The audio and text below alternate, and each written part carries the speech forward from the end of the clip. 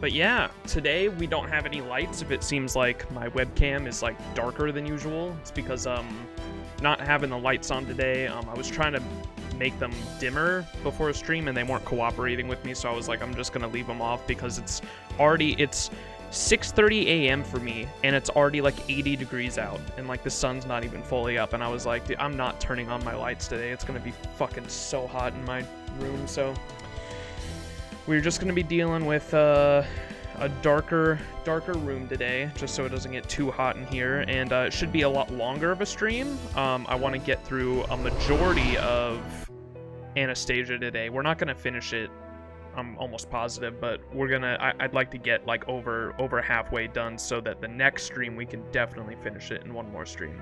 That's the plan. So yeah, get comfy. We're gonna be here for a while.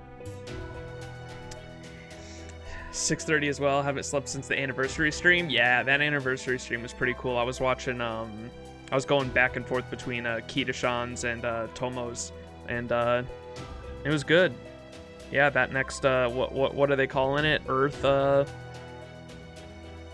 Earth something, Earth attribute or some bullshit, dude. And the attacks all look like they're different, like attacks from like Earth itself, like there's like lava and shit. And the first thing that came to my mind, because I have no context, and if you know, spoiler free please, but I had a feeling, I was like, bro, is this the embodiment of like Earth itself or some shit? Because I know it mixes with Tsukihime somehow, so I'm probably completely wrong because I haven't seen or I haven't read Tsukihime at all.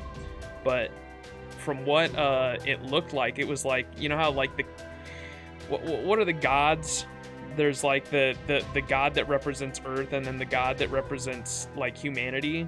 And I was immediately, my mind immediately went to like the god that represents Earth or whatever, and I was like, what the fuck? Archetype Earth? Yeah.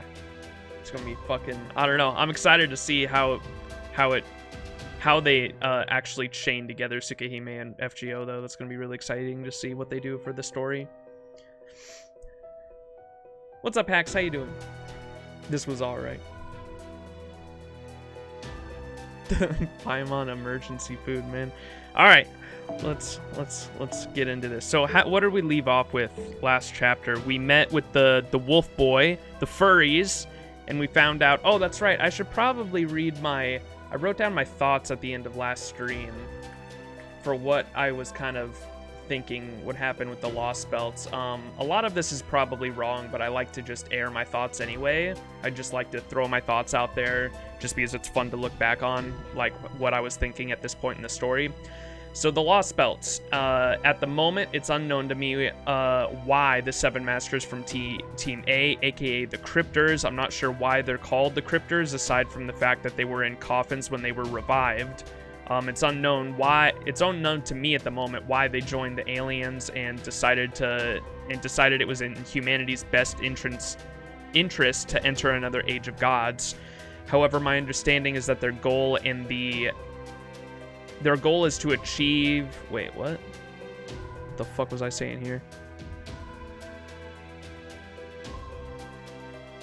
That is my understanding of their goal, is just my understanding of the 7 cryptors and the aliens' goals is that they want to make another age of gods, and to achieve it they need Earth and our timeline to be a blank slate. They just don't want to eradicate humanity as a whole. They want to completely rewrite proper human history. To do this, they bleached our Earth and our timeline, if that's what you want to call it, and essentially stapled or thumbtacked these Lostbelts to our blank slate Earth with these giant... That's what I think the trees are. The trees are like thumbtacks that are rooted into Earth, and that's how the Lostbelts are like, kind of like...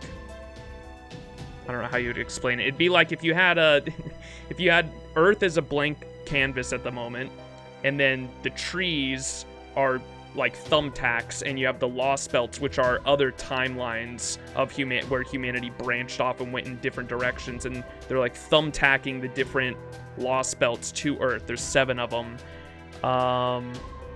These giant trees are acting as the thumbtacks, since the roots of the trees could be going in through the Lostbelt into the blank slate or blank canvas Earth. Each of these lost belts is essentially a lost timeline where humanity took a different path at some point in history. For example, this one, Lost Belt 1, humans and demonic beasts were fused together to create a new race of humans. The half-wolf and half-man that we meet even refers to us mages as his long-lost ancestors thought to be extinct. The 7 Team A mages each have their respective Lost Belt. The 7 Team A mages each have their respective Lost Belt thumbtacked to this blank canvas on Earth and are expanding them, playing their own game of non-competitive Risk to see whose Lost Belt can eventually take over the bleached blank canvas Earth and establish itself as the new proper human history, essentially eradicating our own main character's timeline for good. People in chat were telling me that Gatia was trying to prevent this by incinerating humanity and rebirthing us from the beginning without the concept of death, because this future was going to happen no matter what, and the demon god pillars saw no way to prevent whatever the aliens have in plan for us. Whatever it is, it must have been a fate worse than death if Gatia was willing to go as far as he did to prevent this from happening to humanity. So, that's where I'm at the moment, brain-wise. I don't even know how to pronounce that name. The Arsuid's lore is a Tsukihime spoiler, and she usually doesn't spoil Fate lore because of that.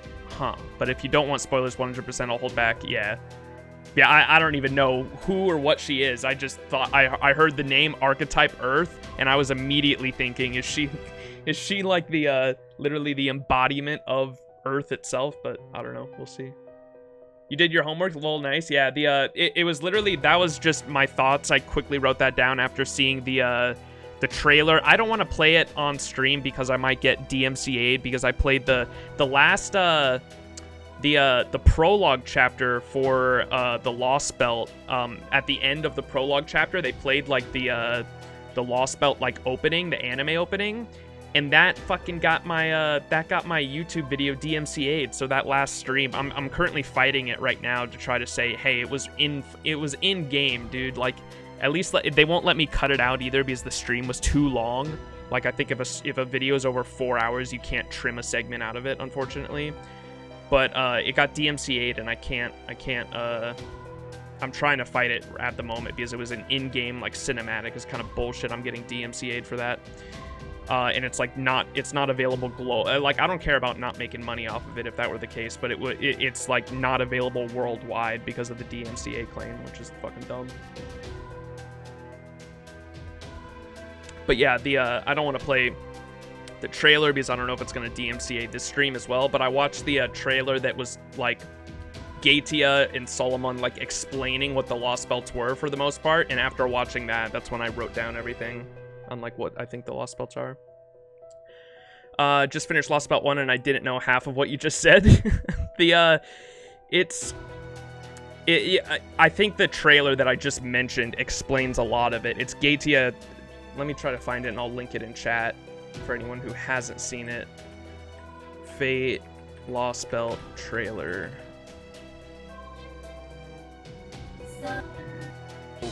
Yeah, this is the one. So it's Gatia talking about proper human history and all that. This is the video that helps explain a lot of it. It's the Lost Belts trailer, and I wouldn't consider it spoilers, considering it's literally the trailer FGO came out with for the Lost Belts themselves, which is why I watched it. So if you're interested, definitely check out that link. Can you mute the audio, what you did with the FGO part 1's end? No, it was the video itself. I would have to completely take out the video because the audio got DMCA'd for just the song, but it was like they were going to take all the ad revenue, but the video would still be fine. The video itself, is the animation is what got strike to the point where it wasn't available worldwide, which is fucking dumb, and I can't cut it off, and even if it was just the audio, it won't let me mute the audio or trim it out of the video at all. I would have to I could download the whole thing and cut it out, but I'm gonna see if I can win the dispute with them at the moment, because I'm trying to dispute it and say, hey, this was part of the game. It's pretty stupid if you're gonna and it's Aniplex too. Aniplex of America was the ones that that copyright striked it, and I was like, this is literally part of the fucking game, dude. It was pretty dumb. I was like, I don't even care. I even said in the thing, like, you can make it so you take 100% of the ad revenue from this. I don't care about that. I just want people to see my reaction to the prologue. It's the only reason for the video. What's up, Manta? How you doing? All right, let's get into this. So we left off with, we met the wolf boys, the furry village, and we made a kite, and we're taking the kite. I believe he's still out hunting, and he wanted us to stay in the shack. I remember he met his mother, and his mother has dementia, which is sad, and he explained how the world they're in, it's like only the strong can prevail, and the weak are supposed to be cold.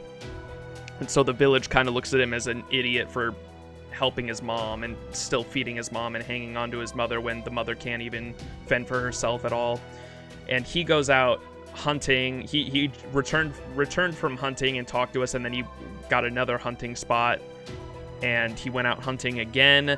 And then we decided that we can't stay in here any longer because we need to get some servants so we can actually defend ourselves. And so we made a kite, and what we're going to use with the kite is use the Edison plan of having because it's a storm around us constantly, we're gonna have a lightning strike hit the kite and go down into, I believe, either Mash's shield, or we're gonna connect it to a ley line, and somehow doing that is gonna allow us to summon servants, something like that. That's all I remember. So that's where we're at in the story at the moment. Tsukihime fans are blessed. Feels okay, man. Hell yeah.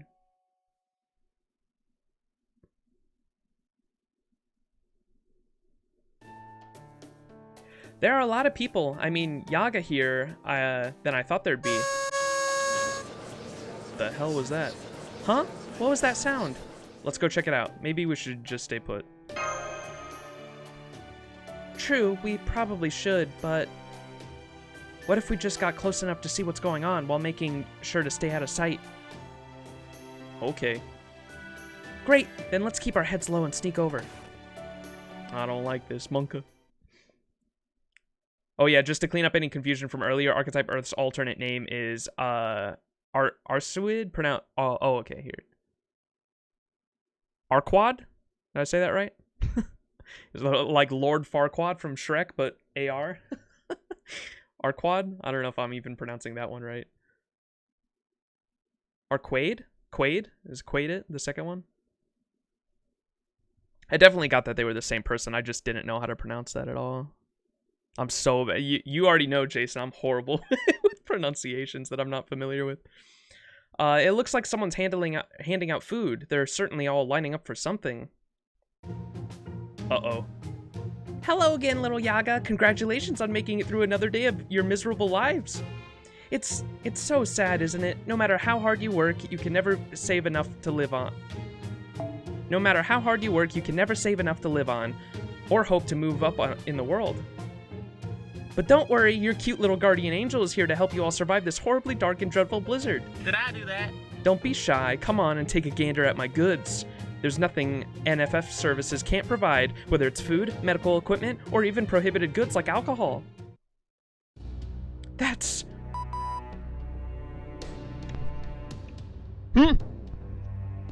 That voice. The one positively dripping honey atop ice cream atop even more honey. Both of you, hide! Watch from as far away as possible. Do not approach under any circumstances, not unless you want to get ensnared in a honey trap like I was. You got it. That's the most convincing thing he's ever said. Mist, what's up? How you doing? The Hassan. Where's Hassan Smash, bro? That's the best emote. Watching you react to Shimosa and pronounce Japanese names was so funny, but it's all good. Yeah, my fucking pronunciation of literally anything. I can't even pronounce English names right half the time. Saber Protos, appreciate the follow. Welcome to TV, Koyanskaya's Honey Kitchen, now open for business. Hello and good day, all of you lovely customers. I do appreciate your knowingly patronizing my cruel little establishment. Oh yes, I know all about how hard it is being a Yaga. You have very hardy bodies, so hardy in fact that you're practically immortal. But the trade-off is that you burn through calories at a tremendous rate. Really, you all die so comically quickly if you aren't eating about 10 times the food as if you aren't eating about 10 times the food a good old-fashioned human would. You might say the Yaga traded the ability to survive extreme cold for truly shoddy energy efficiency. At any rate, if you don't get enough calories here in Russia, you'll end up a Yaga-sicle. But fortunately, I've come all the way from Yaga Moscow to help you survive. Now come on, don't be shy, empty your wallets and prostrate yourself before the savior goddess. So, the human's back again, huh? Damn it! How dare she mock us like that? Hey, shut your damn mouth! Do you want her to start making us jump through impossible hoops again? At least pretend like you're grateful to her. Yeah, her methods aside, at least she's helping us. Hi, Miss Koyanskaya. I'd like to buy some food, please. Is everything okay, Miss Koyanskaya? How sad. How truly, truly sad. You Yaga must have Piroshki for brains. How could you possibly forget the proper way to address your owner? It's Mistress Koyanskaya, peons. I swear your minds are as frail as your bodies are ugly. You're completely lacking in tact and have not a shred of decorum. What an achingly dull world you ended up in. You ended up with. I don't know what your leader was thinking combining humans with animals. Now you've lost the innocence of the latter and the brains of the former. All you've managed to do is cancel out the good bits of either half of you, and you have the gall to call yourselves a new species just because you can barely eke out of an existence here. What a joke. What was that? Hey, you. I don't care if you're one of the Tsar's personal guard. Nobody talks to us like that and gets away with it. The Tsar himself came up with the demonic beast transformation policy. The only ones who would criticize it are traitorous rebel. Gah! Huh. No way. Not the doggo! What? See what happens when you oppose me? Teehee! So sorry about that, my little Yaga. My How do you fucking pronounce that again?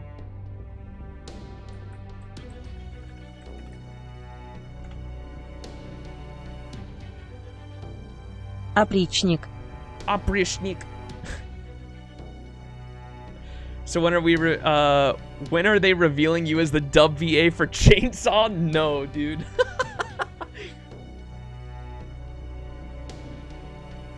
Please, no. Like 10 times worse than the actual fucking dub voice actors, promise you. Oprishnik. So sorry about that, my little Yaga. My Oprishnik. Oprishnik. That's such a silly word. And surprisingly scary at the same time. Are special, you see. They're a type that reacts instantly if I get just the teensy bit upset, so be sure to watch your language. I can up with Japanese terms, but not Russian, lol. That's my kryptonite. Yeah, this Oprishnik. Look at how it's spelt, too. Oprishnik.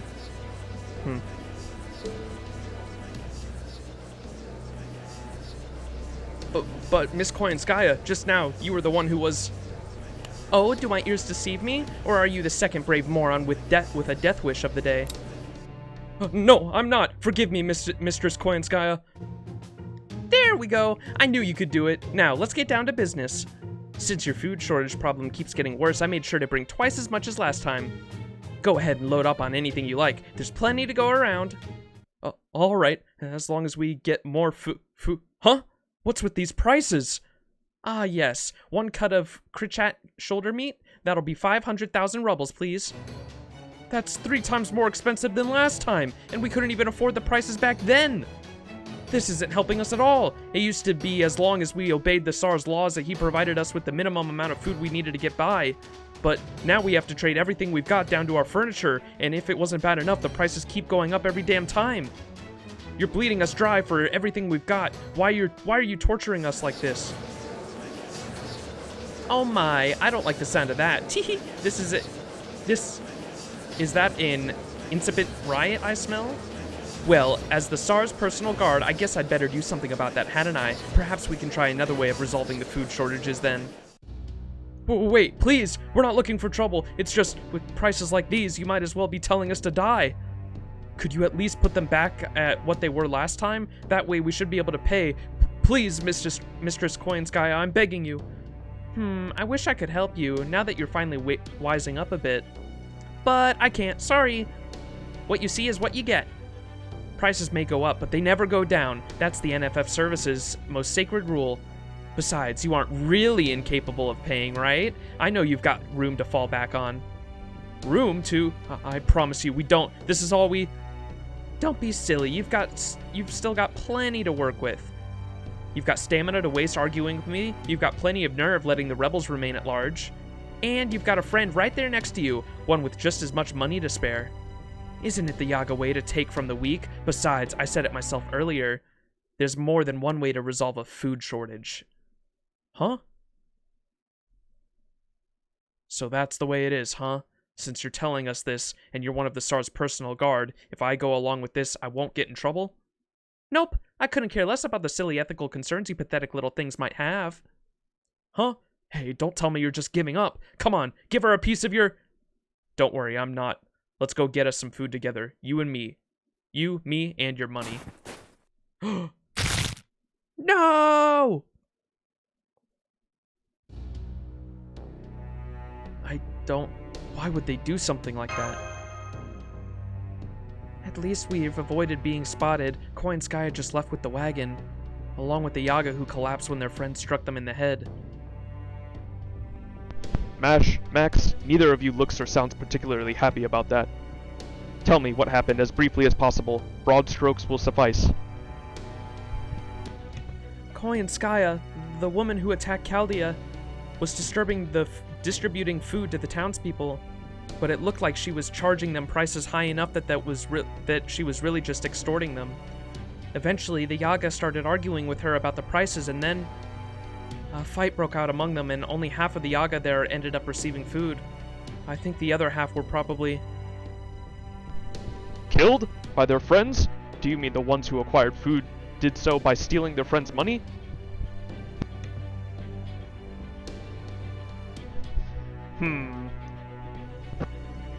Even if she was attempting to reduce their numbers, that is a needlessly cruel way to do so. I suppose culling half their population will help the remaining Yaga as there are fewer mouths to feed, but... Hey, spare me your cold-blooded analysis. The point is that Koyanskaya is a demon dressed as a woman. Max, as of right now, you have no means of fighting back. Had Koyanskaya seen you just now, you would have been dead, just like I would be. Of course, in my case, I turned a few of the Oprishnik into goo with my golf punch magecraft.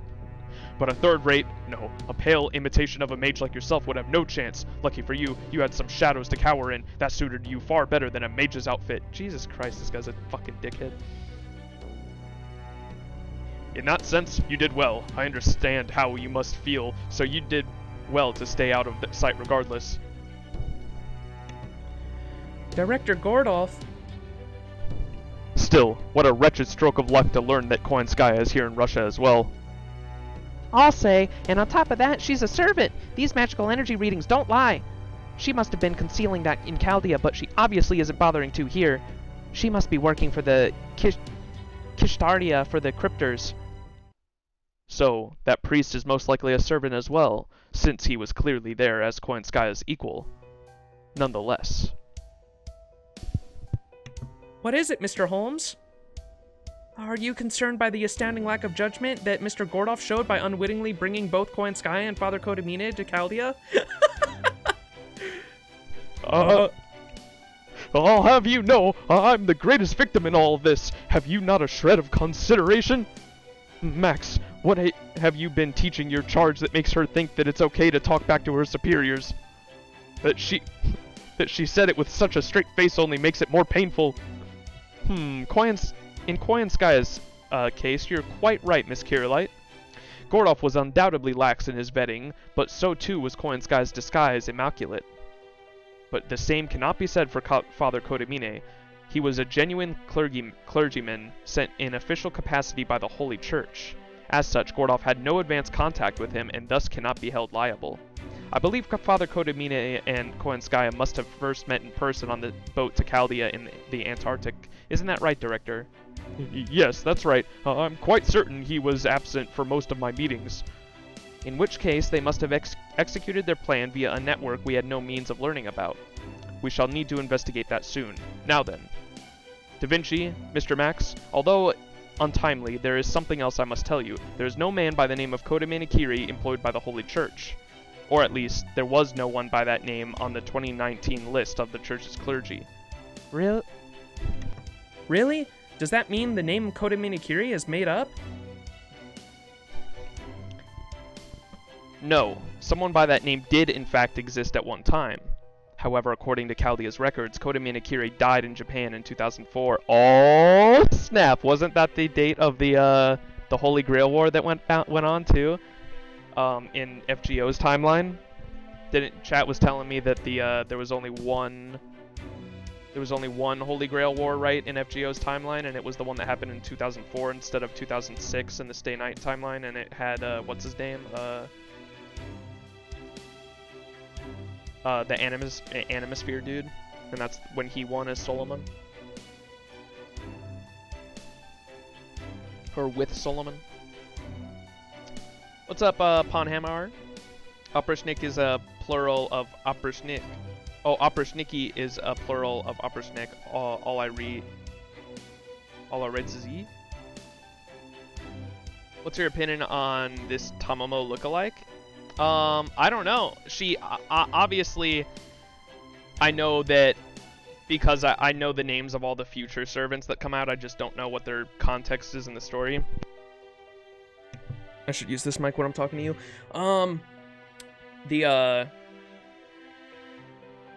I know that Koyanskaya is Tamamo Vich. I don't know what that means, but I know that she is a Tamamo because of that.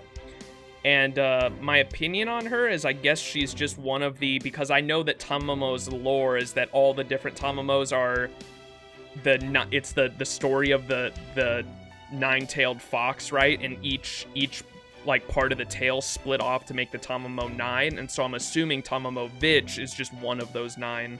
I don't know what the context of her in the story is gonna have to do, but I'm assuming she's just one of the 9 tails and she's just evil, obviously.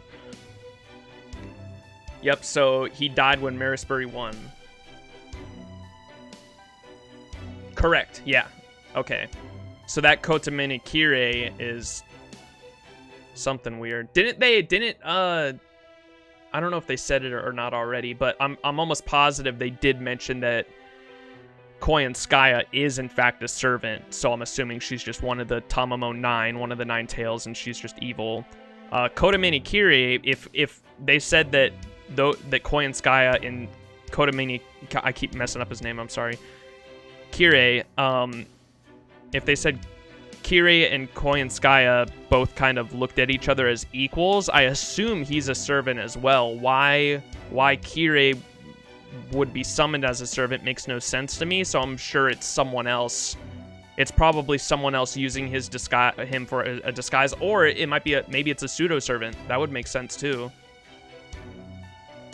Because pseudo-servants are supposed to be past figures that weren't, or past heroic spirits that weren't powerful enough to fully manifest as themselves, so they would need to use a human that was close to their ideals, which is pretty fucking scary considering Kirei's ideals were pretty fucked up. So maybe that's the case, but we'll see. Time will tell.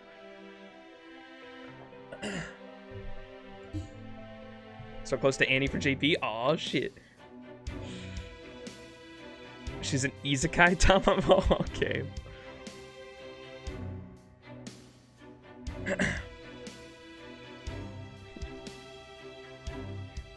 Yeah, I don't even begin to know what the fuck that means.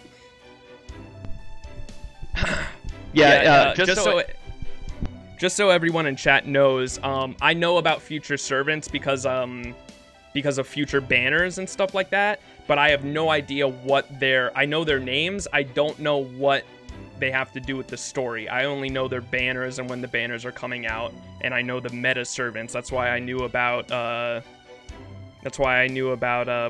what's his name, Muramasa. I know about Tamamo Vich.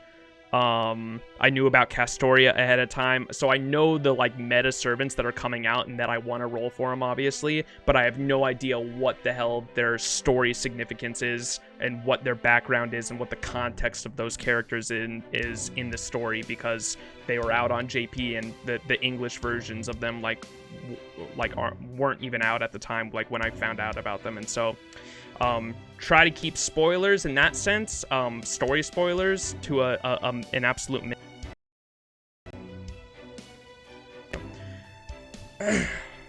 But yeah, just to let everyone know like where I'm at spoiler wise.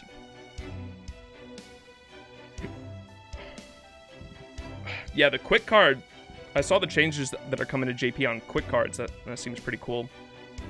Now you're finally gonna be able to put a quick card that has like a high crit chance as like at the end of an NP, or at the end of a like brave chain or something in and out. It'll actually make sense. The mighty chains sound cool too, yeah.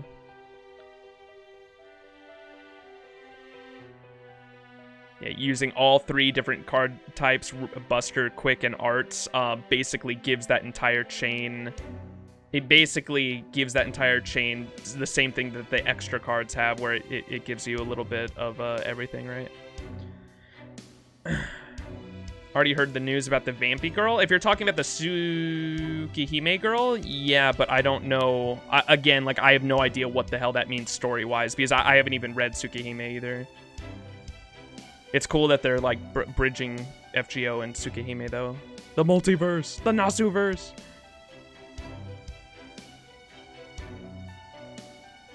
Yeah, the Mighty Chain sounds sick. Alright. Back. What were we talking about? Whoops. Mash said, really? Then does that mean that Kodamine Kirei is made up? Holmes says, no, someone by that name did in fact exist at one time. However, according to Chaldea's records, Kodamine Kirei died in Japan in 2004. So basically he's a zombie? Has that sucker punching backstabber actually been a pseudo-servant all this time? That's what I think. I think he might be a pseudo-servant. That makes sense. Or maybe he's a servant that's basically a heroic spirit possessing a dead body? Well, is that sort of thing even possible? I wish I could say for certain that there is no heroic spirit who can be summoned using a dead body as its host. But it is very possible that there are certain heroic spirits who may only be summonable as pseudo-servants using a dead body for a host. That's what I was wondering. Okay, weird. However, this information can at least lay the theory to rest. The Holy Church's reports say the following. Kodamine Kirei's body was completely incinerated at the time of his death, making recovery impossible. In other words, Father Kodamine's body no longer exists, at least not in our world. Then does that mean maybe he actually came here from Russia?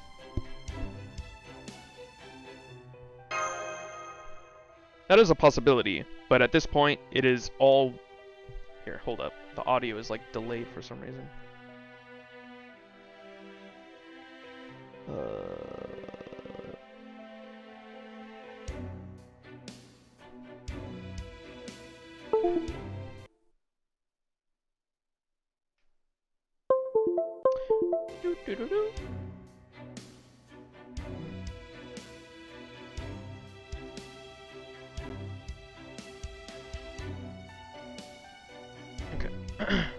That is a possibility, but at this point, that's all it is. We still have far too little information to theorize any further.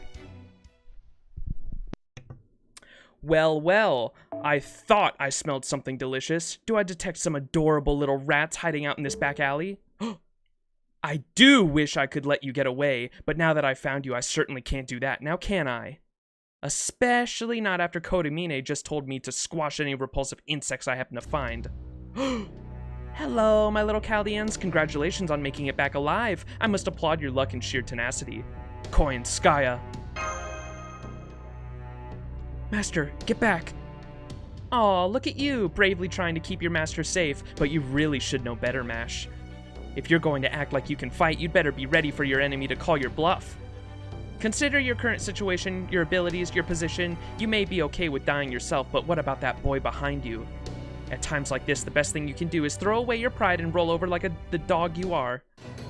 We'll never roll over for you. Come on, Mash, let's take her out together. I don't know if we're going to be able to do that, bro. I know she's like one of the best supports in the game. Just kidding. It's hilarious seeing you flailing about all desperately, Max. Luckily for you, I'm still not done with my work for today, and I like to do one job at a time. So I won't come looking for you until tomorrow. Killing you now would go against my principles. So for today, I'll be generous and let you go off on your merry way. Besides, I expect that'll make more things interesting down the road. After all, it's not fair for Kodak to have something of the... Wait, what? I'll be generous and let you go off on your merry way. Besides, I expect that'll make things more interesting down the road. After all, it's not fair for... Oh, that's the master's name. That's right. I was like, who the fuck is Kadok? That's the master of this Lostbelt. It's not fair to Kadok to have all the advantage. We should give you at least something of a fighting chance. First you destroy Chaldea, and now you want to pit Senpai against Kadok and the others? Calm down, Mash. What? Foo-foo! That's right. I'm going to have you and the Cryptors kill each other, Max. That's what we've been working towards all this time. It would be a huge disappointment if all that buildup were to fizzle out at the very first Cryptor. What? That's what we've been working towards all this time. It would be a huge disappointment if all that buildup were to fizzle out at the very first Cryptor. I'm going to have you and the Cryptors kill each other, Max. That's what they... Wait, what? Good grief. I trust you're listening in, Sherlock Holmes. How could you let them go out without any protection whatsoever? Shouldn't you be way more cautious? If any other servants had been assigned to Russia instead of me, your little journey would be over now. I never thought I would see an enemy servant concerned for her opposition, although, the other servants, you say. Would you mind giving us any more hints while you're at it? What is your true name? Who is your master? How many of you are there? And furthermore, what is this singularity really called? That's more like it. It's not worth crushing you unless you put up a decent fight. You did put one over on me back at Chaldea after all. Next time I see you, I'll have to pay you back double.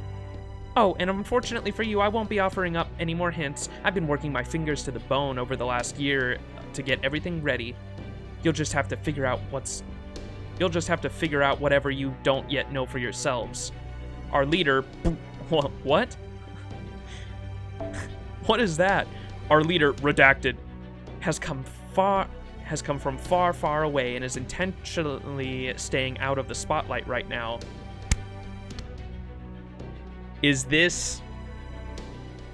Remember back in Shimosa when Ashio Domen said Satan's real name was, and then it put like that same symbol there?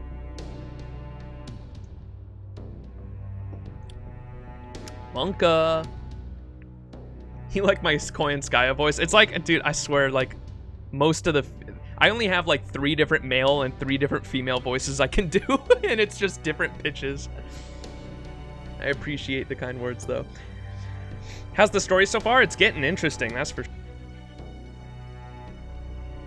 Like, not even a quarter into this Lostbelt yet.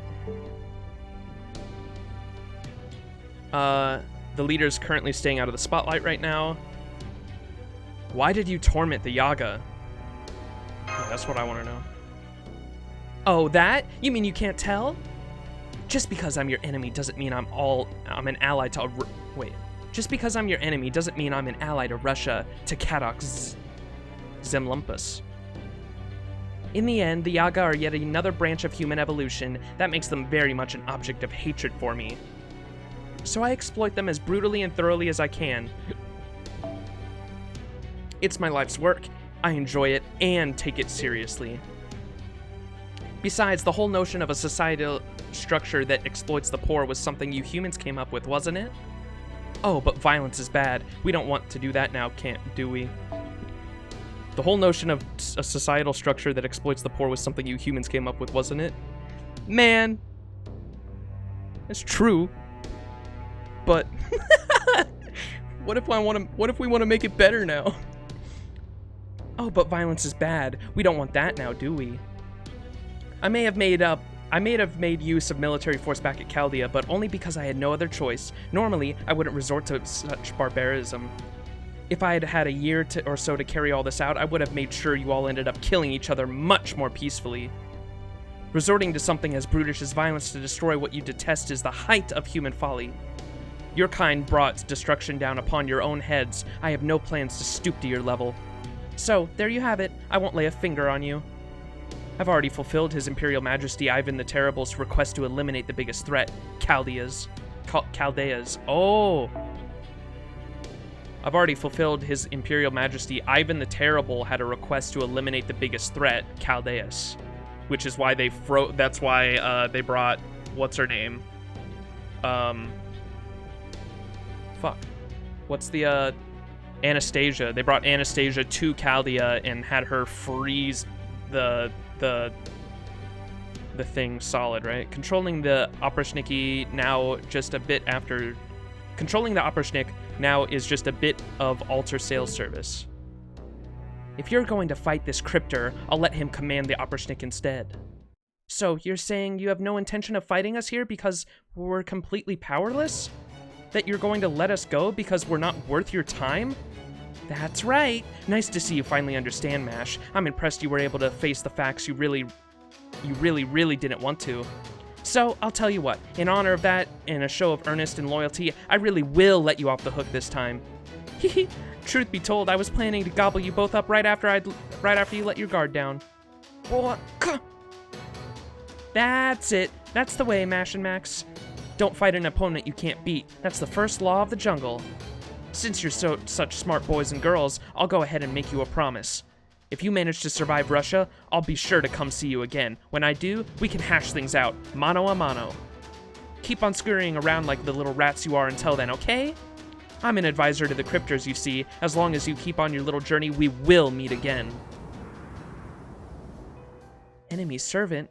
Is this really this enemy servant? Is this really the energy signature of a servant?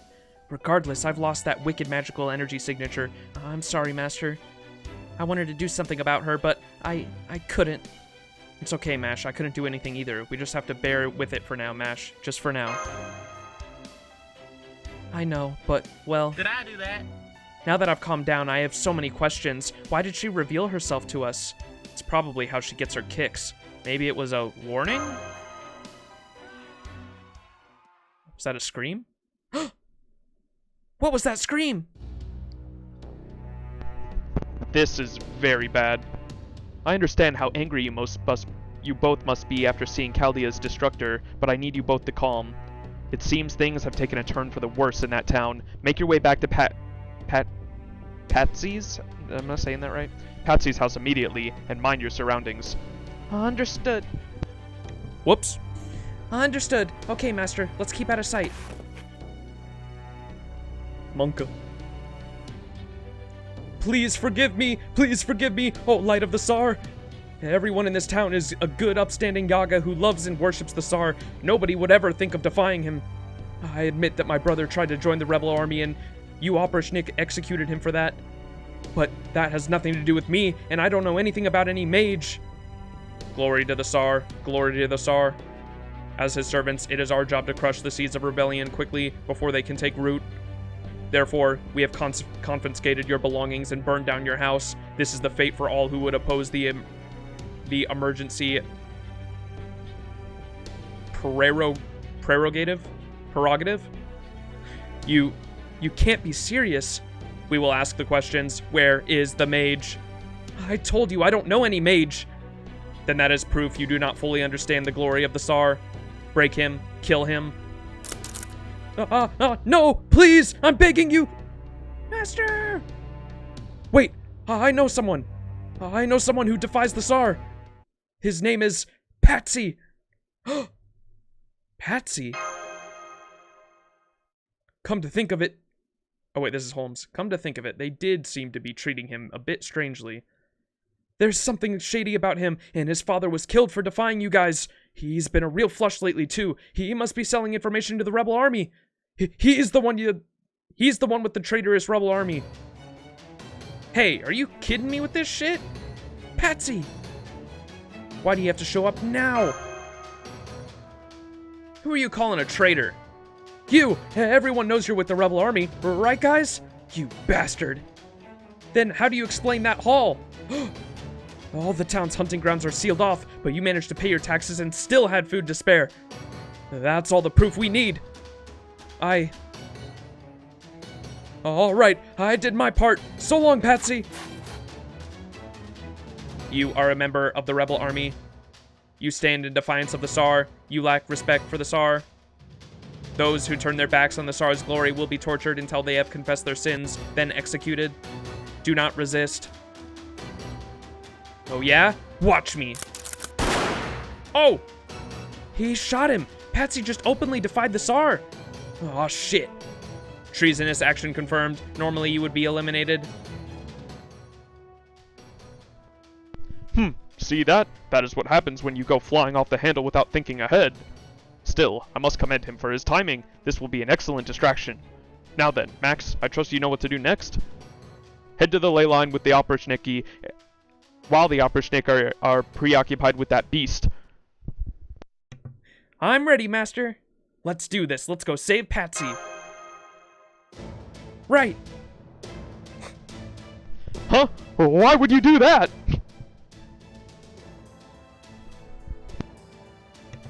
I understand your confusion, Gordolf.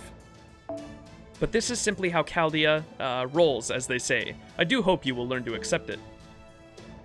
Rest assured that endeavors like this are far from fruitless. They may be fraught with risk, but their returns more than make up for it. That's right. This is the ship we're all on. Besides, this will also help save his life. All right, Max. Grab Patsy and get out of there. If you don't do something, he's gonna keep fighting the Oprichniki until they kill him. I think so too. If it comes down to it, then I'll... Absolutely not. It's not gonna come down to that match.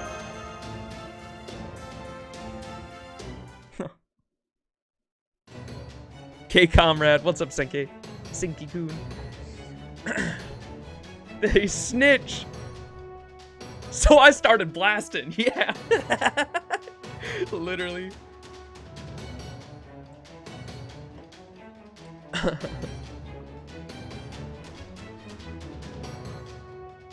Treasonous action confirmed. Normally, you would be eliminated. At the moment, Captain Koyanskaya is handling our actions, our protocol, and our pay.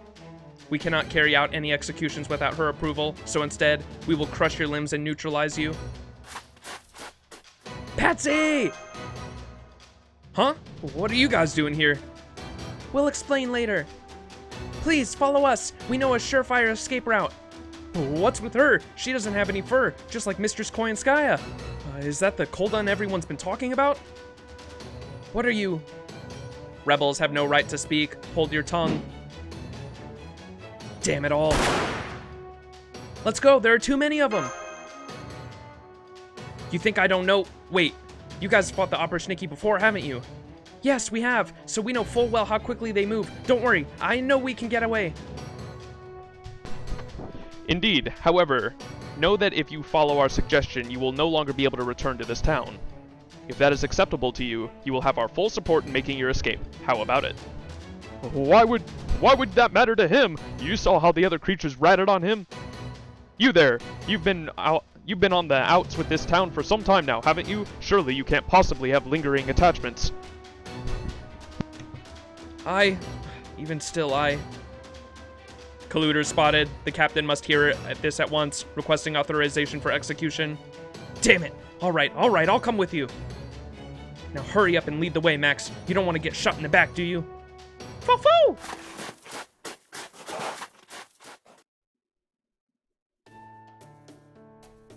What's up, Lady Nocturnal? This game sometimes.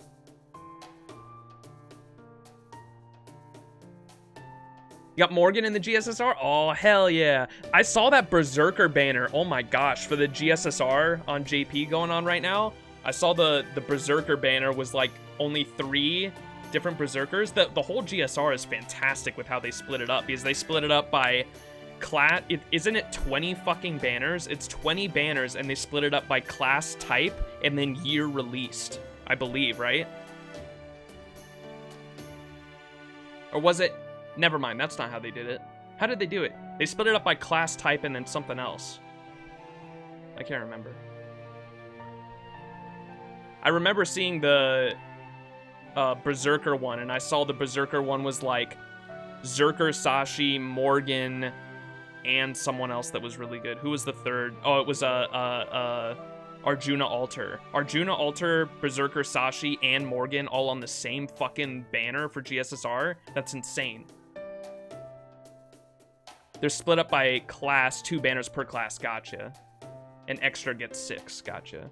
Yeah, it's really well done. Like some of them got kind of scuffed because they got like maybe you have one servant you really wanted that got put in another one, but either way, you got to admit that it's definitely way better than like at least like the most recent one on NA was kind of the one that was split up by years because there were so many servants on each banner. This one has a pretty small pool on each banner, which is really nice.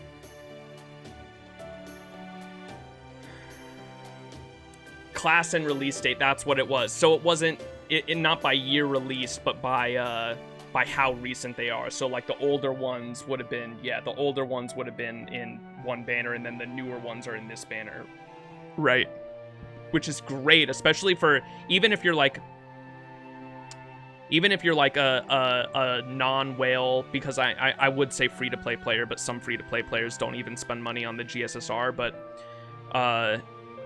if you're someone who only spends money on the GSSR, but you've played since launch, you might have some of the older SSRs, but maybe you don't have some of the newer SSRs, and that basically guarantees you one of the newer SSRs that you want, so that's a fantastic way to split it up.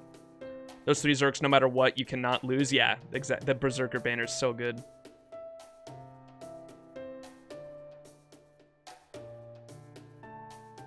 Waifu and gameplay OP-ness, yup. Luck is turning around. You got Morgan, and I cannot pronounce the fucking name. I redeemed myself getting Arc, my shitty Kastori rolls. Let's go.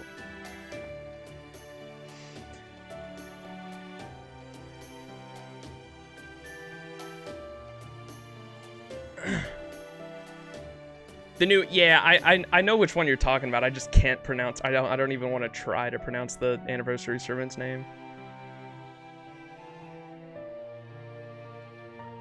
Can we just collectively call her the Earth Waifu, man? Is that okay? Tsukihime fans are like, no, Max.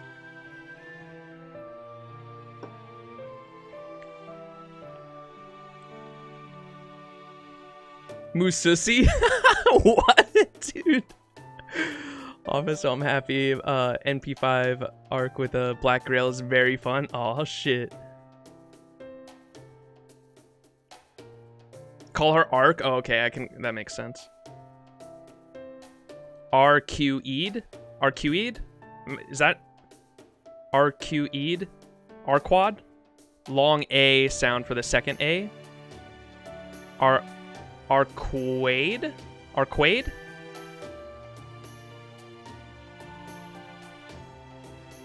Oh no, dude.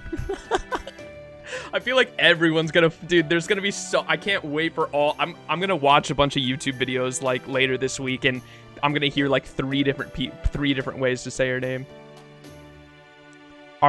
Arquade. Am I saying that right? Arquade. Arquade. That's good? Okay. We did it! Arquade. I'm gonna, knowing me, I'm gonna forget like in a few minutes from now though. That's how it's gonna happen. The Wade one, the way Poggers said it, that might help me out. If I just remember Wade at the end of it.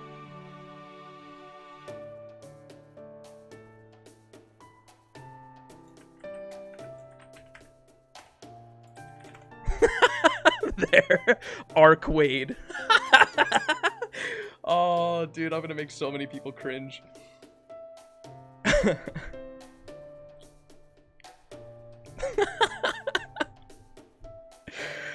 Dude, English. Alright. So we made it out. Good, you managed to escape the town. I'm glad to see no one was hurt. We made it!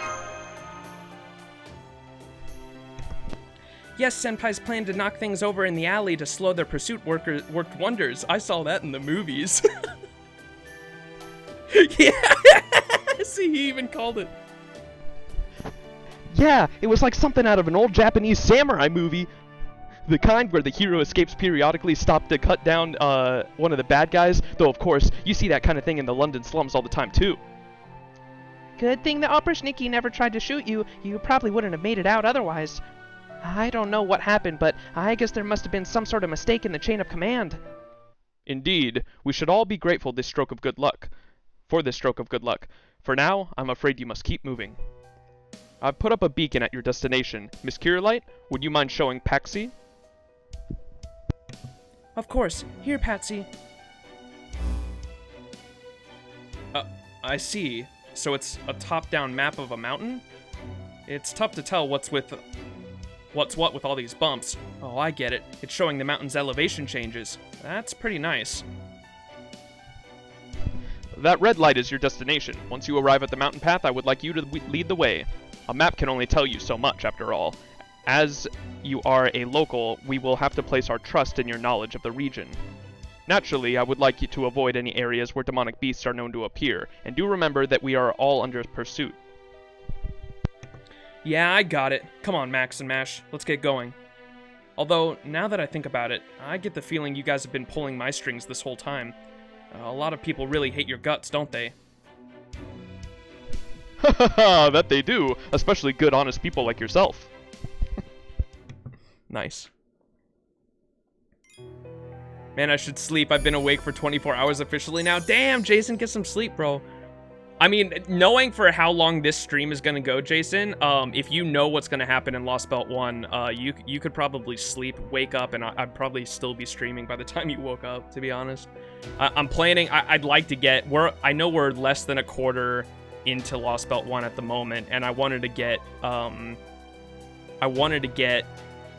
at least like 70-75% into this, and then end the stream around there so that we can for sure finish it next stream. Now with the double Koyanskaya and Oberon, you have the ultimate Buster farming team. Let's go. Red button, go boom. What's up, Alana? How you doing?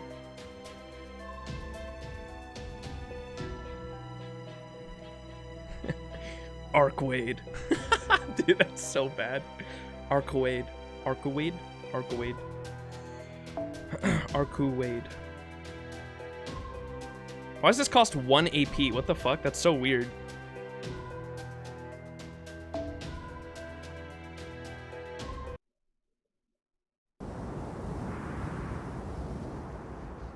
You good? How have I been? I've been fantastic.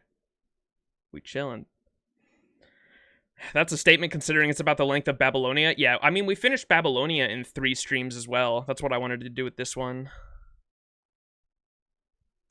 Sorry, I didn't recognize that word for a second. Yes, I did, Alana. I bookmarked it, and I've been downloading a bunch of audio stuff. I haven't set it up just yet, but I have a whole folder full of small audio clips that I'm eventually going to set up. I think once I get my new commissioned emotes finished and uploaded, I'm going to set those up at the same time, so we get a whole bunch of new stuff for viewers. It'll be cool. Lostbelt 1 goes to section 22, so you can base it off that. Gotcha. Okay, that's good to know.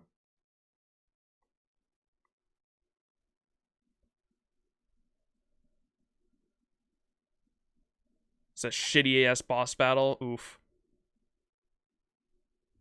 Yeah, we'll see. I don't think we were talking about it last time when I was streaming Salem. I don't think in the entirety of me when I started playing Camelot to now, I don't think there's a single story boss that we've actually lost just because my boss fight party is so fucking good.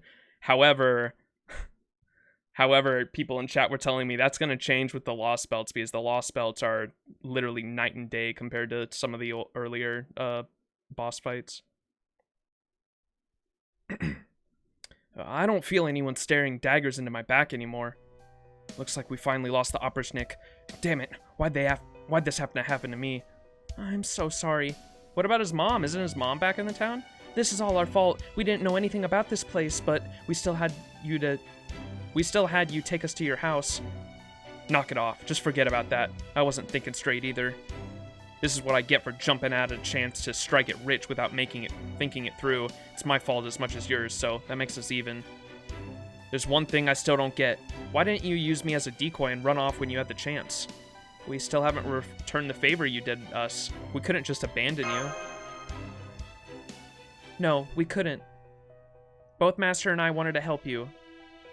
Times like that, you're supposed to let the other guy take the fall. But you guys just couldn't keep your noses out of it, huh? I mean, it's not like me dying's gonna make any difference to your survival. Indeed, the Beastman is exactly right. You're nothing more than a defective demi-servant and a useless third-rate master. That's why I told you to stay out of sight instead of getting into fights you can't win. Sorry for everything. My body just moved on its own. I'm a hero!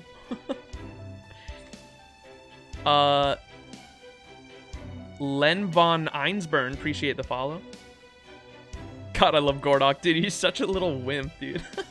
Fucking, he's like, I don't know how to explain it. Like, he's like a wimp, but you love him at the same time. Trigger fire can be a little bit annoying sometimes, so you hate it. If you hate it, another thing I recommend is Mix It Up Bot. I have some really fun stuff to set up with that. Ooh, gotcha. Whoops, what did he say? I don't get it. Why would you do that? There was nothing in it for you. I only saved you people because I had something to gain from doing it. The Yaga way of life is simple. Only the strong get to eat. Oh, but surely the weak serve a purpose as well by providing meat for the strong to consume. That is typically the law of the jungle, after all. Not for us. For us, the weak aren't really even worth eating. Every Yaga knows that. Man, you mages really throw me off my game. I assure you, most mages would make the same choice. You would under those circumstances. Oh wait, I assure you most mages would make that choice, the same choice you would under those circumstances. The one there with you now is the odd man out. That was a weird fucking sentence. He is motivated primarily by his emotions rather than what he stands to gain or lose. He's talking about us, huh? Ugh, damn it. Guess I'll just have to lay down in some other town until the Oberschnick forget about me. Hell, at this point, maybe I really will join the rebel army. Does this sound weird, Chad, if I have both mics on like this? I wonder if I can do that instead of muting my mic every time. Just pull down this. It might make it faster. Does this sound weird hearing both mics on? I don't know how weird this sounds. Yes, it sounds fucking weird.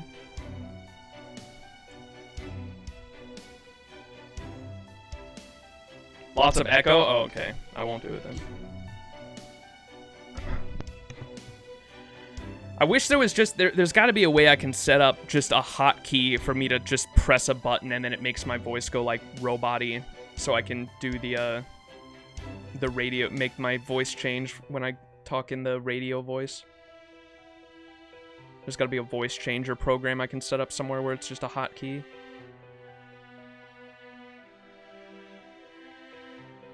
Voice mod? I don't know. I have no idea if there's something like that out there.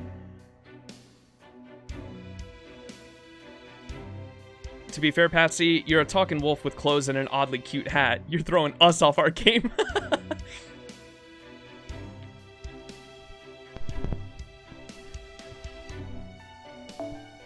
The Rebel Army, I remember hearing them mentioned before. I presume they are a group who takes issue with Ivan the Terrible's reign? That's right. Word has it they've been around for in some form or another for the last 450 years. Sometimes it was nobles fighting, sometimes it was normal folk who'd run out of food. But whoever it is, it almost always ends with the Oberschnicks slaughtering them. Though nowadays, it sounds like they're still putting up a good fight. I also heard a strange rumor about them. Yeah, I remember now. They say their leader's a lady archer who still looks like one of the old humans before Ivan's reign began.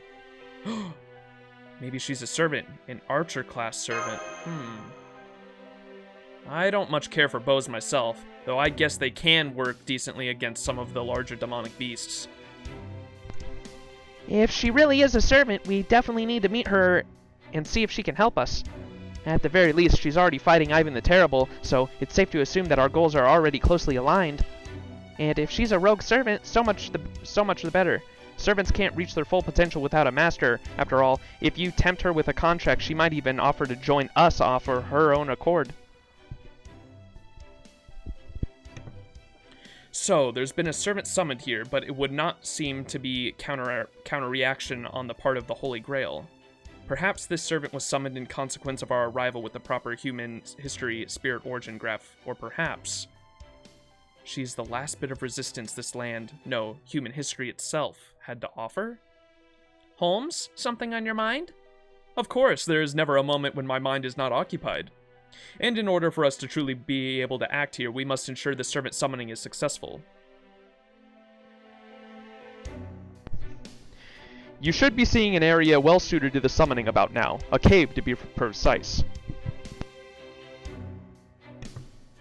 I see it. It's hard to see in this blizzard, but I think I can make out a cave now. I also hear thunder overhead. I understand it's statistically very unlikely, but I am a bit concerned about us getting struck by lightning. Sorry about that. But I'm glad you made it there in time. That thunder is the mark of some extremely precious energy after all. Okay, Max, it's time to fly that kite. Go on, help him, Mash. All right, leave the flying to me, Master. By the way, Da Vinci, is it safe to fly a kite in a storm like this, right? You're sure I'm not going to be electrocuted or anything, right? Oh. That is not a reassuring response. This is why you really shouldn't work up on such short notice. It's way too easy to forget about little details like that. But never mind that now. Come on, get that kite up in the air. Chop chop! Choto mate, hold up a minute.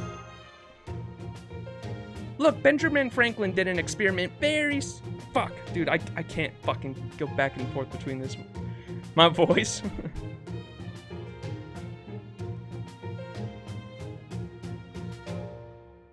Boy, what the hell, boy, what the hell, boy? What is this game? Gonna head to sleep. Thanks for the stream, of course, Raxus. Appreciate you hanging. There is a lot of talking. That's true. I need a fucking voice mod. Okay, there we go. We're back. I just probably shouldn't try to fuck with that shit while I'm live. We're just gonna. Look, Benjamin Franklin did an experiment very similar to this, and he came out just fine. Well, some of the people who tried to replicate his results weren't so lucky, but you can't do science without breaking a few eggs? What sort of monstrous servants are you? I've never seen such hostile working environment. Wait, that's it. I've just had a splash of inspiration. Max, use your head. If there's a dangerous job to be done, delegate it to someone else. Say, that Yaga there with you, perhaps his kind don't mind being zapped with lightning. Are you nuts? I wouldn't last 2 seconds. Lightning's one of the Tsar's most powerful weapons. I'd fry like a piece of Krichat bacon. Grr. How dare you question my intelligence, beastman? Think, you've already revolted against this star of yours, haven't you? There's no turning tail and running away now. You need to face reality. Reality? That's Richard coming from a furless bunch of pink-skinned humans from some fairy tale paradise. It would seem that lightning here is strong enough to discourage even young Patsy. Alas, we have no alternative. Miss Kirei, please connect the wire to the spirit origin briefcase. Once that is done, I want you to run as fast as you can while holding the kite horizontally. Understood. I'll make sure the kite gets airborne. Here it goes!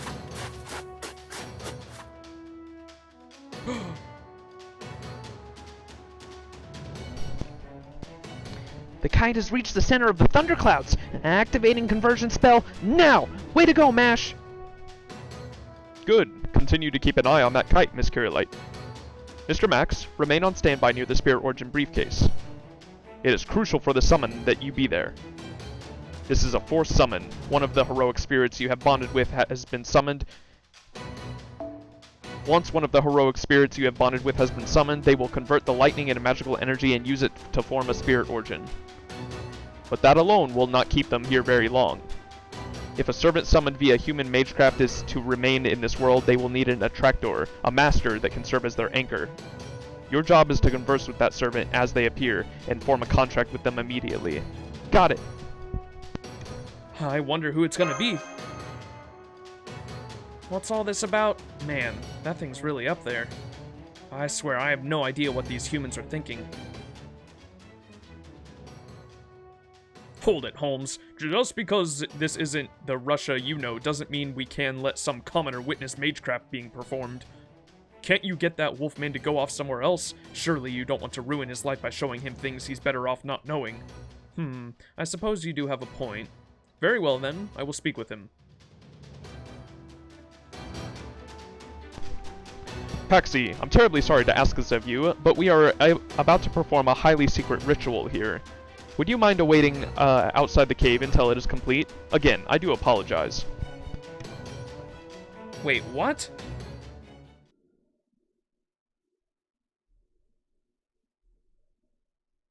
So, I'm not good enough to see their secret little ritual, huh? Damn it. They wouldn't even be here if I hadn't shown them the way. What do I care about rituals? I can smell them. So they're over here, huh? Most Yaga go their whole lives without even hearing about mages, let alone meeting one. I know that mages worked with Ivan the Terrible to perform the spell that combined humans and demonic beasts, the one that created us, the Yaga. And I know that if they hadn't turned us into Yaga, we'd probably never have survived the Great Cold Wave. They say that mages are still at work trying all sorts of spells in the hopes that one of them can save the world. Of course, they also say that all the mages were killed when they got on Ivan the Terrible's bad side. All the rumors are so vague as to be damn near worthless. I know that mages exist, but I have no idea what they actually do. I figured that being a mage and all, they'd have so much magical energy that even a Yaga like me could sense it. But as far as I can tell, that Max guy isn't anything special. If he were a Yaga, he'd have been too weak to survive more than a day after being born. I have no idea why the Oberschnick would care about him, or any of them. Still, I can't help but think. Maybe he really will end up saving this world. Which is why I can't stand them keeping this ritual thing a secret from me. Not after they've gone and gotten my hopes up like that. I can sense those two humans now, along with a ton of magical energy. Alright then, let's see what this secret ritual is all about. What is that? It was an intricately designed symbol of magecraft, one meant to make miracles possible. Everything's in place, Master. The Spirit Origin briefcase now has enough charge for a single summon. The boy extended his right hand and called out loud and clear. My will creates your body, and your sword creates my destiny. If you heed the Grail's call and abide by this will and reason, then answer me. I hereby swear, I embody all that is good in the world. I shall defeat all that is evil in the world. Seventh heaven clad in the three words of power, come forth the circle of binding, guardian of the scales. What? Those words bring about genuine miracles. They are the incarnation spun in search of bravery and wisdom, all in the service of overcoming any difficulties that may stand in the way. The Fate System, a secret ritual for summoning heroic spirits. Hey! My name is Ivisbron. Did I say that right? Ivisbron. I am a caster. I come in response to your summon. It would seem, though, that the circumstances are somewhat unusual. And you, over there, are you an enemy? Oh! Patsy! I thought this might happen. You saw the secret summoning ritual, cursed fool of a beast! How dare you trample all over my kindness! Max, order that servant of yours to dispose of the witness. Ha ha ha, now calm yourself, Gordolf. Surely there is no need in a world with no mages association. For that matter, even if someone were to see the summoning ritual, I doubt there is anyone in Russia who could decipher it. Besides, I believe Patsy understands our power would. I believe Patsy understanding our power would, in fact, be to our benefit. That guy just appeared out of nowhere. Hey, you, are you human? I am not. I am a servant, one who long ago made his mark on history. Thanks to my accomplishments, I ascended to the throne as a heroic spirit. Now I serve this man, for he is my master. Heroic spirit? Then, does that mean you're like Ivan the Terrible? Oh-ho, so your enemy is Ivan the Terrible, eh? That's going to be difficult. I've never seen this heroic spirit before. Looks like we got an intellectual sort.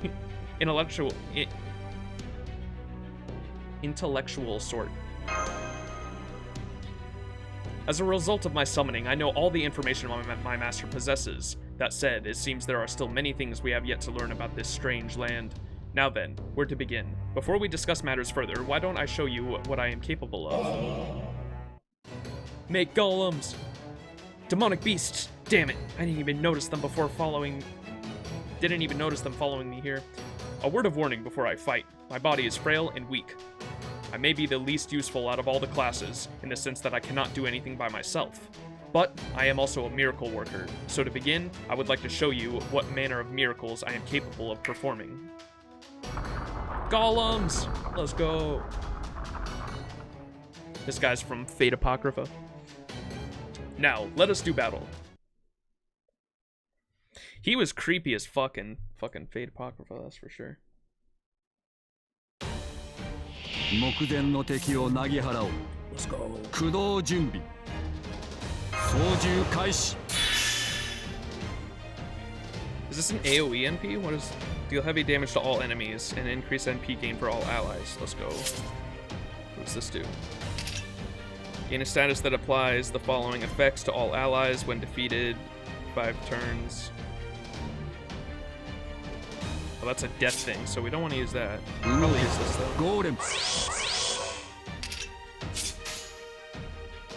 では始めよう。あ、了解した。五大元素すべて土くれに生命と武器を生み出す楽園にて受難の民を導きたまえ。ゴーレムケテルマルクト。 行け。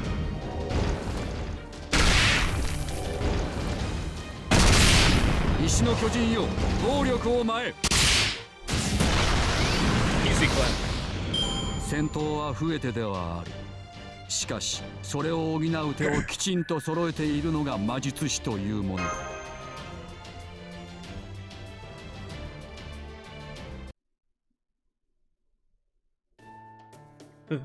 That was incredible! Those stones, they just flattened those Kruchat like it was nothing. These are my golems. I'm too weak to fight myself, so my only option is to have them do so on my behalf. Now, Master, we can talk more later. First, I'm going to make this cave into my workshop. That should strengthen our ability to summon, which will in turn allow you to make use of your spirit origin graph. That way, you can call upon the shadows of the servants registered within the briefcase whenever you like. You will, of course, only be able to do so in combat, as this power is sadly quite limited in its scope. Now then, I think I shall rest until the workshop is complete. Wait, what is he doing?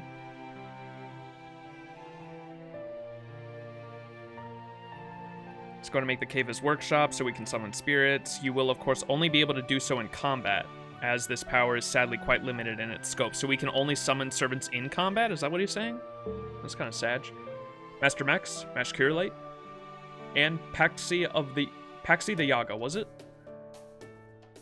Allow me to introduce myself again. My true name is Avisbron. As you can see, I am a caster, just a humble maker of golems. But, given the circumstances, it would nonetheless seem that I am just the servant for the job. So, you weren't part of the Spirit Origin Graph? Mr. Max has been... So, you weren't part of the Spirit Origin Graph. Mr. Max has never met you before, huh? Then it must have been the land itself crying out for help that brought you here, rather than a bond with him. It would also seem that existing heroic spirits cannot easily materialize in this world. Nope, just one more thing that sets this place apart from a singularity. I guess this is what that magecraft theory was talking about. But that can wait. For now, I'm just glad we have a new ally, and one who seems likely to be very helpful at that. Vicebrawn, given your particular expertise, do you think you might be able to repair the Shadow Border's armor? Let me see the data. By all means, go on. Give it to me straight. We'll first need to find the right materials.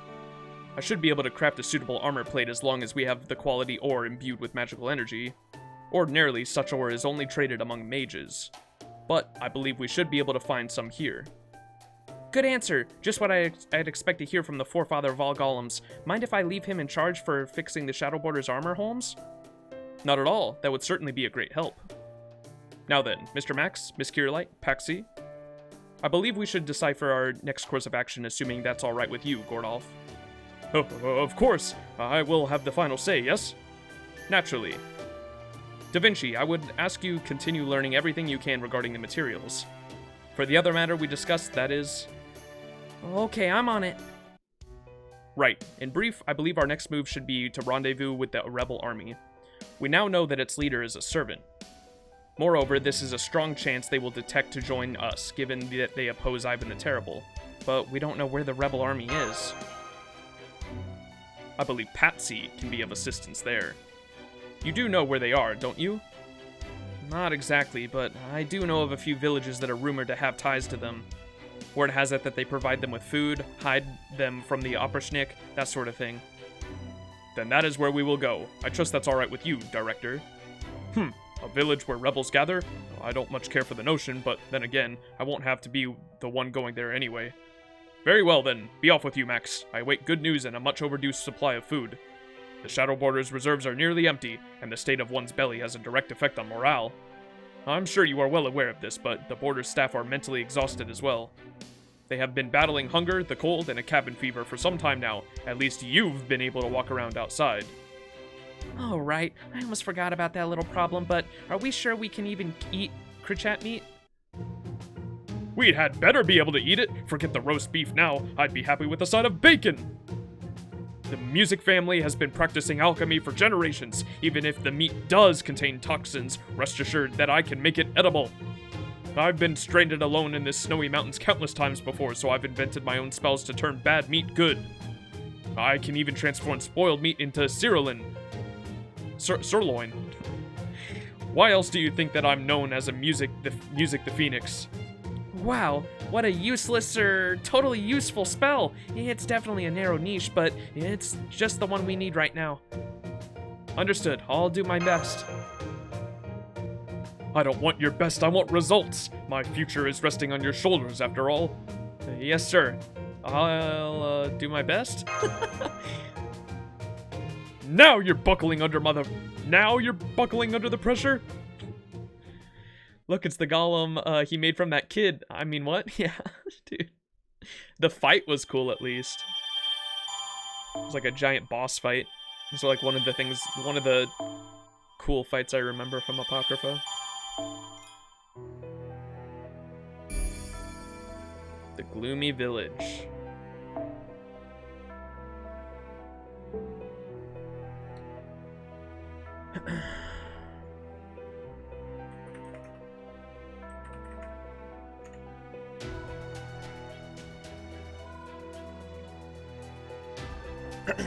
Okay.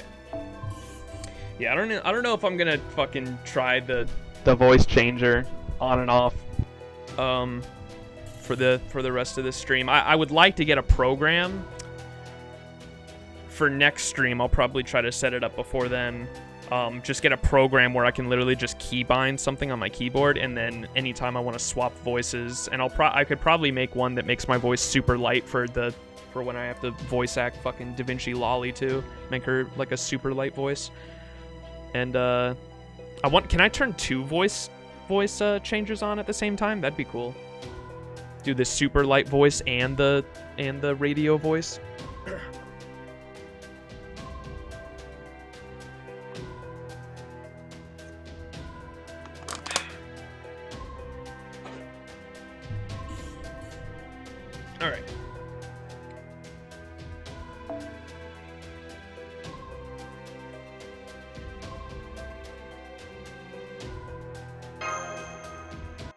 If you want a hand, let me know. I'm just resetting mine up so I remember how to do it again. Gotcha. Thank you, Elena. I'll definitely ask you if I got any questions.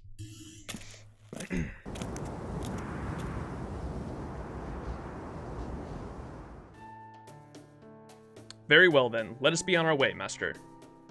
I have sealed off and hidden this workshop with boulders. It shall be our secret hideout. You just snap. It's very well hidden. I can't see it at all anymore, but how are we going to find it again ourselves? Not to worry. I've set a golem to sense when we draw near and to guide us in. Wow, let's hear it for golems. It's nothing special for a golem keeper like me, although as a mage, I am merely second-rate. Now then, let us head for one of the villages said to be aiding the rebel army. If I may, do be as quick about this as you can. I know. Anyway, we'll have to pass through another village to get the one we want. Make sure you stay out of trouble there. It's mostly neutral, but it does lean pro-Ivan.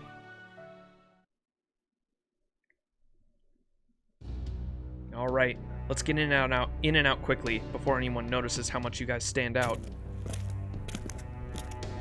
Hold it. What do you want? You've got to pay the toll if you mean to use our village as a shortcut. It's only fair. That's ridiculous. I'm not paying that. You're off to join the rebel army, right?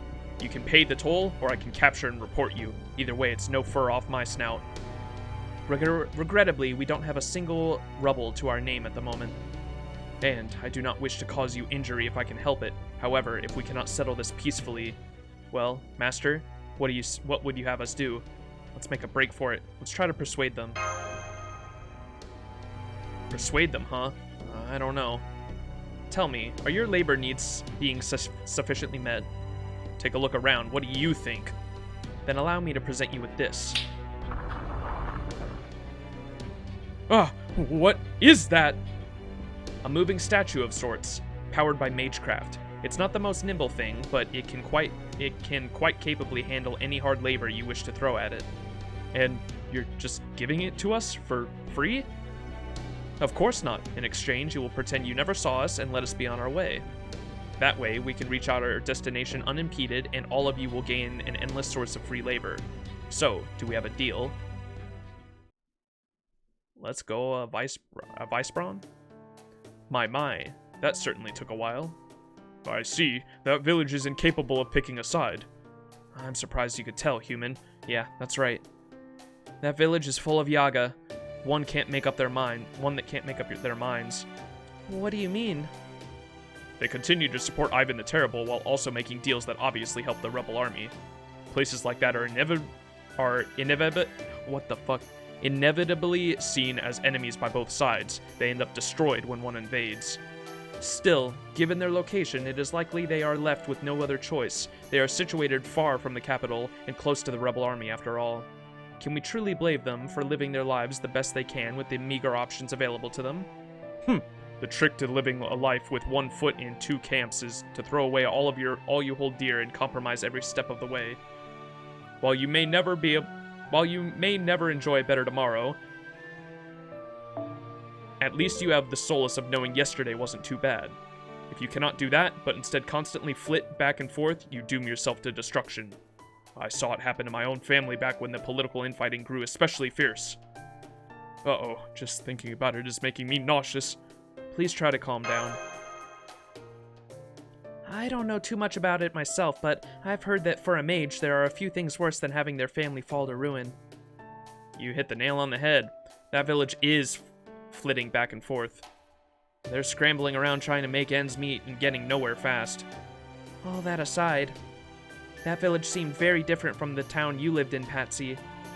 It almost felt like something out of the Middle Ages. True, Yaga Smolensk's buildings did appear to be a bit more modern. That's because they were made back in human times. Then, those buildings are all over 400 years old? That's right. They've been patched up over the years, but no one knows how to build them like that anymore. The best we can do now is fill in any holes that show up. If we ever had a major earthquake, everything probably come tumbling down like a house of cards. Much as I would be interested to learn more about the Yaga civilization, I believe we should set that aside for the moment. Right now, our most pressing concern is finding a way to make contact with the rebel army. You're right, Vicebrawn. Let's see. What if we start casually dropping words like servant, master, and singularity when we talk to other Yaga?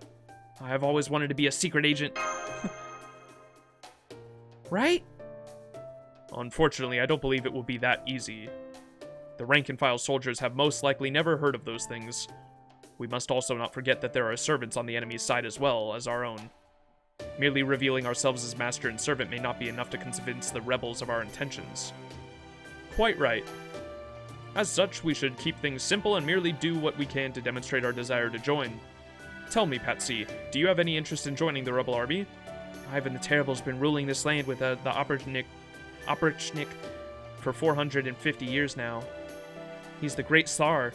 He's freaking immortal. We've been living in fear of his regime all our lives, but if my only choices now are to curl up and die or go down fighting, I'll choose the latter, proudly.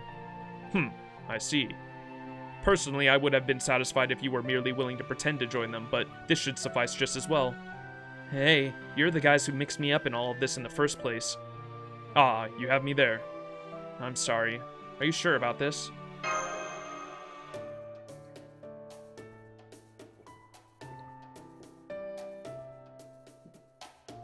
Yeah, I'm sure.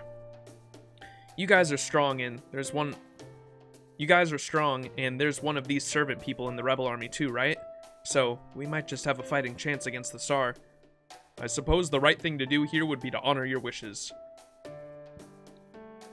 How much longer are you going to drag this intermingle conversation out? If he wants to do it, let him do it. We need to hurry and repair the shadow border. The Oprichnik could be looking for us even as we speak. In that case, why don't we let Patsy go into the village first? Meet back up with him later. Sounds great to me. Don't worry, I'll make sure to introduce you guys. After all, you're all I've got to hang my hat on. Okay, just sit tight.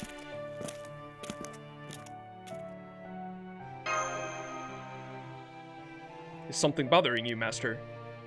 Do you regret involving Patsy in this ordeal? A little. I do want to respect his wishes, but there is nothing more you can do now. Sometimes we decide our own fate, and sometimes others decide it for us. Now, we must be patient. Rome was not built in a day, correct? This is true for golems as well. Really? 'Cause you sure seem to have been throwing them together by the score in, like, seconds. That is simply the nature of my magecraft. And trust me, I did not reach this point in a day. What's up, Cam? Saber game! It's starting to get dark. What should we do? It must be okay to enter the village now, right? Wait, someone's coming. May I ask who you are? You the ones Patsy was talking about? That's us. Can you take your hoods off so I can see your faces? I'll be damned. Guess he was telling the truth. Indeed, he was. Incidentally, I will tell you now that I have no intention of removing my mask. Now, may we ask you something? We have proven to you that we are not Yaga, so why are your comrades still training their firearms at us? Easy. There's been some rumors going around lately, you see. And they say that Ivan the Terrible's working with a human mage now, one with a human-bodied servant in the tow. Sorry, pal, but you're not getting any mercy from us. Well, Master, what would you have us do? Please don't kill them. Just hit them with the back of your sword, please. If that is your command, then that is what I shall do. Is that your wish as well, Mash? Yes, they're just trying to protect themselves, so... I see. Then I shall instruct my golems not to kill. Now, let me show you the most well-kept secret among the golems I command. My fair Yaga, while I pledge to do the utmost to restrain myself, I am afraid that I cannot be held responsible should one of my golems strike you in a particularly vulnerable place. Say your prayers. Bum bum bum.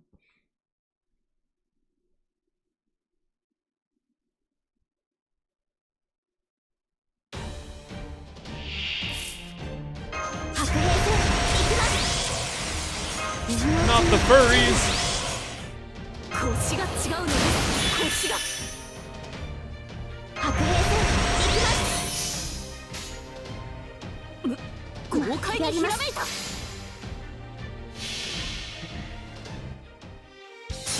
剣圧にて海を立つ櫓のごとくクジラマ大入道御剣かいざ魔剣破り受けたまわる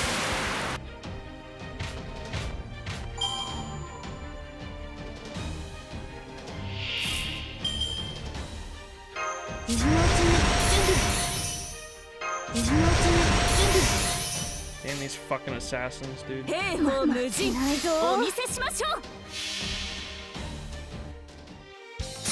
剣圧にて海を立つ櫓のごとくクジラマ大入道御剣かいざ魔剣破り受けたまわる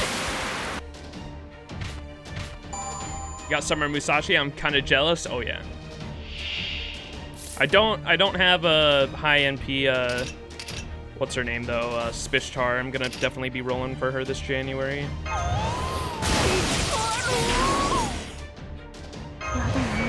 Fuck, dude, I can't loop.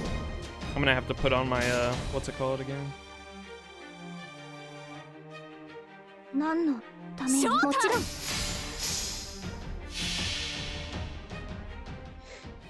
I'm gonna have to put on my case scope again.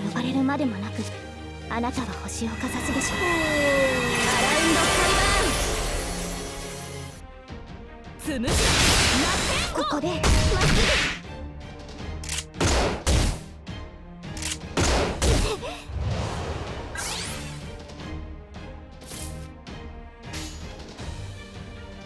すぐ。Same if I got any sync quartz left after Muramas, I'll be aiming for Spishtar. Oh yeah, Muramas, man. At the moment, I'm saving for Himiko. I might throw a few multis at I might throw a few multis at the Oku banner for what's her name? Kiara and Kama. And then Himiko, definitely this fall. I want Himiko, and then Muramasa. There's so many on the New Year's banner I want. You got Muramasa, you've got Super Orion, and Saber Altar Summer. Maid Altar is also on that banner, and then right after that you got fucking Spishtar as well. There's a lot going on this New Year's into January.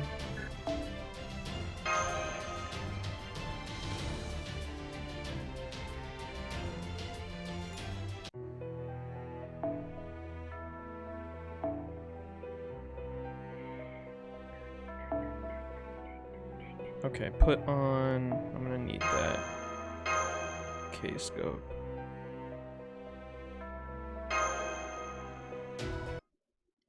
Saving everything from now till 2023. Next year's stack, yeah, it is. Next summer is insane as well. Gah. Oh, this is the archer, huh? I don't know who it is. Stop! Hello there. I take it you are the leader? Who is it? Aw, shit. Adelante Alter, huh? Isn't she a berserker? I am, and now I have seen your power for myself. You say you are here to join the rebel army? Yes, that's right, if it's okay with you. Of course, I would be glad to welcome you, were you not human. In this world, there are only two kinds of people who look like humans, mages and servants. And that means you are our enemy. Huh? Please, I promise you were... Are you with the Tsar, or are you not? The answer to that lies in whether you are merciful as well as strong. And so I shall make you a grossly unfair proposal. Fight us without killing us, even as we do our best to kill you. I see. Well, that is certainly as unfair as you say. If you have a strength enough to kill us all, then you are no spy. There would be no point in spying on us if you could simply kill us all at your leisure after all. But if you are strong enough to kill us and choose to spare our lives, that would prove you are merciful, and that is a kindness only humans possess. That is my offer. You may take it or leave it. Well, Master, now what would you have us do? I will abide by whatever you decide. We're going to do exactly what she says. We're going to fight, and we're going to win without killing them. As you wish. This will certainly be difficult, but not impossible. Very well then, let us show her exactly why we were chosen as heroic spirits. Bum bum bum.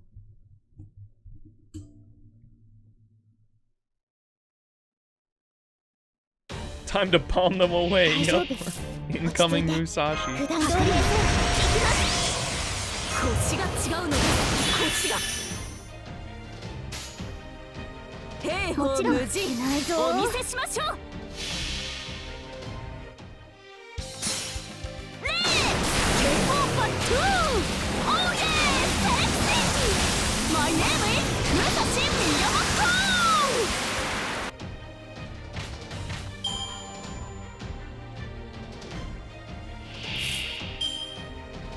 今のうちに準備白兵戦行きます今のうちに準備やだなやります豪快にひらめガーホー豪快にひらめいたせい剣圧にて海を断つ櫓のごとくクジラの大入道五剣かいざ魔剣破り受けたまわる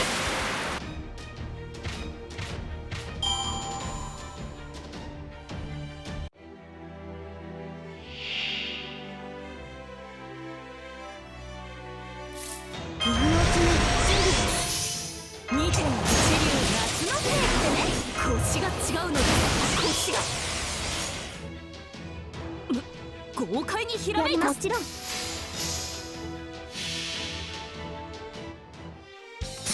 剣圧にて海を断つ櫓のごとくクジラの大入道五剣かいざ魔剣破り受けたまわる使うぞ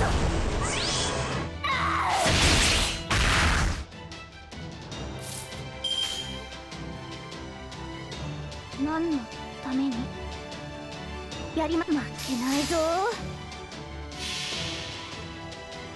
あれはいつか見た終わりの星どれほど遠く汚れても私は星を探すのですさあ幕を開けてアラウンドカリバーンここでまっすぐ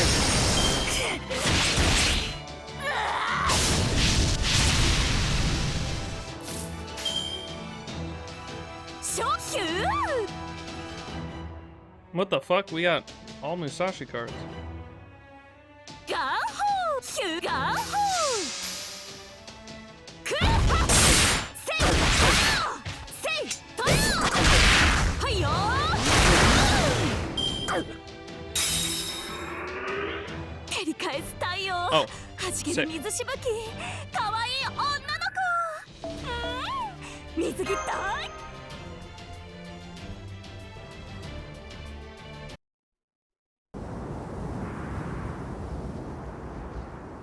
Can you go on? No.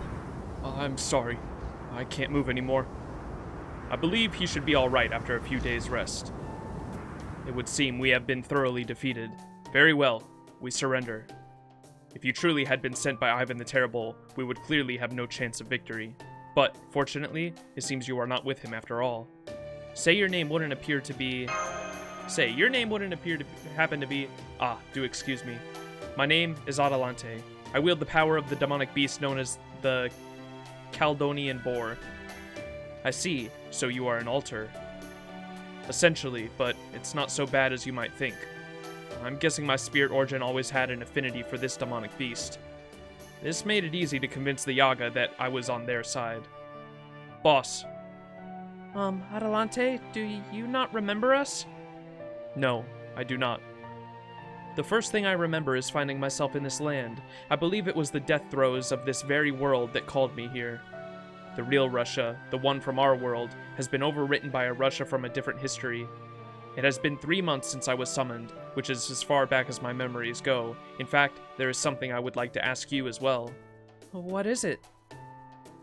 Am I doing the right thing? Am I behaving the way a heroic spirit should? That is hard to answer. I am afraid I am not all familiar with the no doubt myriad extenuating circumstances surrounding this particular conflict. What I can say with confidence is that, compared to Russia as we know it, Ivan the Terrible seems to be the most tyrannical leader indeed. And as such, I believe that standing up to him, you are doing exactly what a heroic spirit should. Right. Good point. I pray that you're right. Anyway, let's return to our stronghold. You can all treat your wounds there. You three can come too. I'll show you the way. Where's Patsy? Patsy. Ah, that Yaga. I had him restrained for the time being. So he really is with you? Very well. We will bring him along too. I hope Patsy's alright.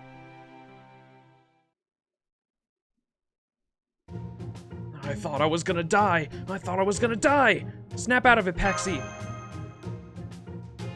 Luck is on your side today, Yaga. Hey! I'm alive! Looks like you guys are okay too. Man, that was way too close for comfort. Alright, we are off to the stronghold. Stay alert for the shadows and familiars. Not to worry. I'll have one of my drone golems keep watch. Good. Now get out your bicorns and we'll be on our way.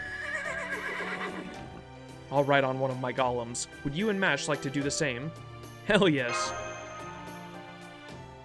I don't suppose I could ride one of these too, could I? By all means, it's no more trouble to make 3 than it is to make 2.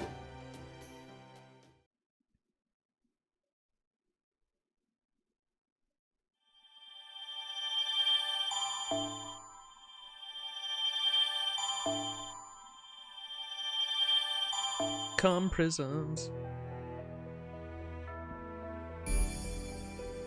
Oh shit, we're making our way there.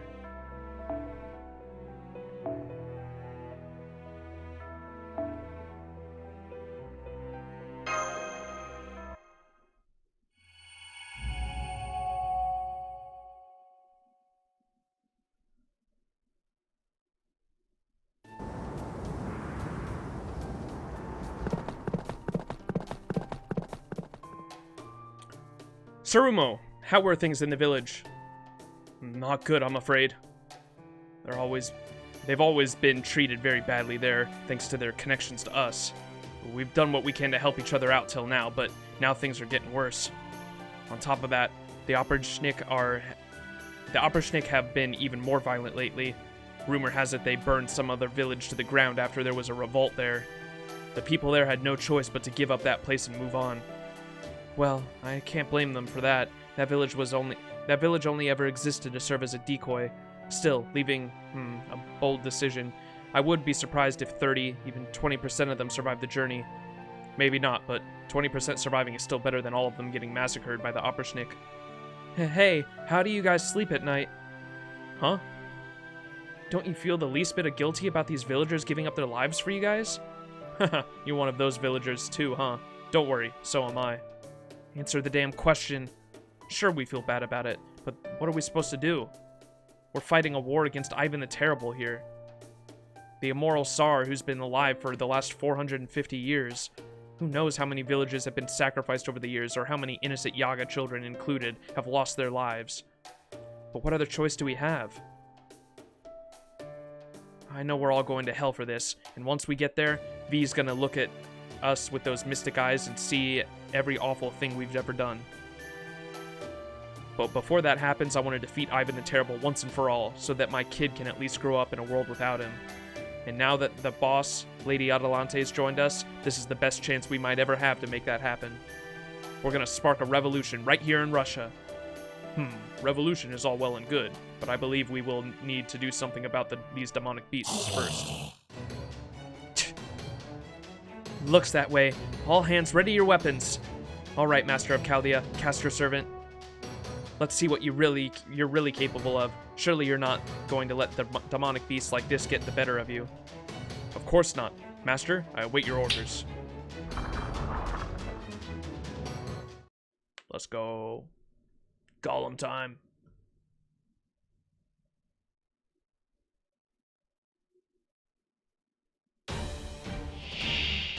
大丈夫。落ち着いて。早だけで段通りに狩るよ。やだな。腰が違うのです。腰が。正体にかけて。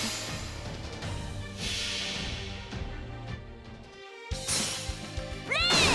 健康パック。オーケー。セクシー。My name is 武蔵美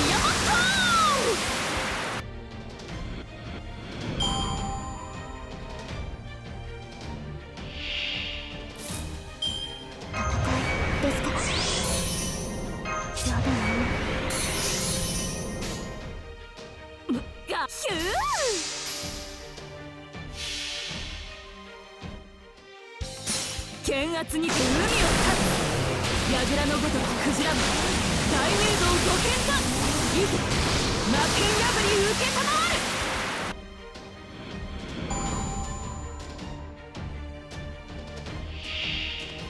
It's a bicord, no! Wasn't Adelante also riding one of these?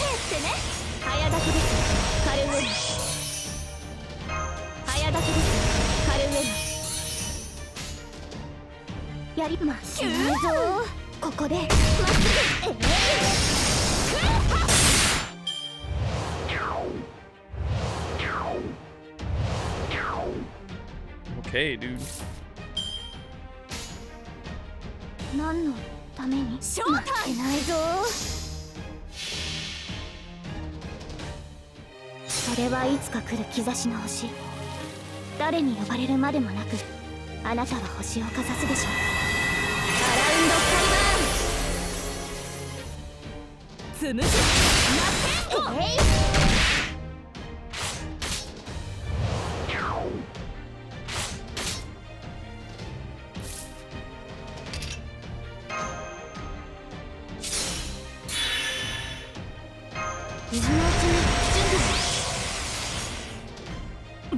豪快にショータイム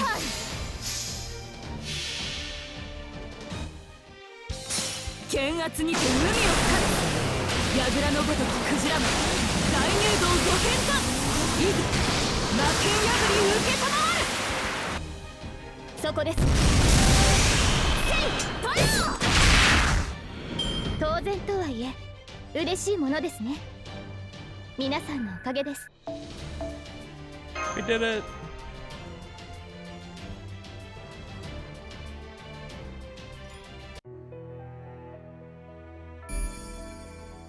The hidden tunnel? Oh, snap. Snap, crackle, pop.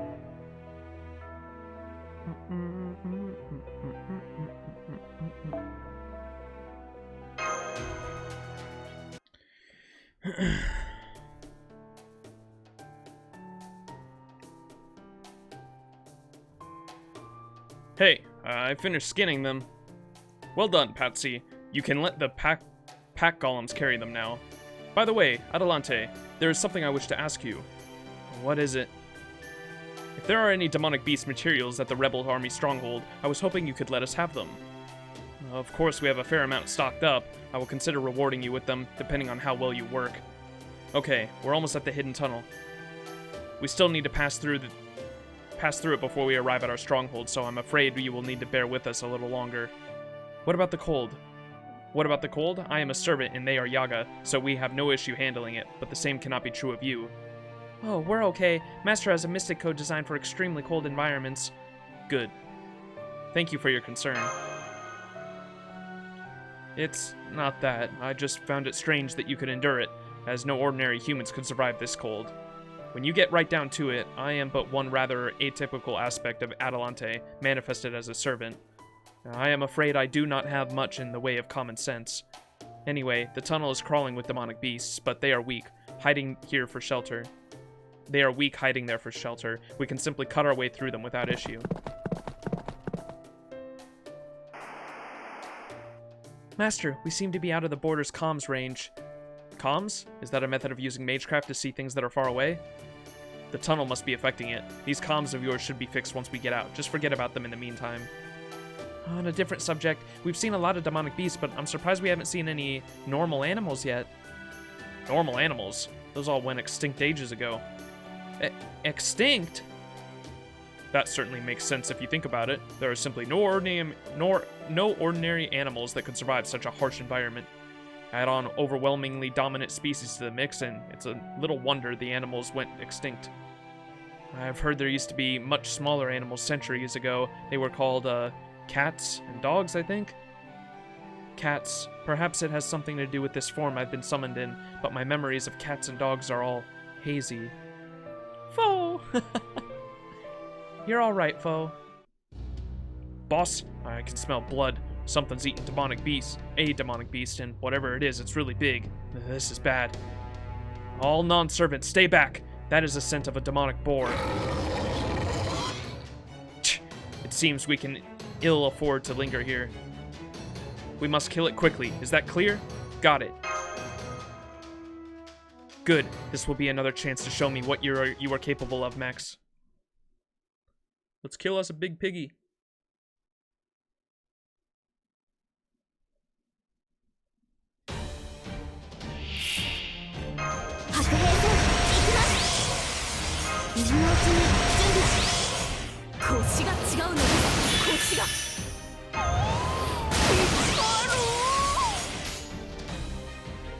My name is Anastasia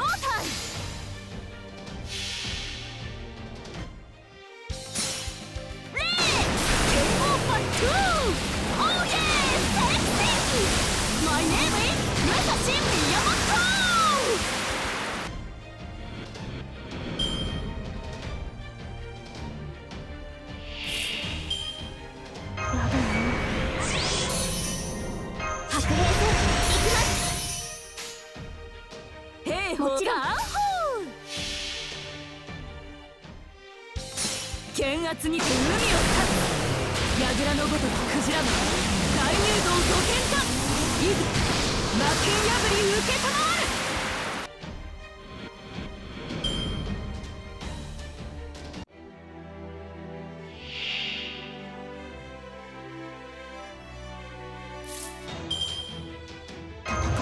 ですからやだな。腰が違うのです。腰が豪快にひらめいた。やります。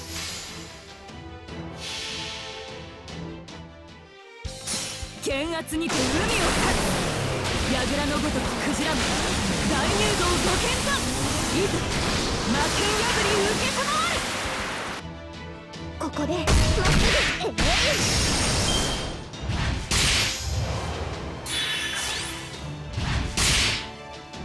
ぐ何のためにシュー負けないぞ。Yo, we starting peak. Let's go. What's up, your GM? 誰に呼 Welcome. ばれるまでもなく How y'all doing? あなたは星をかざすでしょう。アラウンドカリバーン。せいトレオ。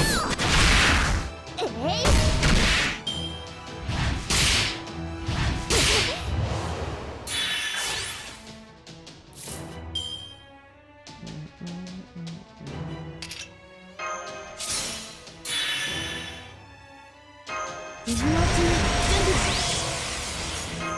白兵戦行きます。望まれることをもちろん運命ですか。突破します。それはいつか来る兆しの What do 星。 you mean, what's this?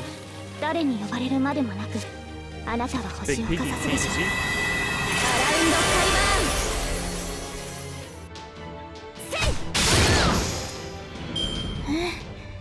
今回はうまくいきました。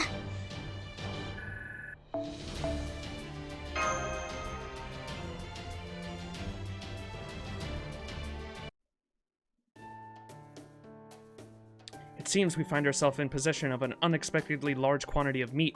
Everyone, take as much as you can carry. I think I'll take some of this earth while I'm at it. This cave is rather a lucky find. All the demonic beasts that inhabited it must have affected the earth's properties. Hey, Ronalum, if I said that right. Appreciate the raid. How was your stream? Thank you so much.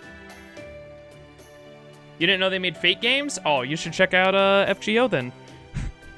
Or maybe not, if you want to save your life. Save your life. Go. Don't do it. There's lots of Fate games, though. Fate Extra CCC is like one of the big ones that has like a whole spin-off fucking...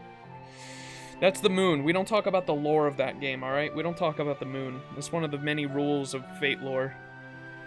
You don't... The two rules of Fate lore is you don't ask where to start in the Fate series. If you want to get into the Fate series, you never ask where to start, because you will never hear the end of it.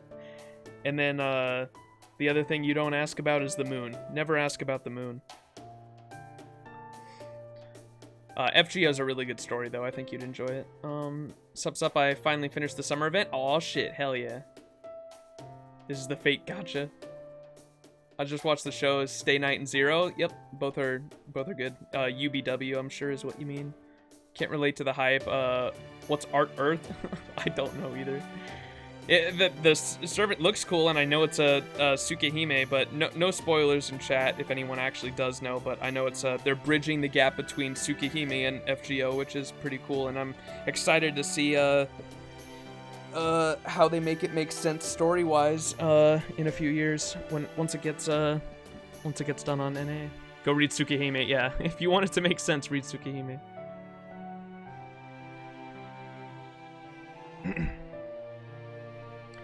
There's tons of fake games, but this one tries to have as many properties of the franchise as possible. Yeah. I should be able to make some excellent golems with this. My man's stealing dirt. It kind of looks like you're tiling a field. I would say it is closer to pottery. This is great. Now my kid won't have to go hungry. Kid? Yeah, my child. What did you think, I was single? Well, I'm not. I know we call ourselves the Rebel Army, but there's a lot of Yaga who came here with their families after having their villages razed because they had nowhere else to go. I'm one of them. Your villages were burned down, huh? You mean by the Oprishnik? That's right. Hell, that's how most of us rebel soldiers ended up joining. I'm one of the lucky ones. My whole family made it out alive. Some of the kids here saw their parents murdered right in front of them. That's horrible. We don't have time for idle chatter. Let's go. Right. Sorry, boss. Come on, guys. Let's get a move on.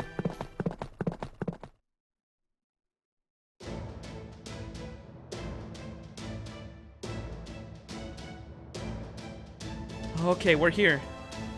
For the record, I didn't see anything that looked like it might be tracking us.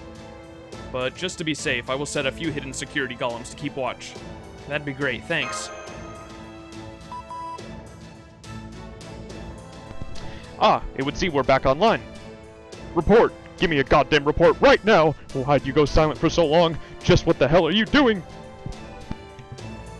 Sorry, sir. Yes, sir. I'll do my best.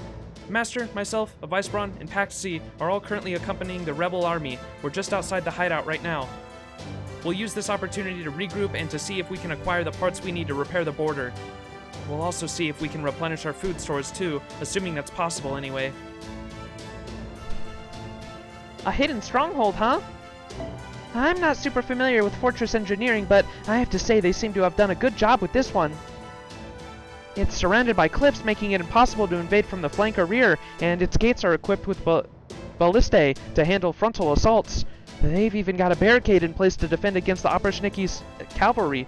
There's no way any enemies could take this place down without significant casualties. I guess they don't call themselves the Rebel Army for nothing. Open the gate! Open the gate now! Hey, it's the boss! The boss is back! Open the gate! Welcome back, boss. Is it me, or are there more of you now? Yes, there are. I'll explain about them later. We brought back plenty of meat, enough for everyone to eat their fill.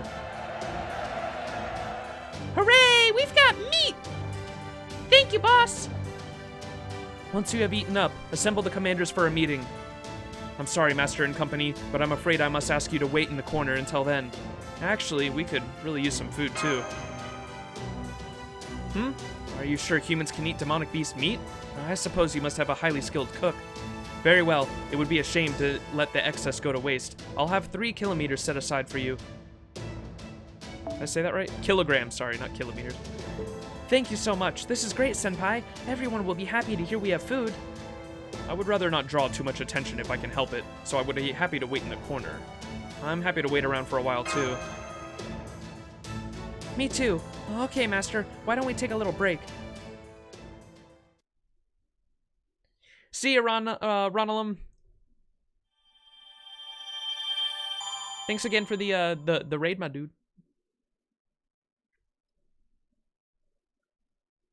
Ronelm? I fuck up names so often, man.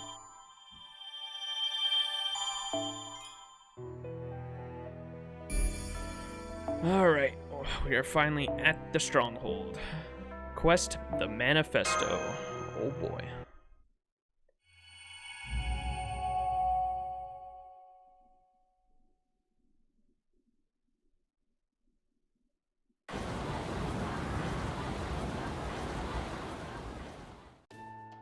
It looks like the Yaga haven't had a chance to eat their fill in quite some time. I'm glad they are willing to share some of this meat with us too. I followed Director Gordolf's advice on how to remove the toxins. Hopefully it turned out okay. How is it, Master? Not bad at all. It's a little gammy. True, it does have a rather strong smell. Maybe it's because all we did was fillet it and use a little salt. Still, it's the first fresh food we've had since we came to this world. We can't let it go to waste. Huh. You guys are picky, aren't you? Me? I don't care what I eat as long as it fills me up. What is it, kid? Who is that hairless Yaga? You mean me? Uh-huh. Are you a ghost? It doesn't hurt your face not having fur on it? All the time, but I don't let it bother me. It's true, I'm a ghost! Come on, kid, get out of here. Gotta say, though, I was expecting the rebel army to be more, army-ish?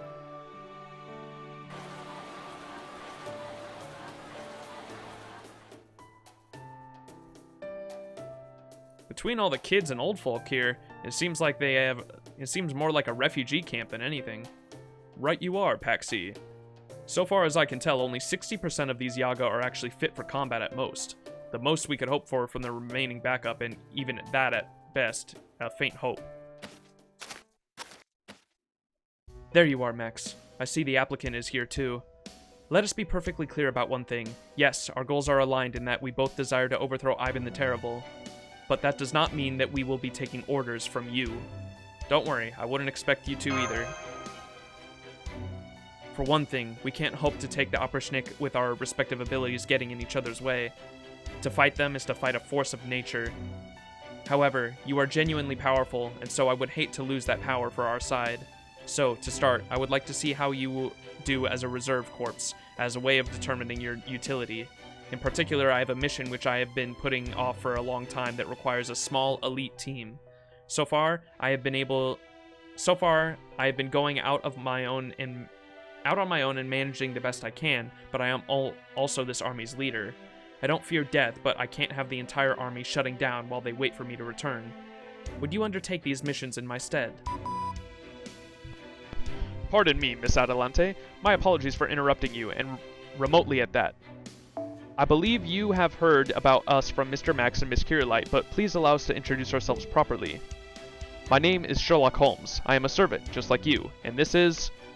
Hi there! I'm Leonardo da Vinci. I have my reasons for my spirit origin being in low power mode, but we'll just skip all that for now if you don't mind. Adelante, I'm a servant from proper human history, just like you. Also, I'm a genius, so don't be afraid to ask for help if you get into a tricky problem. That said, there's still a lot we don't know, since we just came into this world. Do you mind if I ask you a question? Child hero? Are you altered too?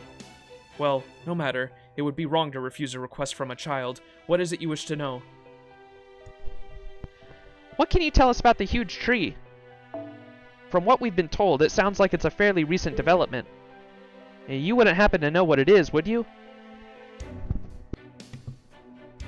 You mean the tree so large it appears to support the entire world? There is a tree like that in my own mythology, but... No, I doubt that tree and this one have anything to do with one another. I am sorry to say that I do not know what it is either. However, my spy in the Yaga Moscow did tell me one thing. Oh? What is it? I suppose it would be wrong to withhold this until you have completed your end of the deal I wish to make. Doing so would only raise your hopes to an unreasonable degree. All we have is a name. Name? Yes, it is called the Tree of Emptiness. I'm told the human-looking court mage was muttering it to himself during a walk around the city. Apparently he said the Tree of Emptiness still hasn't taken root. The Tree of Emptiness, eh?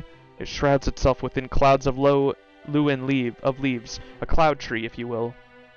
For the time being, I will see what I can find out about this Tree of Emptiness from our database. I doubt my search will prove fruitful, though. Do what you wish. Now, what about you? Will you undertake this mission for me? You bet. If I can, I will. I would never give you an order I believe to be impossible. Patsy, you will go with them, as they are still unfamiliar with this land. Since you are a hunter, I trust you know how to use a gun? Does that mean you're gonna let me join? If that is what you want. Well, I do have my own grudge against the Oprishnik. A grudge, That alone will not see you to the end of this battle. You must make a choice, and hold to it with all of your conviction. Otherwise, this Russia blizzard will swallow you up in an instant. I know that. Then here is your first mission. I want you to journey to the nearby village and pass out our manifesto. Manifesto? We want other Yaga to know that the rebel army exists and that our goal is to overthrow Ivan the Terrible and wipe out the Oprishnik. And, if possible, we would like their help in procuring food and medicine. You got an idea on how risky... got any idea how risky that is? What are you gonna do if these Yagas squeal on us? Should that happen, I want you to handle it however you feel is necessary. Not the most comprehensive of plans, Still, we will need assistance from the other villages if we are to campaign in such a vast land.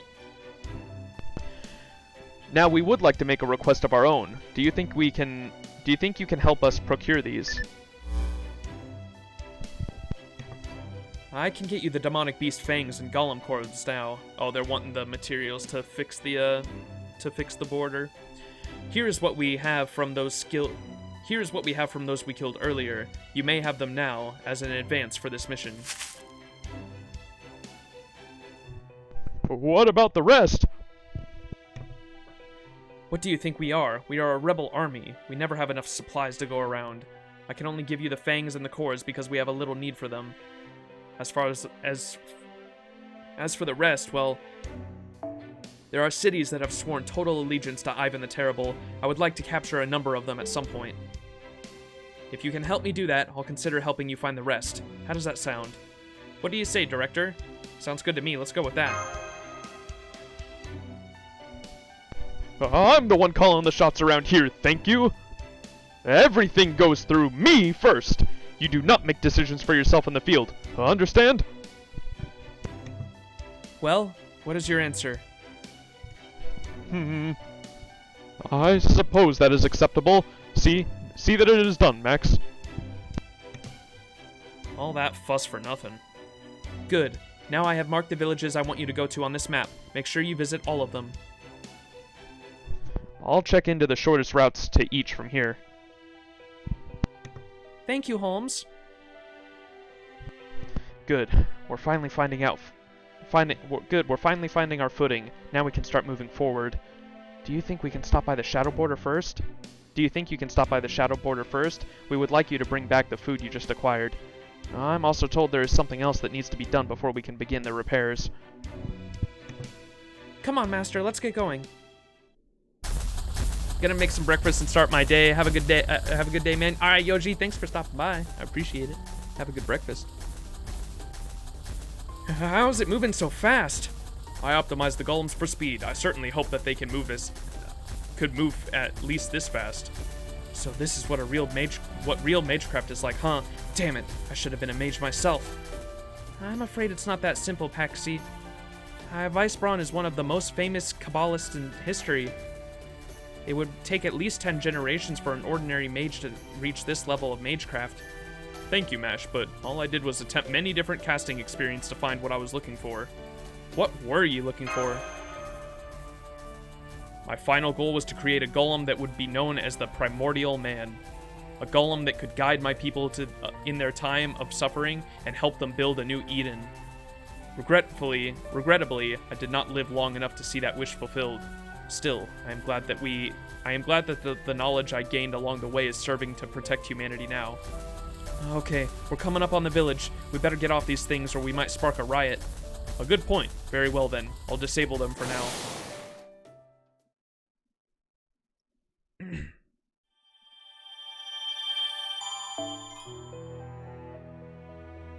Oh, these are the 3 villages we gotta go to. The first village.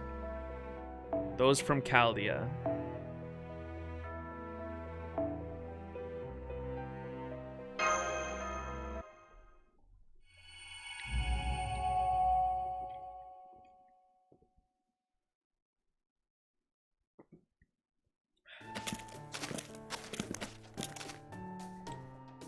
What's up, Espelon? Epsilon? Hopefully I'm saying that right. How you doing? This is the village on our list. Get your hoods on and follow me, just like we discussed. Understood. We're counting on you, Patsy. Depending on how this manifesto goes over, we might need to make a hasty escape. The second way you said it was right? Alright, gotcha. Epsilon. Halt! Who goes there? We are the army who will bring the tyrannical Ivan IV to justice. We're here to deliver a manifesto to you from our leader. We ask that you read it and give us your response to its call to action. You're with the rebel army? Okay, come on in. Huh? That was easy. I'm actually kind of worried now. Everything seems to be alright, at least for now. Let's see what they have to say. So that's why we're hoping you can help us out with any food and medical supplies you can spare. Maybe it's because he's grown old, or because someone talked him into it, or because there's something strange going on in Russia right now. But all I know for sure is that Tsar hasn't said one thing for the past 3 months, and the Oprishnik have cracked down on us harder than ever. The only reason this village has escaped their wrath is because we're located far away from the closest highway, and because of how poor we are. All that said, young ones, the Tsar is still a Tsar. We Yaga must never forget what he has done for Russia, and for us. If he hadn't come up with a way to combine us with the demonic beasts and turn us into Yaga, we would have died out long ago. It's only by his grace that we are alive at all, so we cannot lend our aid to the rebel army. I see, and I guess we're done here. Come on, Max. Let me finish. That said, the Oprishnik have been out of control. They are neither Yaga nor the old humans. If the Tsar refuses to keep them in check, we have no choice but to defend ourselves. So the question is, are you strong enough to take them on? That is what I would like you to show me. You heard the man. How can we do that? Oh, that's easy. We have a number of strong Yaga here in our village, as well as some domesticated demonic beasts. What do you say a battle against them? Not to the death, but anything else goes. Doesn't seem like we have much of a choice. We accept your challenge. We'll fight them, and we'll beat them. Oh, interesting. I don't know who you are, but small as you appear, that seems a rather difficult task. I can't say I care to demonstrate my strength in this way, but I suppose we have no other choice. Very well then, let's give them a good show.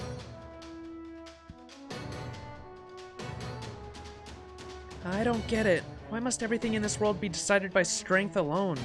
Mash? I'm sorry, it's nothing. Okay, Master, please go ahead and give a Vicebrawn your orders. How you liking, Anas? So, how are you? Did you see the Anniversary 7 stuff? Are you staying away from it? No, I've seen it. I try to stay away from story and context spoilers as much as I can, but I love seeing the new servants. So I did watch the Anniversary stream. Yeah, I know some of the quick card changes look really cool. I'm excited for that. And then the 7th Anniversary servant I know is a Tsukihime character, so they're like bridging Tsukihime and FGO, which is cool, but I have no idea how they're going to make that. I have no idea how they're going to make that make sense story-wise, so I haven't played Tsukihime. I don't know anything about the story of Tsukihime, but I would love to play it at some point, and I know that her character is extremely significant in Tsukihime by how the chat was reacting, but I have no idea what that means story-wise or how she's actually going to play into the FGO universe, but I'm excited. I won't be finding out myself until it gets localized, of course, though.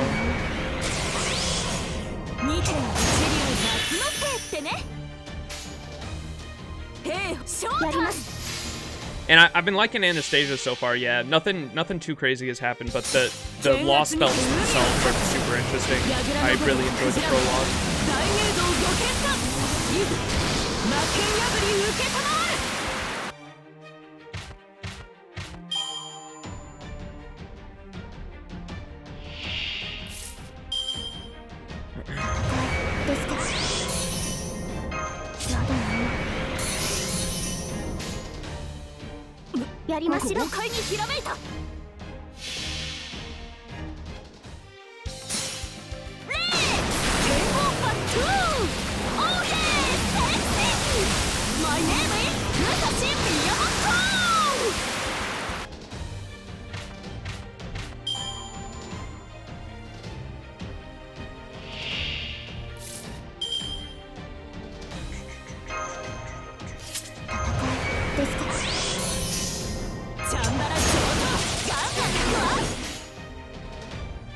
もちろんやります。My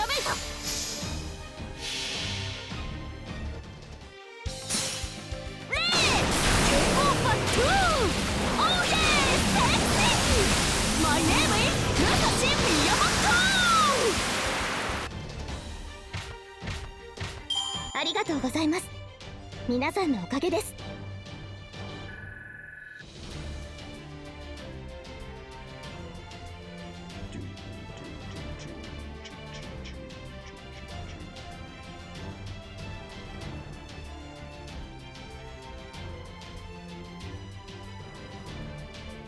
Not as good as here, yeah. Oh my gosh, how the hell did we pronounce this earlier? It was Arc.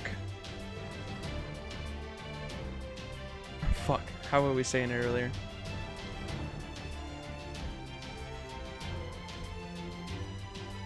I'm trying to scroll up in chat and see if I can find it. Arcwade?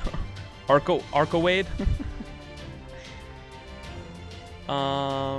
Arcwade is from Tsukihime. I know nothing about it as well because some of my friends have told me. Ooh. Is Tsukihime... Because Tsukihime got a English version, but I believe it's only on PlayStation and Switch, right? I don't know why fucking Japan and keeping it to Japanese console exclusives. I want it on Steam so bad, man. Especially like Melty Blood's on Steam. Why not just give us Tsukihime, man?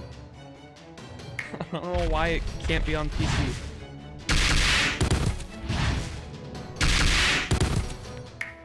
Damn, Golem fucking their shit up. That should do it. As you can see, they are still very much alive. You mean you really didn't kill a single one? Are you a servant? Why, yes, I am. I see. We have heard of servants before. They say you are monsters from another world and that you are terribly powerful despite looking like humans. I have heard that some servants possess power great enough to rival the Tsar. Are you one of them? No, there's nothing particularly special about me. I'm just a simple scholar and a golem keeper, a perfectly ordinary human, as you might find anywhere else in the world. Oh, on behalf of our village, I promise to offer our full support to the rebel army, though I'm afraid we can only spare a little in the way of food and medical supplies. That's okay, even a little bit goes a long way. By the way, I trust you'll be delivering your manifesto to the 2 neighboring villages as well? Let me write you a letter of recommendation. It should help things go more smoothly when you visit them. Thank you so much. Although, I am afraid we lost contact with the other 2 villages recently. They may have been overrun by bandits or demonic beasts. If they have, could I ask you to give them a proper burial? Okay, we will. Please store any food or medicine you can spare in this carrier golem, if you don't mind. Now then, let us head to the next village. You have no idea, thankfully they started localizing more? Yeah, the Aniplex acquiring, like, FGO as a whole, and then, it definitely seems like Type Moon, or Aniplex at least, is trying to localize a lot of Type Moon stuff a lot more.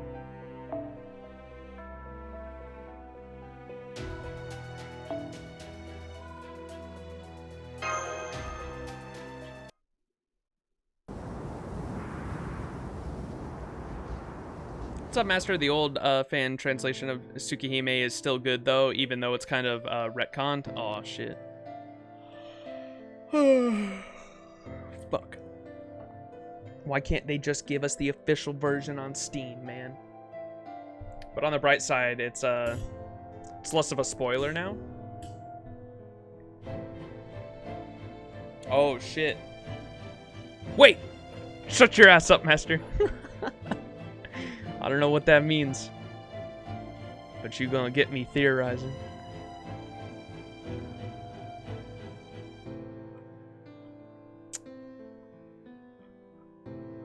Man, I keep looking over at my second monitor, hoping my the prologue fucking copyright goes away, man. I want this video up, damn it. Not just means that a lot of plot points were changed, so the remake is less of a remake and more of a reimagining? Huh. At least from what I've heard. Yeah, I don't even know what any of that means. Huh. This is terrible. Damn, this is definitely a no-go. Oh, is this the village? The village is definitely fucked, huh? Damn, this is definitely a no-go. Let's head to the next village. Shouldn't we look for survivors? Don't bother. There aren't any. F. Hello? Is anyone there? Hello, Shadow Border crew? Are you able to scan the area for signs of life? We're tuning our equipment to make it capable of scanning for this world's life forms using the Yaga's life signs as a base. But the Shadow Border scanner is an older model, so I'm told it will take time to enter the parameters and cross-reference it with the approximation data. Suffice to say, it will go faster if you just look around, a Vice Braun. Understood. Hey! Anybody! Oh, over here. Master! Are you alright? Yeah, I was just knocked out for a while there. What happened here? Bandits. We fought them off as best we could, but we only lasted 4 days before they... Damn it! Are there any other survivors? I'm afraid not. Damn it! Where'd these bandits run off to? I don't know for sure, but probably one of the neighboring villages. We were just at one of those villages ourselves, so they must have gone to the other one. I've got a map here, come on. I'm afraid we can't take you with us, but I can leave you food and some medical supplies with you. Thanks. I think I'll be okay once I rest up. As for food, well, I'll figure something out. If you're gonna go help the other village, then hurry before they end up like ours. Then again, I guess you can't really call this a village anymore. Sorry to leave you, but we gotta go. Please, take one of my golems so we can hurry there. Master, I would hate for us to arrive too late. Master, the golem I sent on ahead of us found the village. How's it looking? Not good. They have lit a red signal flare. Oh crap, that's a distress signal. There might still be time. I see shadows in front of us. They're Yaga. Ah! Out of our way! Out of our way! Move aside or we'll kill you dead! It would seem they are not interested in a peaceful discussion. I believe things will go faster if I simply knock them aside. Right! Please hurry!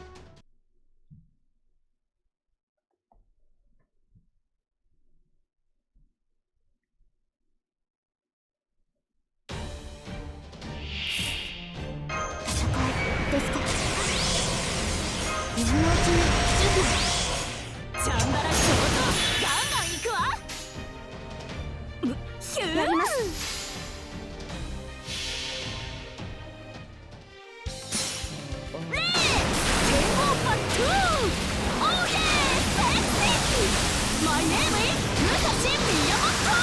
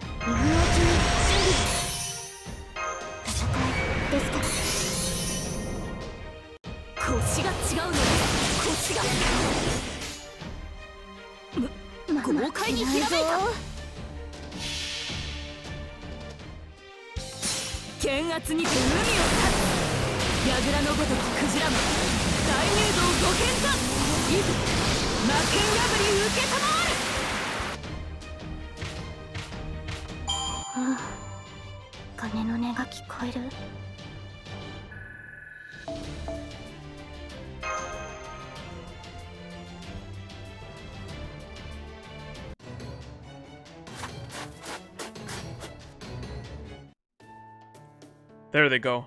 It would seem there is no need to follow them. Guess they weren't actually trying to attack us. Right. If anything, it looked more like they were running away.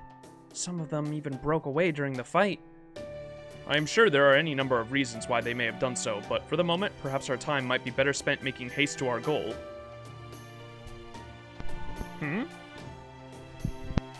What is it, Holmes? It took some time to register the Yaga biosignals, but I've managed using Patsy as a base. That said, at this point all I can do is use the data to determine if any Yaga are in the direction you're headed. For example, at this moment I can tell you that there are several hundred Yaga along your current path. I rather doubt they are all bandits, so it would seem that there is still an opportunity to stop those who are. Come on, Max, let's hurry.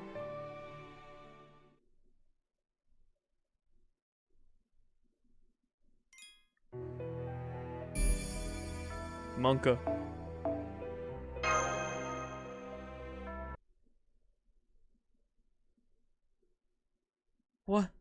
What's going on? Oh, hello there. Are you the people from Chaldea? Huh? Did you say Chaldea? Is that a no? No, I mean, yes, we are from Chaldea, but...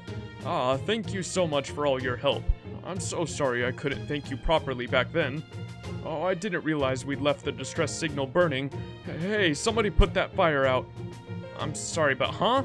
Tell us what's going on.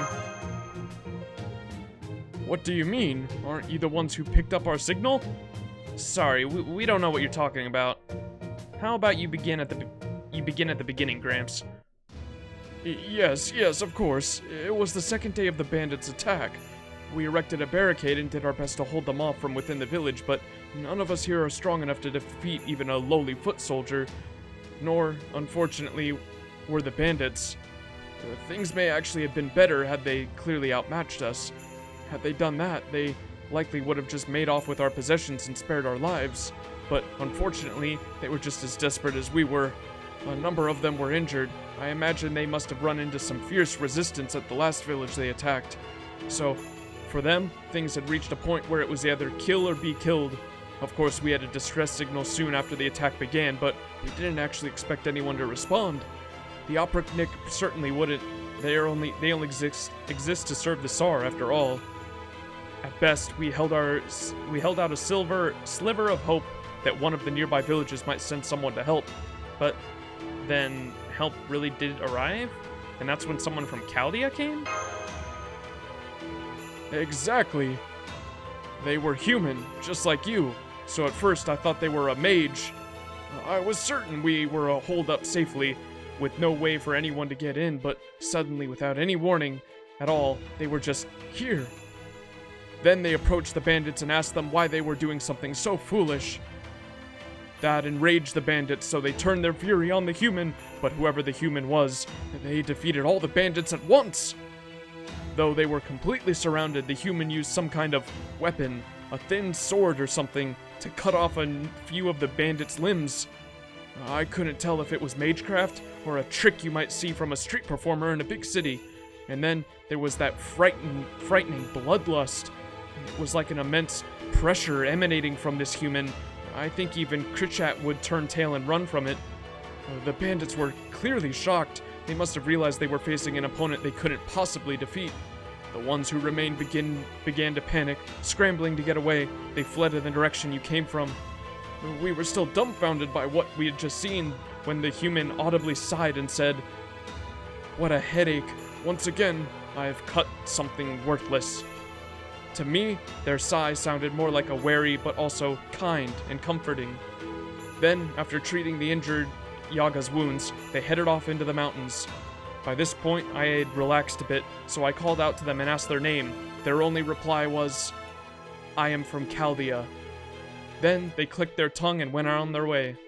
Thank you for telling us. What did this person look like? Well, strangely enough, nobody can seem to remember them clearly. We do know their clothes were worn and they looked like they had been wandering for a long time. And while their face was covered up by a hood, I distinctly remember they didn't have any fur, just like you, so I knew they weren't Yaga. Then, there's another human here besides us? Or maybe another servant? If this person is claiming to be from Chaldea, they must be an acquaintance of yours. They may be one of the heroic spirits of Chaldea's records, like Adelante. At any rate, the important thing is that they're not our enemy. In fact, they seem to be improving our reputation. What do you make of this, Holmes? Had Mr. Max summoned this servant, assuming that is what they are, it would make sense for them to say they were from Chaldea, but the only servant we have summoned here is a Vicebrawn. Another possibility is that a servant summoned here by the land itself, like Miss Adelante, but that too seems highly unlikely, in which case it may be another survivor from Chaldea. One who simply happened to wander into this frozen version of Russia, much like us. I wonder who it could be. Someone who wanders into other worlds? Wait. No way.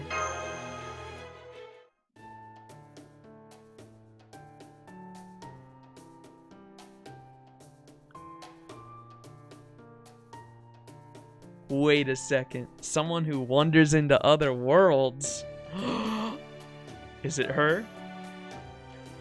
Oh, I almost forgot. This is the Rebel Army's manifesto. Mind taking a look at it? Oh, now I see. So Chaldea is allied with the Rebel Army. That's the other streamer that didn't? Well, I certainly can't refuse after you've saved our lives. We will gladly support you in any way we can. Great. That's 2 out of 3 villages on our side. Not bad. There's nothing we can do about the one that was wiped out before we got there, though. Oh, right. There was a single survivor at that village that got wiped out. Can you send someone over there to pick him up? If you can, it'd be nice for you to give him some work here. I'm sure he wasn't hurt too badly.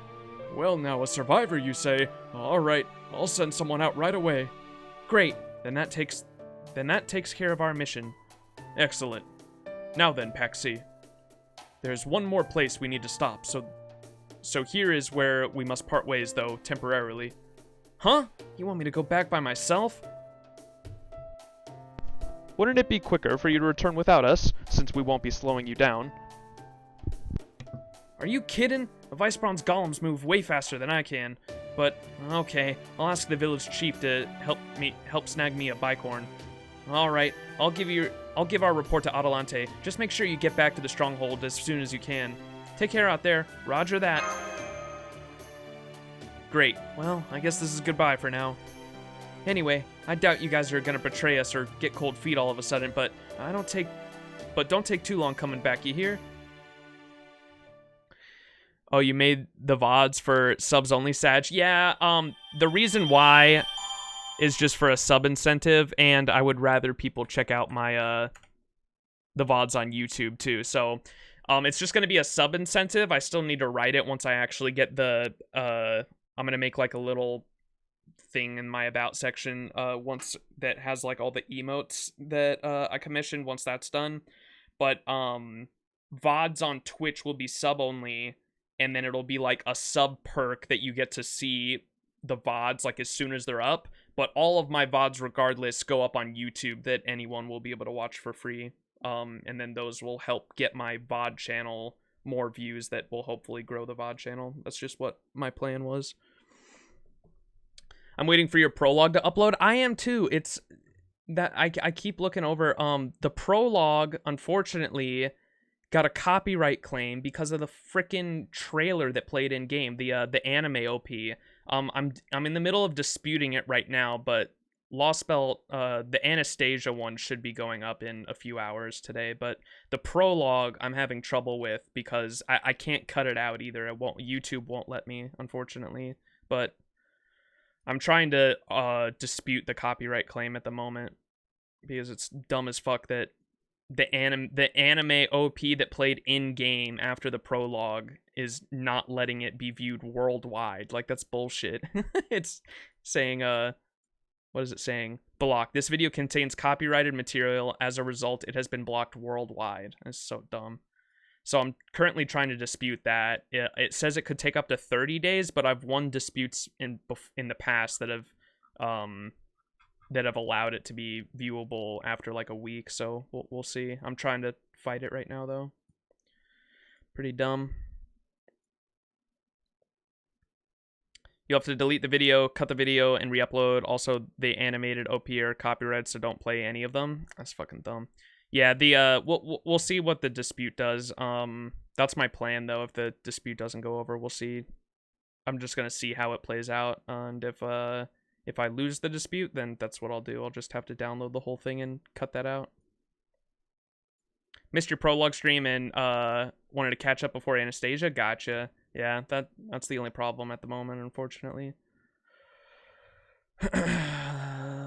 Anastasia Part 1 will be going up in a bit, though.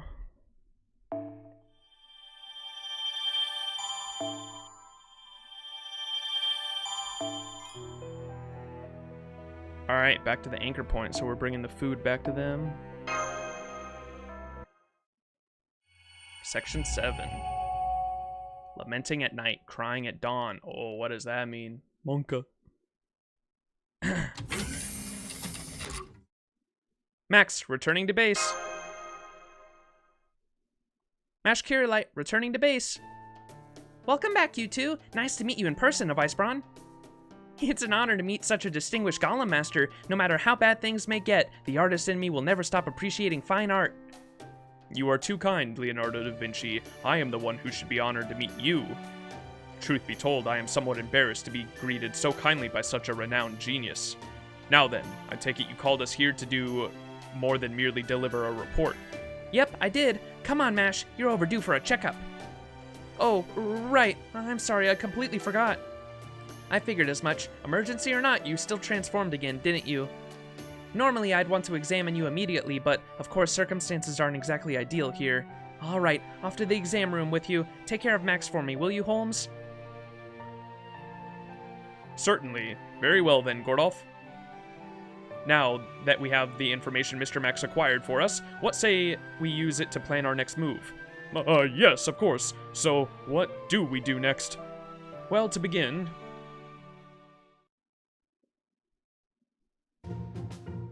Okay, you're all done. Doesn't look like anything's majorly messed up. Your servant spirit origin is still too unstable to rely on, but physically, you're totally healthy. Better than healthy, even. Back at Chaldea, your human body and servant spirit origin failed to work together, causing your body to attack itself in the form of auton intoxication. But it looks like that disappeared during your voyage in the void space. I really am a genius, aren't I? Even my medical care is flawless. Technically, Advisor Da Vinci, could I talk to you about something? Oh, this sounds serious. Let me just grab myself a seat here. Right then, what's up? Hopefully it's something I can help you with. Be honest with me. How many more times can I fight as a servant? I know I've reached my limit as a demi-servant, but this is all too big for me to just sit on the sidelines and do nothing. I need to be able to fight besides Master again, even if it is unsafe. Da Vinci?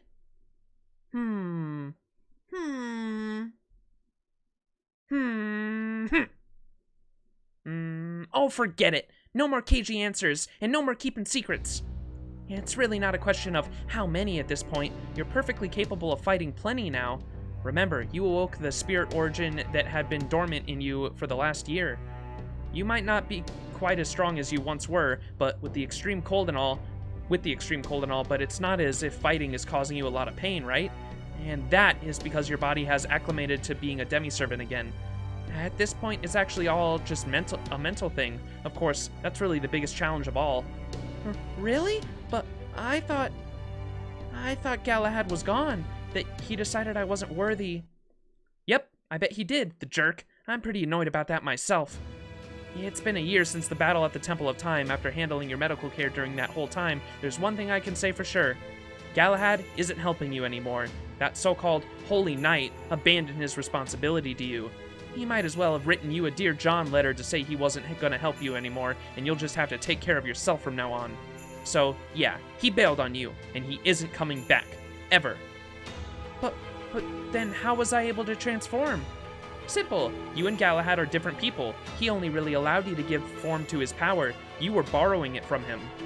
And thanks to your experience in battle, you grew into your own as a knight of the shield.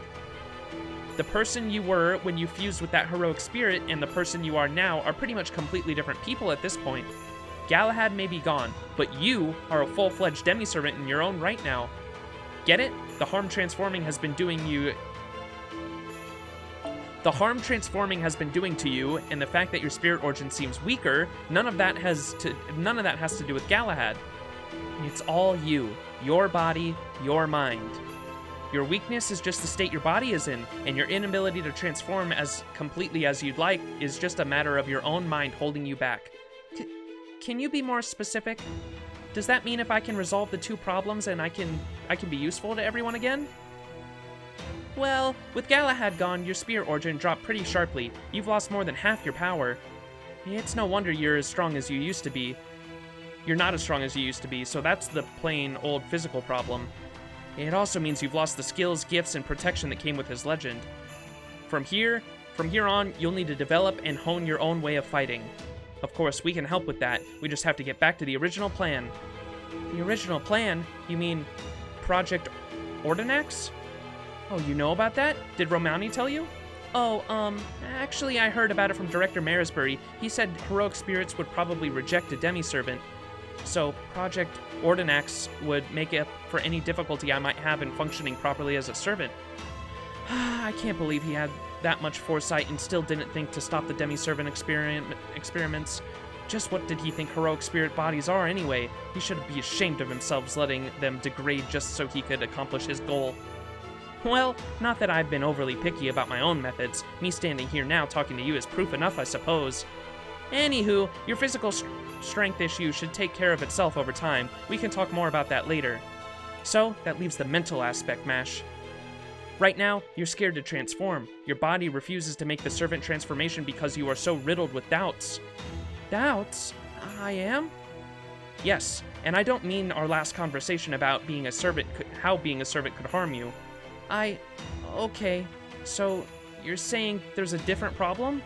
Yep, this time you don't really want to fight, of course. This time you don't really want to fight.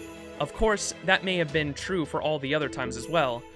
But when we were fighting to save humanity, it was obvious we were doing the right thing. So because of that, you were able to fight in spite of your fear. But that's not true anymore. We aren't facing that kind of threat this time around.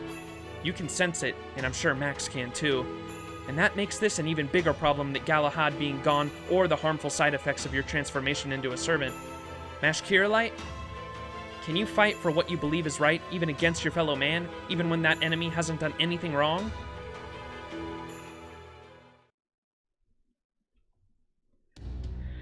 What the hell is that supposed to mean? Is that why Galahad left her? Interesting. I guess that's going to be a question I get answered later on.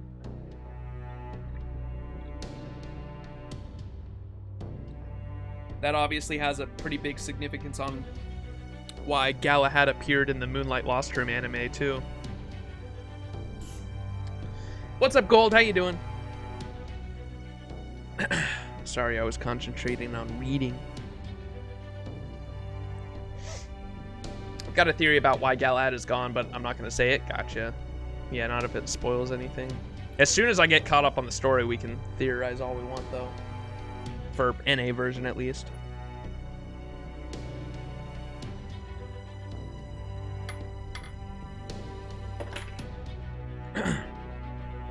Well, how is this even helpful? All we've learned is that Russia has been overrun by a bunch of beastly barbarians. Gordolf, they are not beasts, they are Yaga. Isn't that just what they've decided to call themselves? Not at all. The Kabbalah and alchemy may have both been magecraft, but they are also quite different. Doing good. Last night hit different. How you doing today? Last night with the 7th anniversary stuff? Yeah, that shit was wild. Well, it's not really a spoiler, just the best to not poison the well with fan theories. Gotcha. Okay. Ooh. Their magecraft base and their spells may both differ greatly, but both are a part of the system of knowledge and mechanics that is collectively known as magecraft. Beastmen and Yaga may appear the same to you, but I assure you they are entirely different. The creatures you refer to, Gordolf, are werewolves, lycanthropes, and the like. They are demonic beasts who are awakened to their true nature by blood. However, Yaga are a fusion of demonic beast and human. As such, their closest approximation would be combined with phantasmals such as chimeras. I see. So Yaga and Beastmen are different origins, huh? Correct. However, the fundamental issue lies elsewhere. Oh? Listen closely. The Yaga have formed a country. They have their own culture, their own way of life. And is that in some way different from the singularities you claim to have resolved? Yes, very much so. The singularities we resolved created hypothetical versions of history at different points in time. Think of each as something of a diversion from the main track of history. Chaldea resolved these singularities by ray-shifting to those points in time and setting history back to its proper course. This is different, though. The divergent point in history seems to be 450 years ago. Most likely it occurred at the moment the Great Cold Wave hit and Ivan the Terrible merged with demonic beasts to become Yaga. Then, this world's singularity occurred in the past. It's over. Precisely. In other words, the hypothetical history the singularity created has continued into the present. Take Patsy's scoped bolt-action hunting rifle, for example. It is very similar to a modern-day gun, but it is still far from cutting-edge technology. I believe it is made with engineering that, from standpoint, would be half a century out of date. But that sort of firearm was cutting-edge back when it was introduced in Ivan the Terrible's era. Furthermore, this one has a major trait that set it apart even from our own modern-day weaponry. It is specifically designed to kill demonic beasts. Ah, yes, I noticed that as well. I have a similar magical gun myself, you see. When he fired his gun, a spell was activated, though it was a primitive one. I believe that weapon was made with the intention to be used by the Yaga. Most likely, it uses magical energy instead of an additional gunpowder to increase its muzzle velocity, thereby increasing its round's penetrative power. Patsy seems perfectly comfortable with it, as did the other Yaga. And from what we can deduce that this world is entirely separate from our own, it followed an entirely different track of history than ours did. As such, it would be inappropriate to call it a singularity. I don't care what you call it, we have a much more important question that needs answering. Will overthrowing Ivan the Terrible actually solve the problem here? Given the nature of our enemy, I do think defeating him would have some effect on the world. Come on now, aren't you the world's greatest detective? Aren't you supposed to have a brilliant flashes of insight or something? I'm afraid there is very little to work with, even in the way of circumstantial evidence besides. Oh, here we go.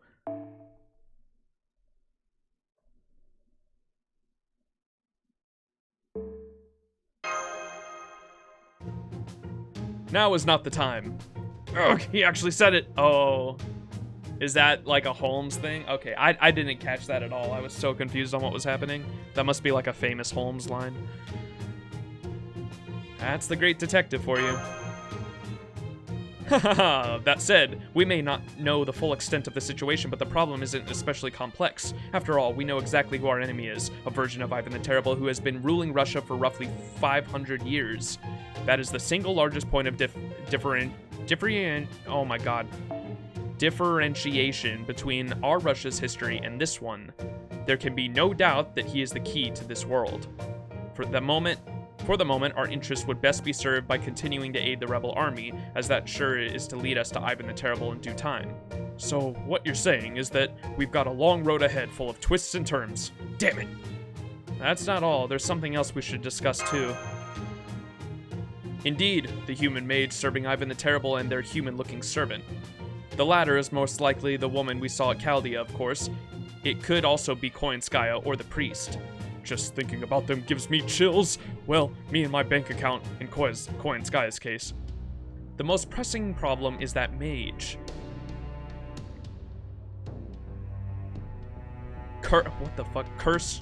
Cursitaria called himself a cryptor. He also said that there were 7 of them, which corresponds with the number of mages from Team A who disappeared from their coffins. It follows, then, that one of those 7 mages is now serving Ivan the Terrible. Assuming we wish to take Koyanskaya at her word, the mage is Kodok Zempulus. Zempulus? I'm just gonna call him Kadok. Of course, we cannot be certain that that is the case at this stage. But if it is, then we must ask ourselves what measures he is likely to take to deal with us.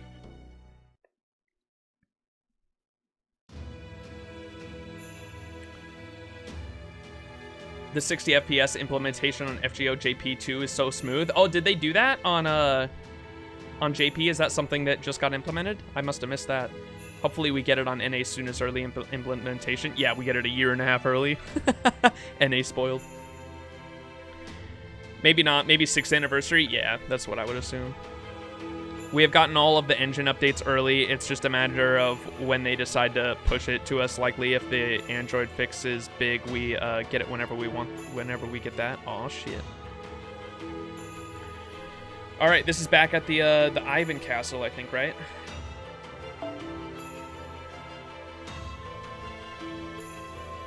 What measures is Kadok going to take to deal with us? Ordinary people are scorned, and strong people envied.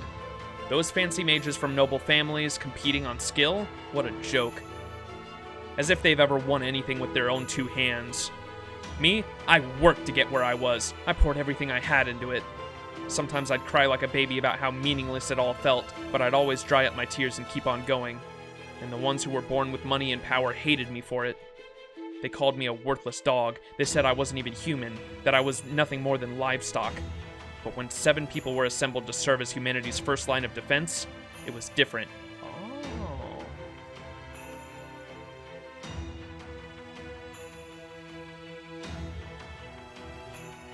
Okay. Pin that to the back of your mind.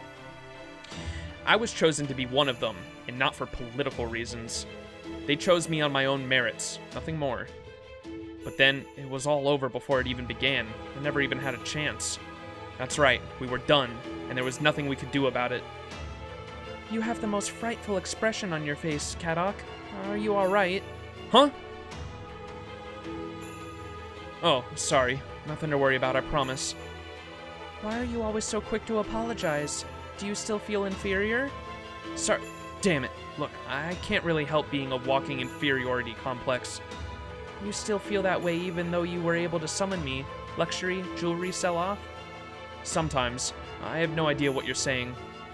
So, being able to summon you is a luxury? Like jewelry, and if I have a problem with that, you're gonna sell me off, is that right? Yes, that is perfect. Well done. I guess you're right.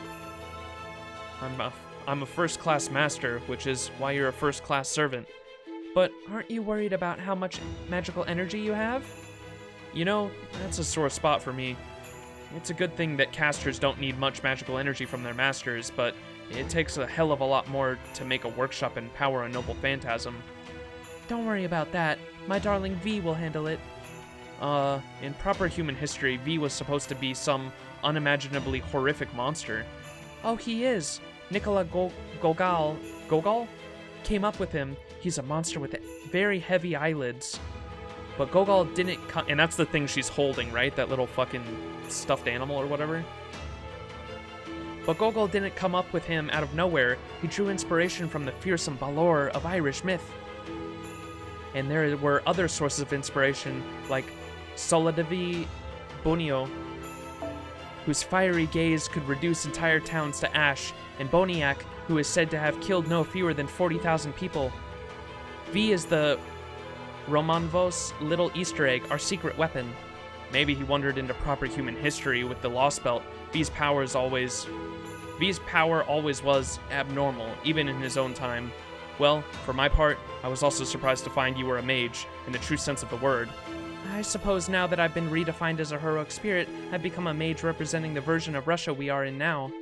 I may have been a pathetic failure in proper human history, but in this Lostbelt, I've become a Grand Duchess of Ice. And it's all thanks to you, Kadok. I'm sorry for the twisted way I summoned you. It's just that was the only way I could make sure you'd be a powerful heroic spirit. Ah, was what I said unclear? I was thanking you, in my own way. I don't mind that I am irregular. Thanks to that, I cannot even remember my family's faces clearly. I may look like a human on the outside, but inside, I'm much more Yaga. And because you summoned me to this Lostbelt, where even historical records are muddled, all I can remember is that I am Anastasia, the Grand Duchess, and a shaman who made a pact with Vi. Either way, I have no attachment whatsoever to proper human history. I'm happy to be a Lostbelt servant.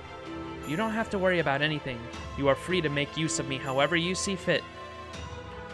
Okay, so that kind of explains that there are some servants that are essentially from these lost timelines that are Lostbelts, and she's one of them. She is a Lostbelt servant that is from this timeline, where humanity, that's why she said inside she is Yaga.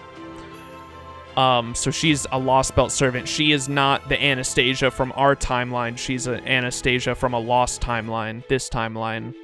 And I guess that makes sense with, because I know, the one I'm really excited for is, God damn it, what's his name?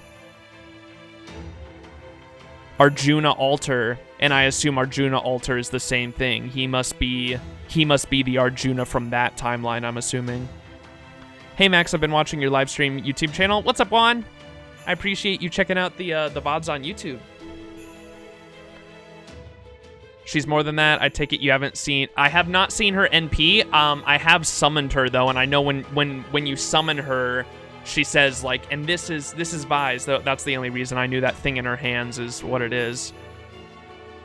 Yeah, I assume it goes fucking crazy, though. She's someone weird. She is the Anna from a normal timeline, but modified and deleted memories for the most part. Gotcha. Okay. What was what she said right there, then? Well, she says she has no attachment whatsoever to proper human history, unless that means they just erased her memories, then maybe? I don't know. She also said... But inside, I'm much more Yaga. I don't know. We'll keep going. You don't have to worry about anything. You are free to make use of me however you see fit. I know. Believe me, I have every intention of taking advantage of that power of yours. It is thanks to this power that I am able to kill. I will kill Chaldea so that they no longer get in our way. I will kill the rebel army who would defy the Tsardom even in this Lostbelt Russia. And then... Whoa there, that's far enough, Grand Duchess. Remember, he's only sleeping. You've got to keep a lid on that magical energy of yours, too, at least while you're here. He's gonna keep on sleeping like a baby. That's how it is. That is how it is to be for the time being. You're not much fun, are you? Oh, come off it. You think I don't know that? But I can't afford to lose again. Not this time. I'm gonna see this through to the end, no matter what. If I don't, that's it. I'm dead. I see. Then I hope you'll do your best to keep fighting, my master. I will. Okay, that's enough narrow-mindedness for the day. I'm going to work on my dress. Wait, hold up. Why would you even need that? Why? For the ball, of course. There aren't any balls here. Then I'll throw one myself. You think anyone here still knows how to dance? You're gonna have to trust me on this. They don't. Not in this world. Oh, crap. You're not planning to dance with me, are you? Of course not. Don't worry. I'm only joking. I would never put on a ball. And stop looking at me as though I was some sort of monster. The next time you do that, I'll freeze your feet to the floor and make you sleep in the hallway standing up. There. That's exactly what I'm talking about, Master. You need to handle my charming insistence that I have my own way much better than you have been. This is exhausting. Okay. Arjuna is a different case? Oh, okay. Interesting. Think of it like in Zero where Karya was Zero Karya was forced to summon with the addition to guarantee a Zerk is modified the summon. Yeah, he did something similar to make sure Anna didn't retain memories and such. Gotcha. Okay. Oh, fuck.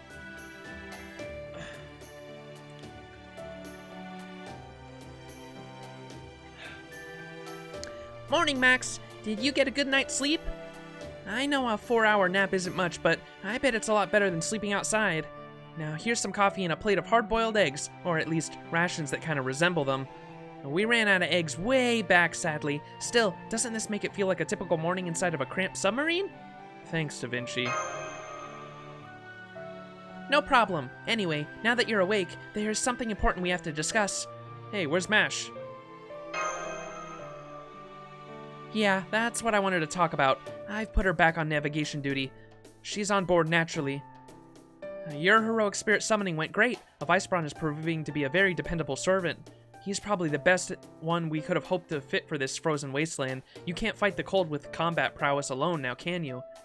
Even Napoleon ended up losing to Russia's cold, and that was proper human history to boot. Hey, I don't know when, but I know Napoleon shows up at some point too. But Ice Bronze golems can serve as walls and labor. Hell, they're fixing the border even as we speak. And of course, they make great soldiers too.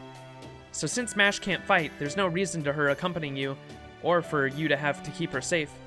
I understand, I'm fine with that. Great, glad to hear it. Farming with the 7th anniversary servant is so fun. Hell yeah. I've already seen some videos. That NP looks insane too. Master! Hi, Mash. Ohio. Good morning.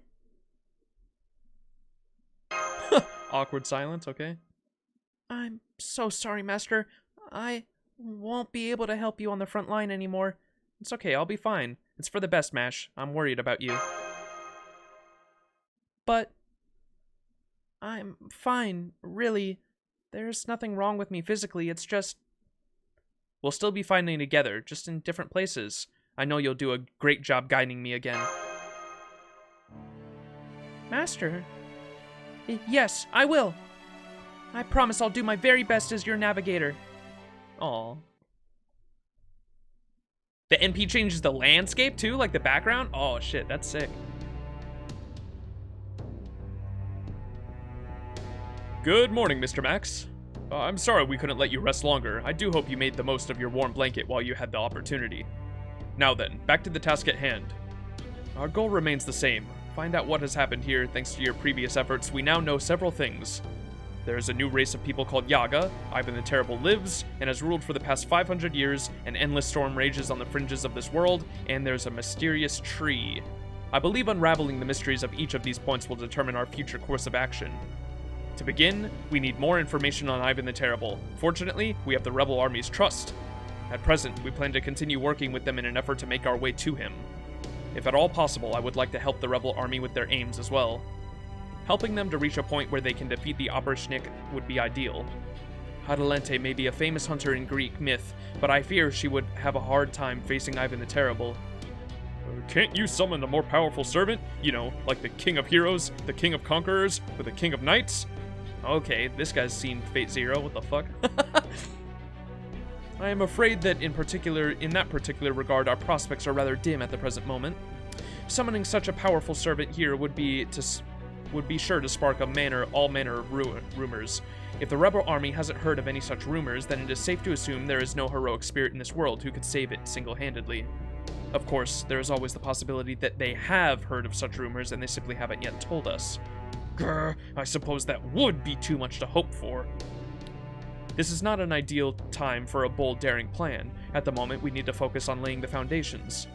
You said it. Okay, Gordolf, time for you to go back to checking tomorrow's weather forecast. If anyone could tell you what tomorrow's weather will be here, blizzard, blizzard, and more blizzard. Alright, see you later, Mash.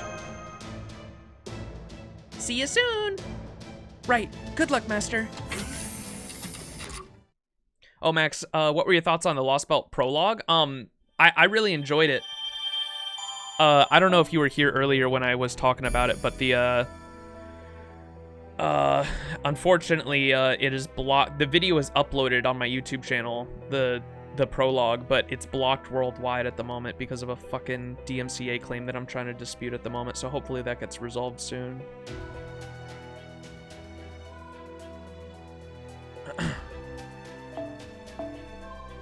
Ooh, a question mark. Alright, we're fighting something here.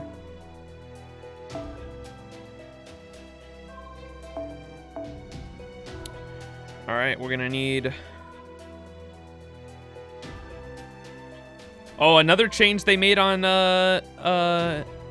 JP that's so good is you can use a servant's someone you're not friends list, someone you're not friends with that shows up here on the support list, you can use their NPs now. Fucking finally. That's I don't know why that was even a change to begin with.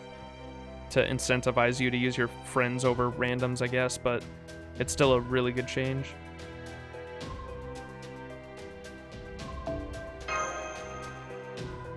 They need to make it so follower supports can be used in like all story too. I don't know why they restrict it to just part 1 story. I get it for not being able to use followers for farming because you would always just use the same persons over and over again, right? if they allowed that. But I feel like you should absolutely be able to use follow supports for story content too.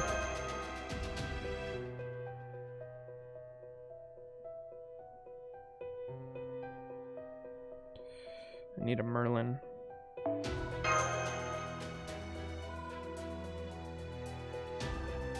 Oh well, we might as well just go with this one.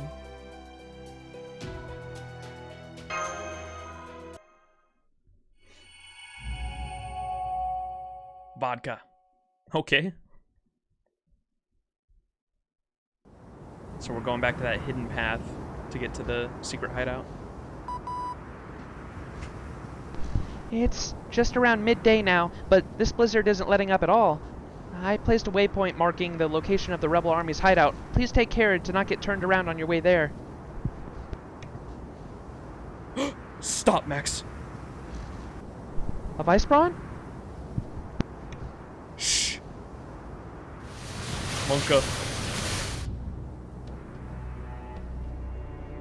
What was that sound? It sounded like something crawling. Something quite large at that. You know, I've heard rumors that giants used to walk the earth back in the Age of Gods. I wonder if that's what Patsy was talking about. You mean Diavoltron? Right, the demonic beast that can destroy a whole village on its own. Well, looking at it now, it seems that was no exaggeration. It appears to resemble a large hydra. Well, Master, what would you have us do? Shall we fight it or avoid it? I believe there is no wrong answer here. I will go along with whatever you decide. Let's get out of here before it sees us. It might attack a village if we don't take it down. As you wish. We will certainly need to face this enemy sooner or later if we are to survive here in this Russia. I will begin by slowing it down with my golems. Master Kirei, would you mind analyzing it for us? Right, I'll do whatever I can to compile as much data about it as possible. Here we go. Giant time.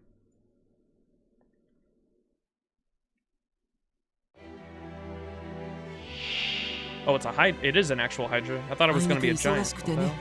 こっちはパパッと片付けよう。お任せ。夢のような片付け。さて、カウンティングオーバー。何事もやればできるさ。最高のカードを君に。さあどうだ。さあどうだ。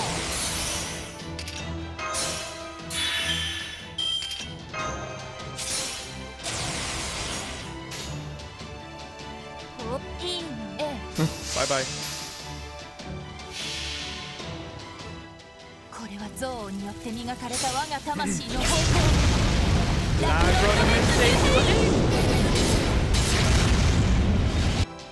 う？汝の道はすでに途絶えた。ご苦労様。じゃあ次に行こう。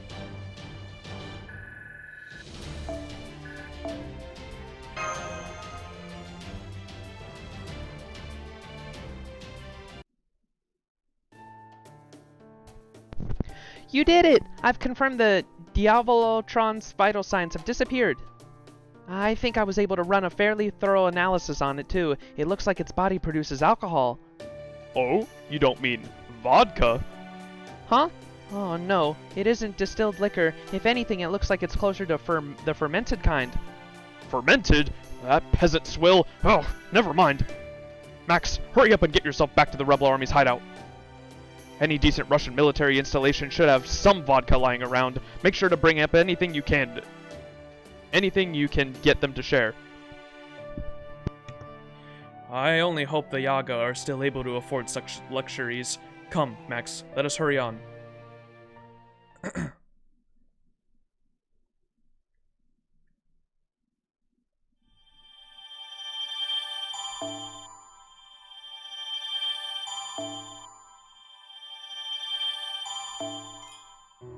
Nice. The cum prisons. Ooh, this is a long one. Birth of a Yaga. Oh?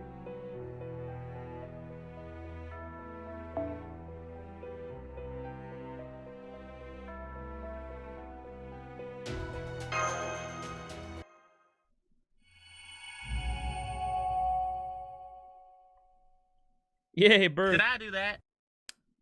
Urzo, appreciate the follow. Hopefully I pronounced that right. Halt! This is Max, and I am a Vice Prawn. We are members of the Rebel Army. Please open the gate. Oh, it's you guys. Perfect timing. What do you mean? The boss has summoned a favor. The boss has another favor to ask of you. She wants your help hashing things out with other servants.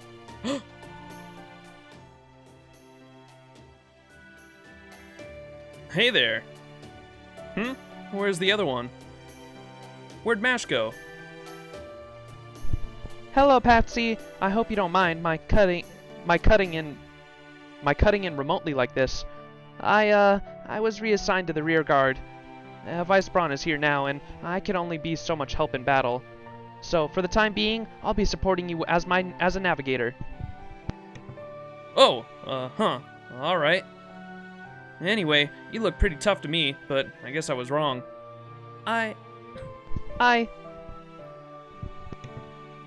So, you have returned.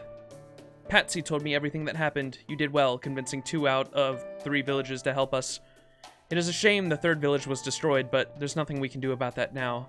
I take it Mash was bowed out? Yes, I'm so sorry. It is fine. You must have your reasons, so I will not pry. If you have determined you are unable to fight, then removing yourself from the battlefield is the only sensible decision. Now then. While you were visiting those 2 villages, we learned about another possible ally. While it's safe to say that most of the frontier's area population is on our side, we still have precious few actual soldiers who are able to fight. Understandable, given that most of them are mere villagers. You see, there's actually another faction here in Russia, in addition to the Tsar's Oprishnik and our rebel army. Our numbers are primarily composed of farmers, but theirs are deserters and former nobility. The problem is that the faction is also being led by a servant. Do you know who they are? I've met him once. I still know a little about him, but I believe he was of a class similar to my own. He is also... he also, wasn't wearing any clothes. Was it Roland?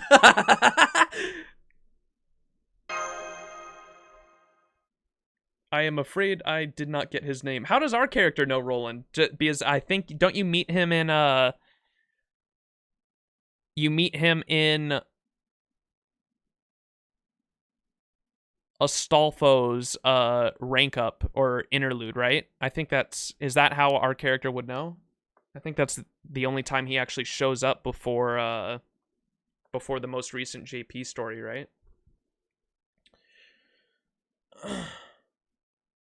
Servant Fest in Astolfo interlude? Yeah, I was gonna say, I don't think, because before he became summonable on JP, I don't remember him ever being part of the story. Servant Fest and interlude, huh? Gotta head out, going to celebrate your family's birthday today, but a family birthday today, might be back. All right, Juan, thanks for hanging, man. Just came from YouTube, found your YouTube channel, so I guess I'll follow you. Hey, thank you. I know I keep double checking this YouTube. I'm hoping the copyright claim goes away for the prologue video. We'll see. It's probably going to take a few days, to be honest. I'm afraid I did not get his name. At any rate, given that their leader is also a servant, it falls to me to meet with him. Vice Braun, would you like to keep an eye on our base while I am gone? Would you mind? What say you, Master? Do it. Do it. Very well. Your wish is my command. I will leave your golem as it... I will leave your golem as it is then. Adelante, would you like a golem as well? No, thank you. I have no need for any vehicle. My name is famous for a reason. Ah, yes, as I recall, you were the fastest runner in all of Greek mythology. Patsy, I want you to come with us too. They're sure to get suspicious if we come alone without at least one Yaga. Furthermore, I am told that you are a hunter, so I would like you to kill and dress any beast we find along the way. I could do that as well, but I doubt the same is true for the Chaldean. Got it. I can do that. Well, Max, looks like you and I are heading out together again. I'm glad to have you with us, Patsy. I just hope I can be useful. Well then, you can help me collect herbs to get rid of the meat's gammy scent. Then, it looks like we are good to go. Oh right, Patsy, would you tell Yashka to come here? You got it. JP anniversary slapped so hard. Oh yeah. Nayo!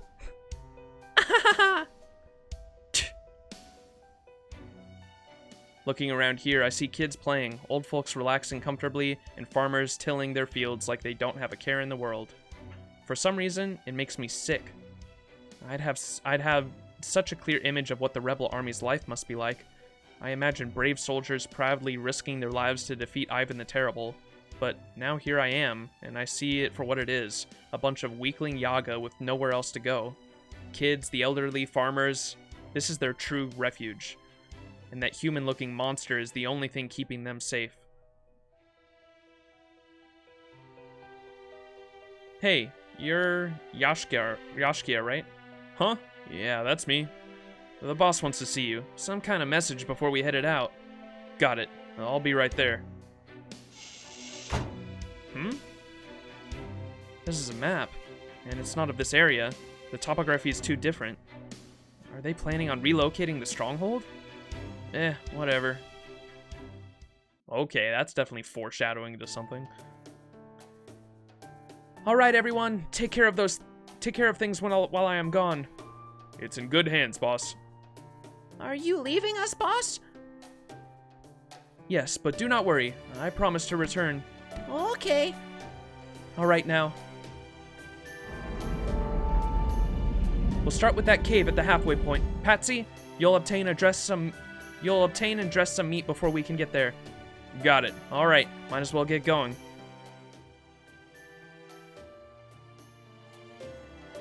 The weather is nice today. The blizzard has died down considerably. It's still just as cold as ever, though. So our choices are big blizzard or slightly smaller blizzard. Yep, any day where the storm weakens is a lucky day. We almost never get weather like this after all. Wait, is your world a lot brighter than this, Max?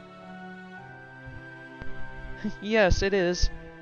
It depends on where you go, but I would certainly say blue sky is more common in our world. Though, honestly, I haven't seen much of it myself, so it's a little silly of me to speak of it like I'm an expert. Blue sky, huh? For us, this is about as blue as it gets. Hey, when you say blue, you mean blue, right? Do you really get clear skies like that? Sure do. I see. What a weird color for the sky. Not at all. I don't know why I pulled that down. Not at all. A clear blue sky brings peace of mind to all manner of people. Of course, different people do prefer different colors of sky. That's just as true for the Yaga, too. Still, for us old-fashioned humans, it is depressing seeing the sky so stormy all the time. Anyway, I can smell demonic beasts nearby. Let's go hunting, Max. Here we go. Yeah, all the anniversaries usually do go hard. Ton of quality of life changes, GSSR, and a good anniversary servant. It's always a good time in FGO.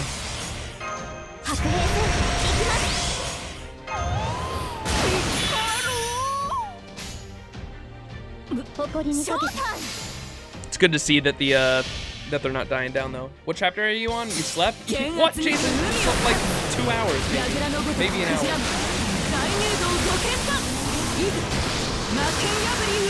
Jumped on your bed when you saw Ark? Oh shit. We are on chapter 9 or 10, I believe. We're leaving the we went back to our base, the thing, and now then we went back to Adelante, and now we're regrouping to go on another mission to meet a servant up in the mountains that is apparently naked, she said, and we were like, is it rolling?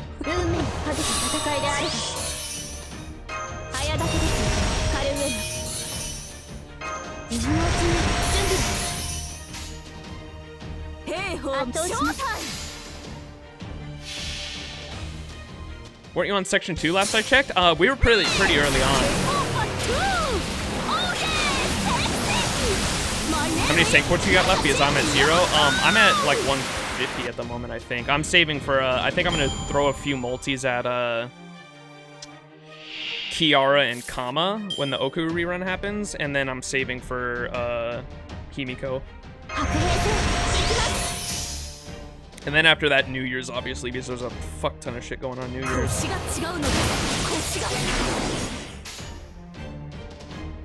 黄昏の時再び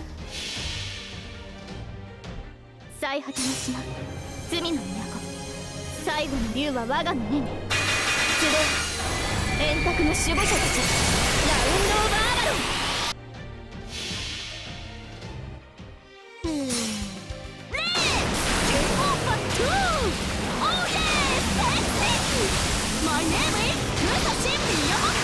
Yeah, Muramas is coming with the new year, yeah. And then, like, right after that is, Space's Char as well. Sometime in January. ここにそこです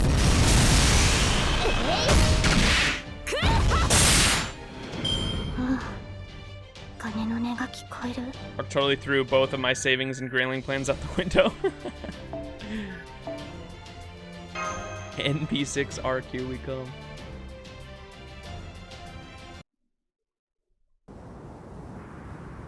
Man, I'm still super impressed with you guys. Huh? Well, what's that scent? That is no demonic beast. It smells like Yaga blood. It is likely too late to help, but we should go check it out nonetheless. Monka. Hey, I found them. Although, what's up?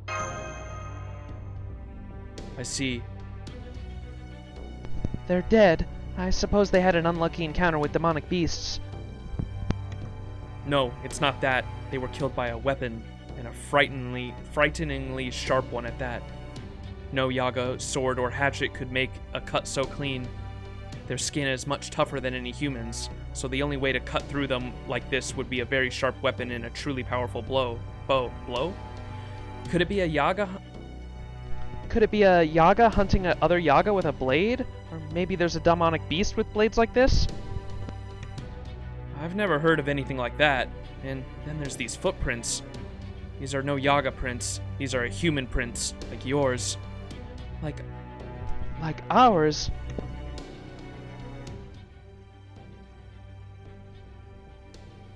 Come to think of it, we did hear about someone who protected a Yaga village from bandits. Oh, is it her?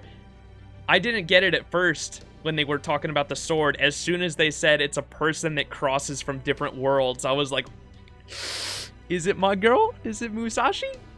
Come to think of it, we did hear about someone who protected a Yaga village from bandits.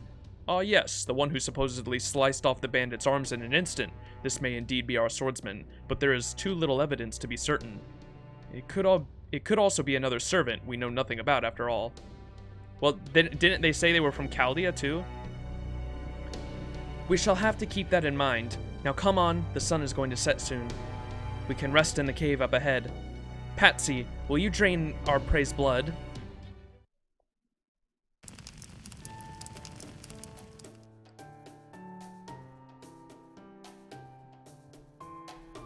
Ugh. Guess this stench would be a lot for a human to take.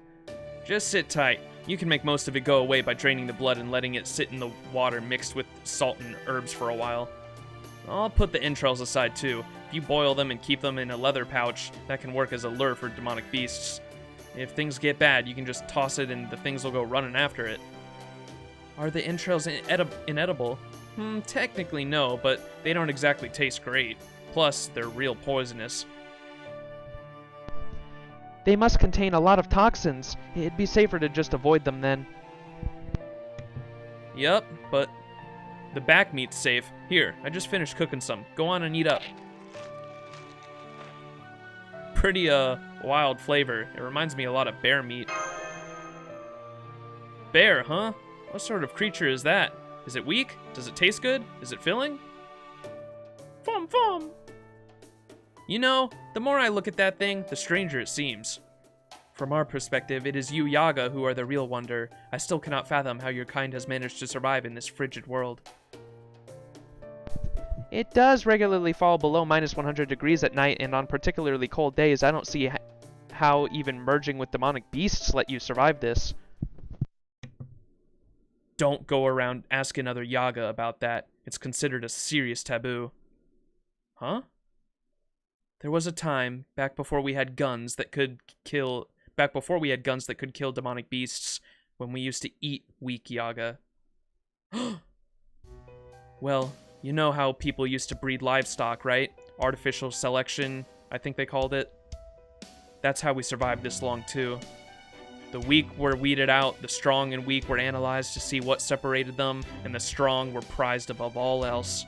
After we merged with demonic beasts, we ate those who were swallowed up by their power, or couldn't handle it, or couldn't even see themselves going on like this. Next, we fed on the young and sickly, followed by those who were just straight up weak. After all that, we stopped just being a combination of demonic beast and human, and started being Yaga. My old man told me where our name came from a long time ago. It was something like Baba Yaga, I think. Baba Yaga? Baba Yaga? That's a figure from Slavic folklore. I believe she was a man-eating witch.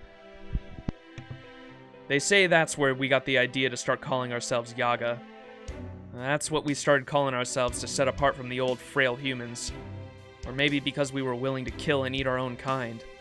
Anyway, now you know why we're called that. It reminds us so we never forget what we did. Somebody named us Yaga for a reason, so when you get right down to it, we really aren't like you guys. No, maybe not. We are weak and frail, which is why we banded together. To be honest, I feel rather at home among this Yaga society, except when it comes to the children. I have no problem with grown-ups fighting and eating each other, but children? You always did like kids. I see you're still you, alter or not. That is none of your business. Maybe that's why the other Yaga accepted you as their boss. A new blizzard began at nightfall, and it never stopped. We ended up waiting in the cave overnight. Even when morning came, it was only marginally brighter out than it had been at night. But for a Yaga like me, that light was more than enough. After all, I could still clearly make out Max as he was sleeping in the dimly lit cave. He still had his eyes closed, but he was quietly talking to Mash's projection. Even I didn't feel right listening in on that. Besides, I could tell from his expression that they were talking about anything important, let alone me. They weren't talking about anything important, let alone me. Adelante, though, she had her eyes closed, but I was pretty sure she wasn't actually sleeping. Just turning and looking at her for a bit made her furrow her brow. I turned away pretty quickly. If I'd kept looking at her for just one more second, I'm sure she'd have opened her eyes. Adelante's no Yaga, but she looks more like one of us than she does humans. That's probably why the Yaga trust her. She's only a little bit different from us. That's not true for Max, though. It isn't just the way he looks. There's something fundamentally different about him. A long, long time ago, I left something behind that I just couldn't take anymore. It nags on me now, just a little bit, like a tiny thorn jabbing in my chest.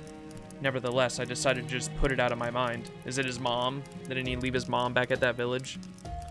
To close my eyes, fall asleep, and not think about anything.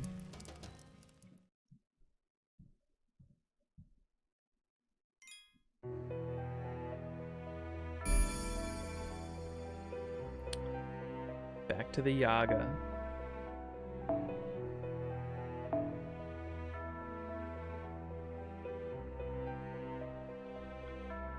I'm assuming this is that village with the naked servant? According to the map, there's nothing but ruined old villages up ahead. You sure we're going the right way? I am. The blizzard seems to be getting stronger than usual today. Maybe that's why our comms keep cutting out. At Chaldea, we could stay in contact no matter how far apart in time and space we might be, but now... Are you alright, Master? I can feel my breath turning into ice.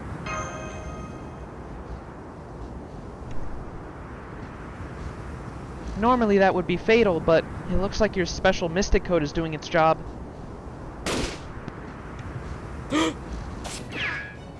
She blocked it. Huh? Who goes there? Oh, is that Billy the kid? That's what I want to know. What are you doing in this dilapidated old frontier town like this? I'm afraid with a storm like this going on, I've got no choice but to take a few pot shots. I could have sworn he was aiming directly at us just now. I am Adelante, hunter of Greece. I wish to speak to your leader. I ain't got a... What's a voice? That's the Yaga's voice. It's a voice I can do for Billy the Kid. I ain't got a damn thing to talk with you. Well, we do. And we are coming your way, whether you like it or not. Fine, then. You want to come over here? Be my guest. But I'm gonna see what you're made of first. Let me introduce myself right and proper. Name's Billy the Kid. Get past me if you can. Here we go.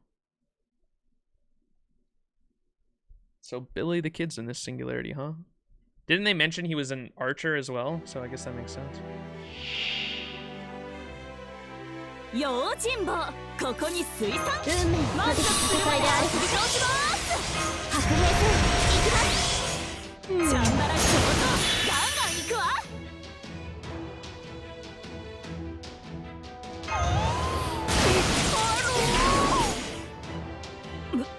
豪快にひらめきショータイム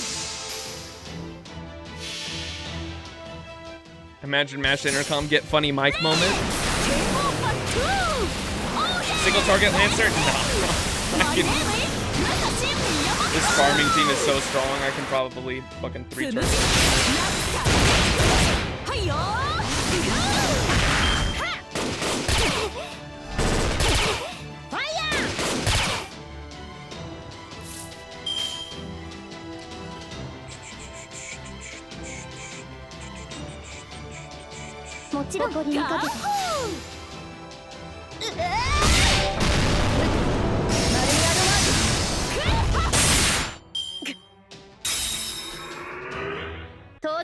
There we go. Not bad. They mention somewhat similar to Adelante and Naked. Yeah, this one's not naked, so question mark?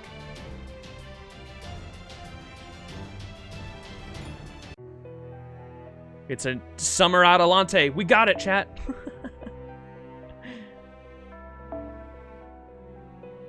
She finally appeared.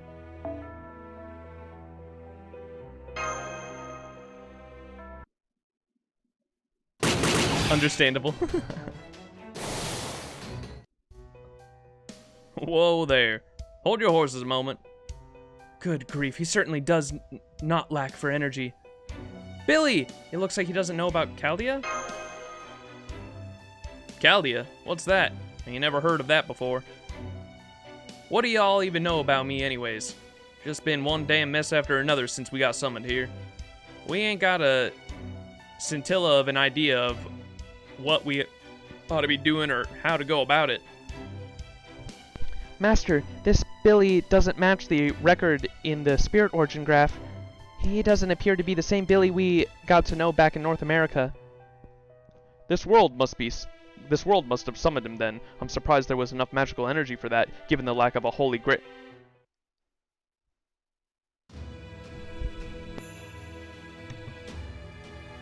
No, wait. There's no reason to assume there is no Holy Grail here. That would be nonsensical. The very fact that there are servants without a master proves that there must be a Holy Grail here, or something equivalent to one. If a Holy Grail does not fall into human hands, it acts as a neutral source of magical energy, one that simply reacts to the world it finds itself in which case, it would be perfectly sensible for it to respond to humanity's death throes by summoning servants to counter the source of that trouble.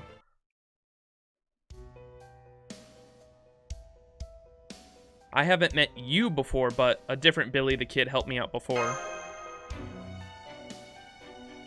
That's so. Well, afraid I'm the only me I know of. Now then, hey Berserker, that hunter lady's here. And she's got a human and some other servant with her. Ah, she's finally here. Huh? Alright, me and you'll do this together. Oh, Beowulf. Wasn't he was in America as well. Why are we getting all the American servants? Hey there, didn't know we were back on speaking terms. Beowulf! Who Who are you? A human? No, you must be a servant. And you must be a mage. So you're the master, huh? So you, the mage working for Ivan the Terrible? Uh-oh. No way, I'm the master of Chaldea. Chaldea, as in the Stargazers? Seems to ring a bell. Maybe, maybe not. Damn it, my memory's been messed up since I got summoned. Can't even remember anything about myself.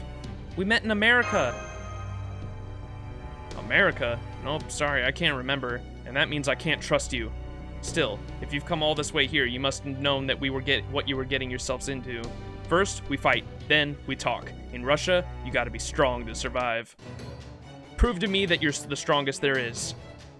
I see. Alright, let us do battle. Adelante? Trust me on this, Master Mash. He's no ordinary warmonger. I am certain there is a method to his madness. Got it. Good. Now, since you've got two on your side... Oi, Billy! Alright. If we're doing this, I ain't gonna hold nothing back. You wanna earn our trust? Then my 6-shooter will determine whether you're worthy. Here they come, Max. I trust you are ready to meet them. Beowulf. The sexy wolfy boy. I just picture like a pug in a bee costume. Beowulf. How do you say it? Beowulf? Beowulf? Isn't Beowulf a king in Europe folklore? I don't know what the fuck he is. They probably explained it in America and I fucking forgot. America was so boring for me. As soon as I saw that they made all the presidents into a single fucking servant that had a lion for a head, I was like, what the fuck? I checked out after that point.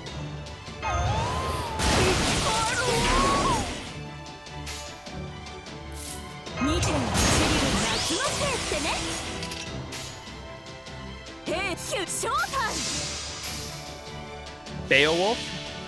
That's a weird way to say it. Beowulf. Oh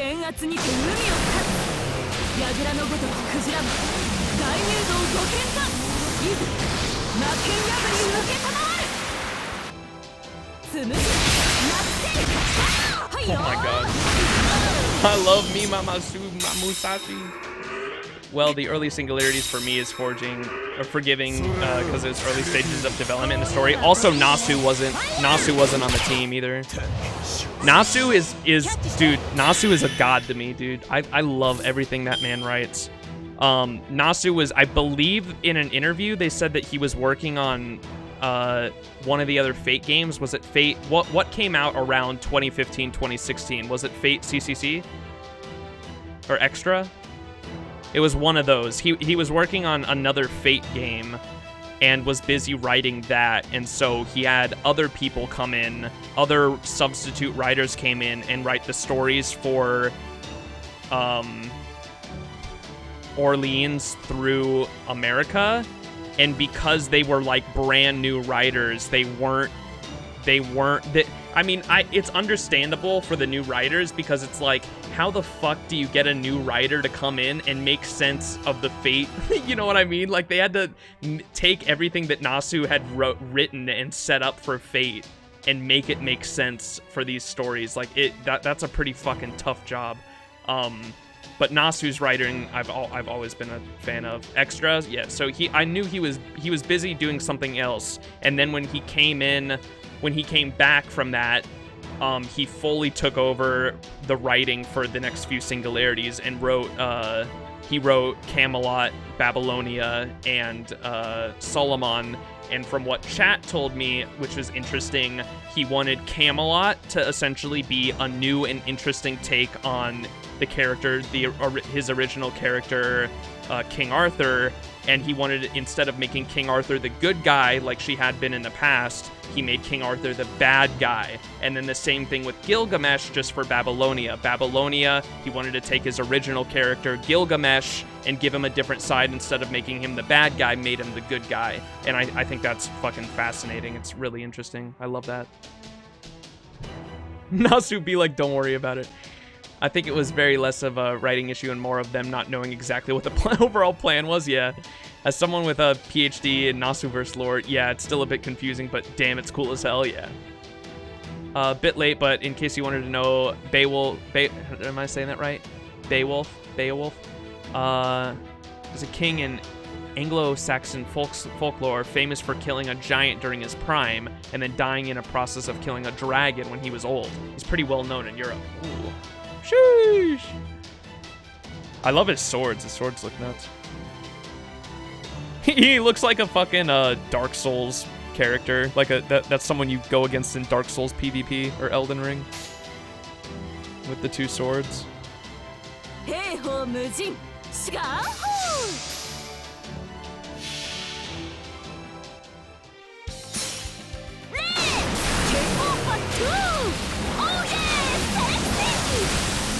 is Musashi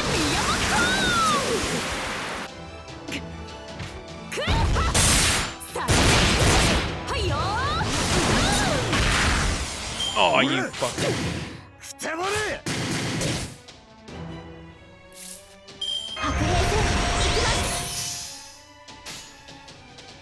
やりますな。急ぞ。ここでまっすぐ。はあ、鐘の音が聞こえる。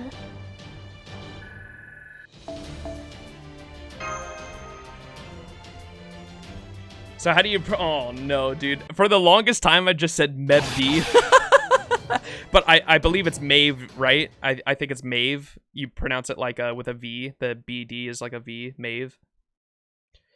Because turn out the pronunciation of her name is Mev. Yeah, Mev. Or Maeve. Something like that. Yeah, that I only got that from just watching other content creators. There we go. That ought to do it. Phew, you guys are good. You see Yaga? These guys' strength is... You see Yaga? These guys' strength is the real deal. Anyone got a problem with them? Nope. Not here. Not at all. Great, now we should be all set. Welcome to the Thugs Village. Come on now, we'll show you the way. Good grief. So what is this all about? So that's what this was all about. The Beowulf training arc. Already showcasing why this Lostbelt is peak.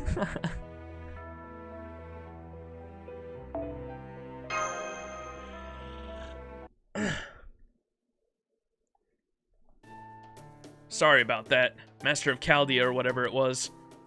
How about we start over? I'm Beowulf, and that's Billy. We're just a couple of wandering bastards who got summoned here about 3 months ago. We didn't have a master, or even the faintest idea of what the hell was going on, besides the fact that it's ungodly cold here. After wandering around aimlessly for a while, one thing led to another, and we ended up becoming guards for this village. Well, leaders, really. I can't believe 2 rogue servants survived out here for 3 whole months. Still, you both appear to be from proper human history. Why did you challenge us to a fight? We had to prove that we were strong, or the Yaga outside would have never accepted us. Even with their bosses vouching for us? Trust me, they're stubborn as hell. They wouldn't have believed it even if they hadn't seen it for themselves. Here, have some coffee. Or well, it's broth made from beans that look a mite like coffee at least. I added a bit of sugar, so it'll taste better than it looks. Just a little something in the way of an apology for that testing business out there. Reckon we got a little carried away seeing other humans. Well, servants and a mage beside us. Yep. Hell, I was downright euphoric. Sorry about that, lady. Do not trouble yourselves about it. In truth, I am positively elated that I was not the only one that the land called here. I cannot believe you made coffee here. What a particular taste. It tastes like spiced apple, and yet there is still a distinct coffee flavor to it. Ah, this hits the spot. I feel much warmer. Ain't that the truth? Seems these Yaga are just as keen to eat a good meal as any of us humans.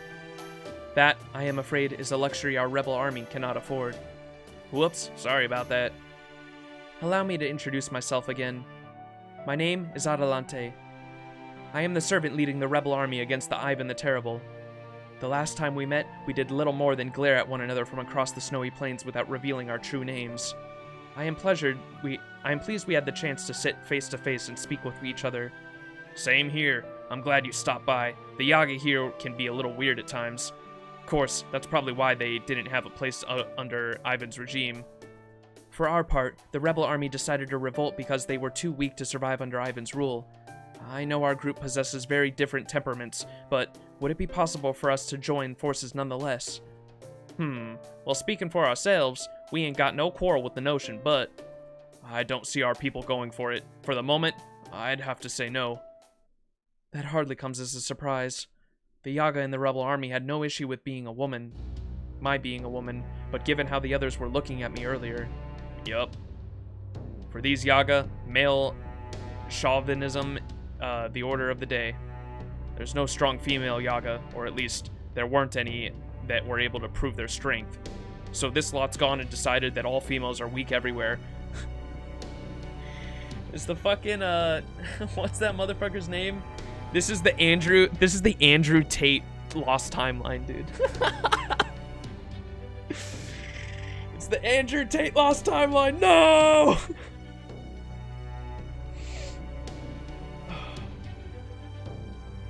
The real final boss of the Lostbelt is Gudako.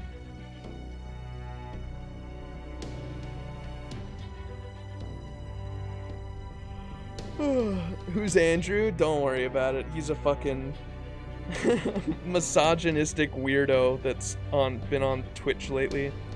He's got like a pyramid scheme going on. Just, I don't know. If you don't know who he is, it's probably best it stays that way. Fuck.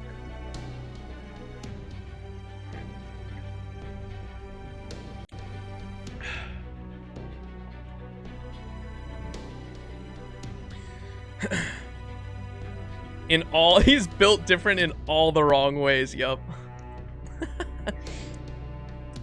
So, this lot's gone and decided that all females are weak everywhere. What drivel! Both men and women are equally capable fighters, so long as they are well trained. Yaga may not die from extreme temperatures or excessive blood loss like humans do, but they are just as vulnerable to having their brains or hearts destroyed as we are, male or female. You wouldn't die from losing a lot of blood, Patsy? Oh, right. I guess you humans can die that way, huh? If you sever a Yaga's artery or the like, our blood vessels just reconnect themselves. If we're losing blood, we just produce more automatically. So you humans die if one of your arteries gets severed, huh? Sounds rough. That reminds me. On our way here, we saw some Yaga who had been cut to pieces. Was that your doing, Beowulf? Cut to pieces? I don't remember killing any Yaga recently. Besides, my sword's practically a club, really better for pounding than slashing. The Yaga have been passing around a story about a human killer. Sounds similar if you ask me. Killer? Right. There was an urban legend of sorts going around sometime after we were summoned here. Says there's someone going around cutting down Operniki and Yaga alike. Whoever it is happened to save one of our guys at one point, and he said they claimed to be from Chaldea. Chaldea? That is your organization, is it not, Max? Do you have any idea who this person might be? Not a clue. Well, they may not be our ally, but if they are killing Operniki, they are no friend to the Tsar either. Anyway, getting back on track. One of the problems is that these Yaga put way too much importance on being strong, but that's not by any means the only problem. They think it's only proper for the weak to serve the strong, or for those who are big and tall to look down on those who aren't, so to speak. Been telling them that ain't the case, but calling them slow learners is giving them too much credit. I've been ambushed more times than I care to count. Of course, a few rounds to the knees and bullets settle them down. See, Yaga are more than a bit tough to kill. The whole reason these Yaga have been to accept us as their leaders is because we keep beating them on one-on-one duels. And since you guys held your own against us, they'll accept you too. Surely we'd love to get the hell out of this place ourselves, but we can't. We know what would happen if we did. I see, these Yaga would turn to banditry. That's the big problem? That's the big problem. You guys must have run into bandits a few times by now, right? Well, they used to be part of our group. And there's bound to be some Yaga out there who aren't going to be happy about you killing their friends. You mean, you knew Yaga had turned to banditry and you did nothing to stop them? No, that ain't the way of it. When Beowulf and I took over here, some of the Yaga got it into their heads to defect. Said they wouldn't let no humans lead them, and they'd rather join up with the rebel army. Never entered our minds they'd set upon other settlements and steal food. We're awfully sorry. They must have changed their minds after seeing us. They probably wrote us off as a group of weak, disenfranchised Yaga led by a human female. It's my fault for not stopping them. I'm sorry. What is done is done. I cannot accept you to keep track of those who have defected from your command. Still, given everything you have told us, it does seem that joining forces would be fraught with risk. My settlement is home to not only women who have never seen combat, but also children, the elderly, and those suffering with various illnesses. There would inevitably be a great deal of discord between the two sides. Exactly, so how about this? Instead of joining forces, we forge an alliance. That way, there shouldn't be a problem. So we would each carry out our own risks, our own tasks separately, but work towards the same goal? Yes, that would be better. We may not be able to coordinate our plans of attack, but we could at least avoid getting in each other's way. How would we communicate? Well, what about that lovely girl of yours who pops up and chimes in every now and then? Can't you people at Chaldea or whatever it was do something to keep us in touch? I'm sorry. Right now, the Shadow Border is the only capable of communicating with Master. What do you think, Da Vinci? Let's see. Looks like we had some comm devices back in America. Oh, I even made a note saying how much easier they made things. We don't have anything like that right now, nor the materials to make them. Plus, this world doesn't really work by the rules we're used to. Unlike proper human history, it's just too stagnant here for magical energy to reach around the world so readily. It's safe to communicate with Max since he's a Chaldean master, but any other transmission could end up getting intercepted. Sorry, but no dice. Gotcha. Well, that's a real shame. Suppose we can always use demonic beasts we domesticated. You mean you've domesticated a demonic beast here too? Course. Well, wasn't my doing so much as a mage's,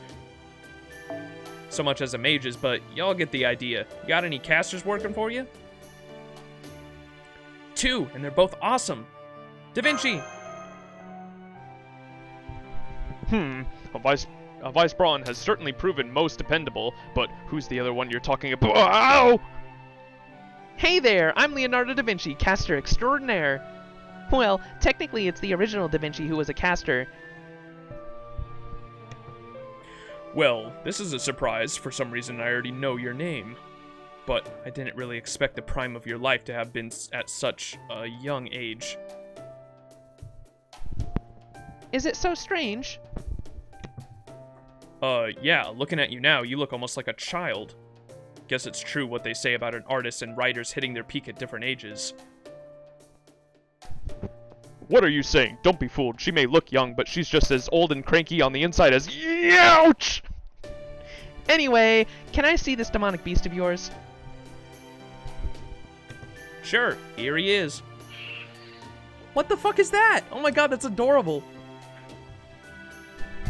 It certainly is an unusual-looking creature. Even I've never seen anything like it before. He could be a species that went extinct in our world. That aside, he's certainly... obscenely adorable. Right? He's a real cutie.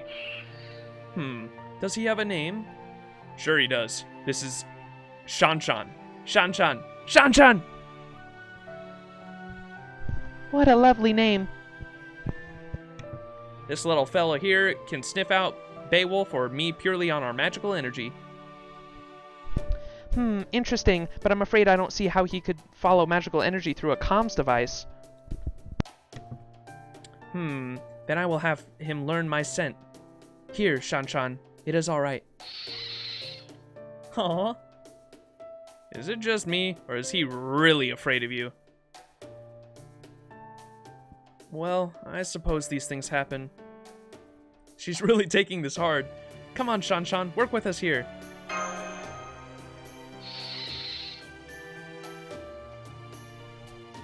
I don't think that's going to work. Well, I have killed many of his fellow demonic beasts. I suppose it's no wonder he's frightened of me. What about me?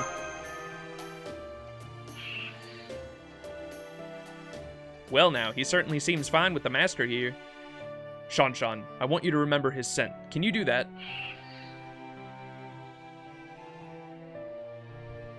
He's shaking his head. Aha, I see. Okay, I understand. Adelante, he can't learn your scent because you're too similar to demonic beasts. As far as Shanshan's concerned, you're more of a predator than a friend. I see. Well, if that is how it is, then there is nothing I can do. As for you, Master of Chaldea, that mystic code of yours seems to be masking any magical energy he might use to track you. But, of course, you probably can't survive out there without it. And since Shanshan can't track Yaga scents... Yeah, that rules me out too. I suppose that doesn't leave us much choice. Well then, I've come to the decision. I'll go with them. So what? You're just gonna pawn these guys off on me? Putting down roots ain't really in the cards of outlaws like me. Besides, you're a king. The heart of it is that I got a feeling we servants were summoned here to fight this Ivan the Terrible. Of course, that's true of you as well, Bay. But you got other But you got other things to keep you here.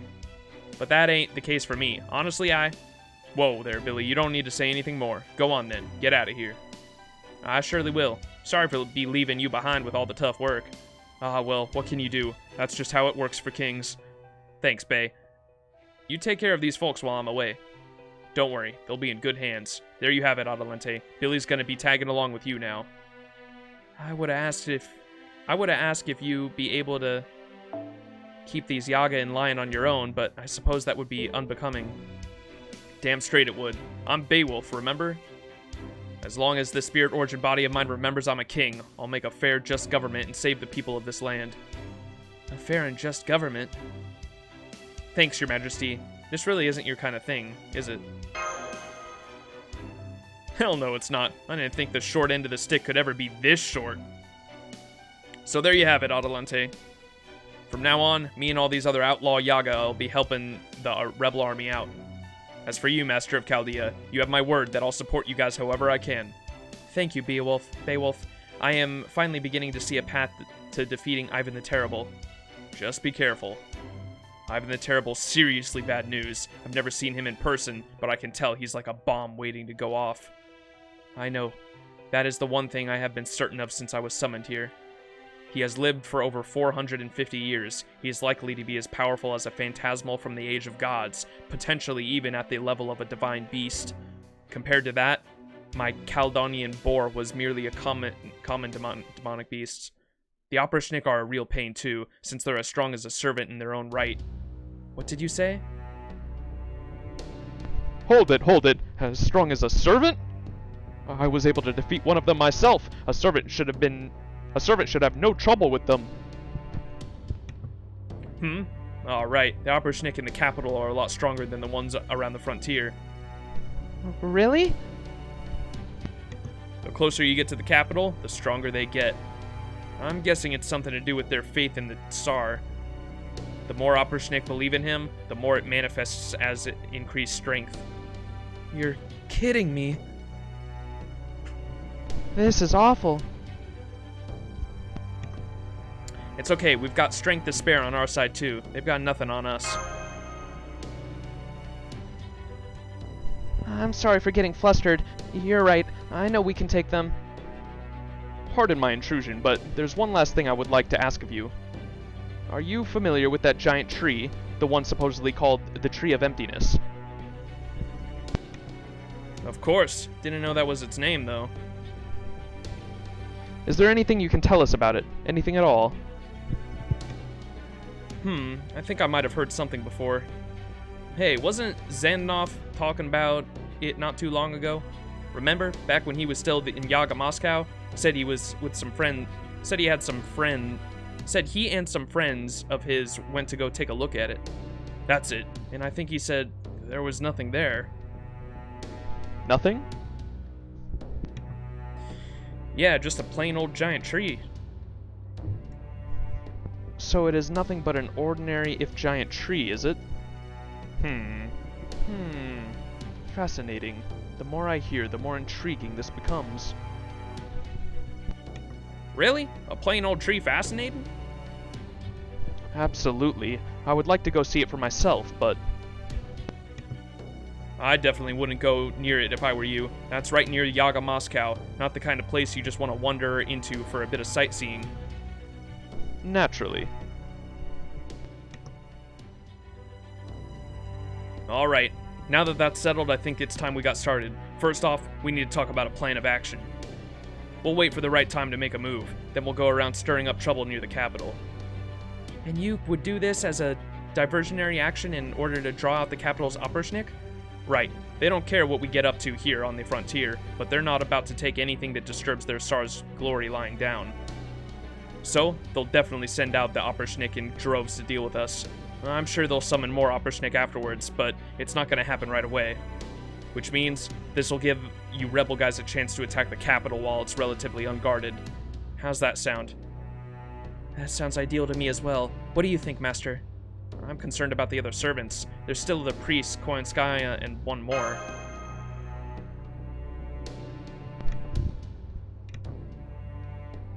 You mean the 3 servants who attacked Chaldea?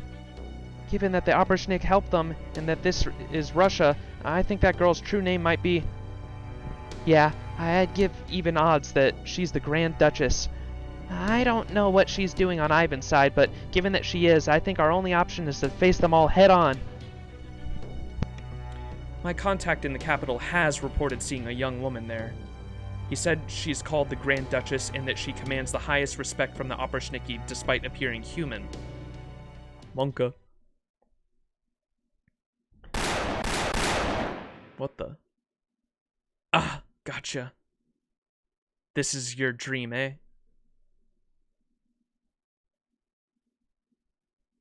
What the fuck?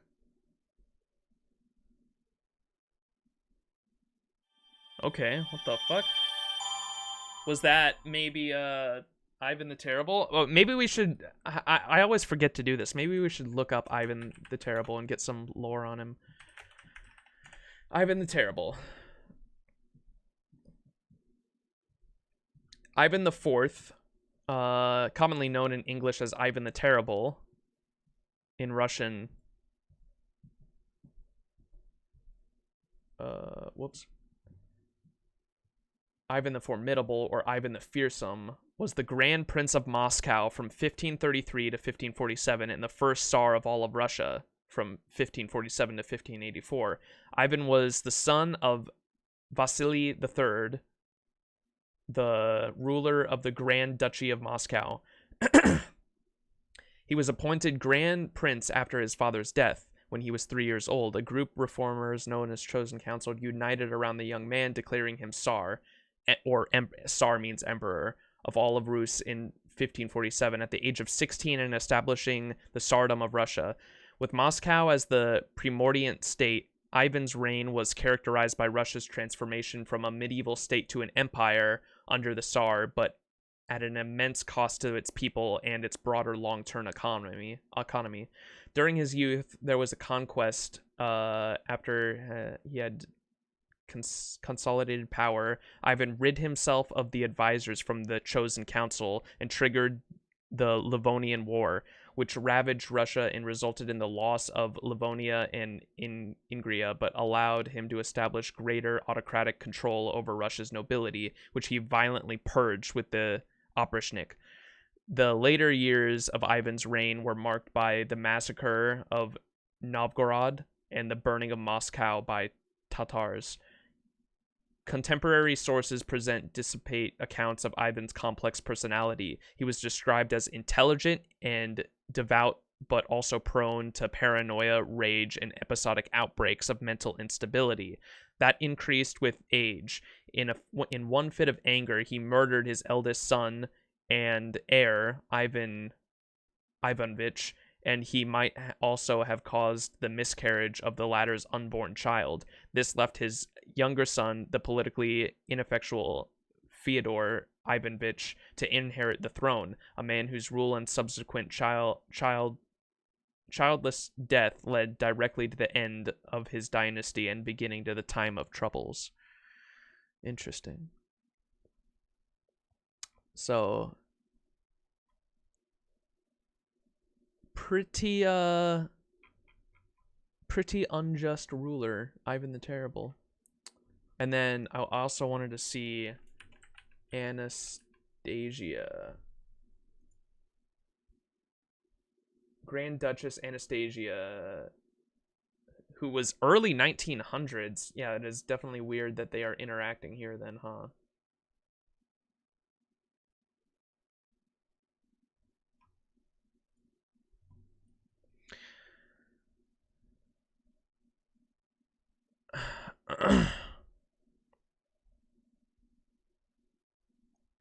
It's a yeah, don't spoil, but I'm about to read Anastasia's backstory myself here. I see that she got executed, so oh well. Yeah, be careful on spoilers. At least it wasn't something huge. Grand Duchess Anastasia, Nikolavenia of Russia, hopefully I pronounced that right. I'm sure I butchered it. Was the youngest daughter of the Tsar Nicholas II, the last sovereign imperial. Oh, okay, that's interesting because I know about the Russian Revolution and how they got rid of the Russian Revolution was what led to Russia not having they got rid of, fuck, what would you call that? What's the type of government where like a royal rules? I'm spacing on it at the moment. A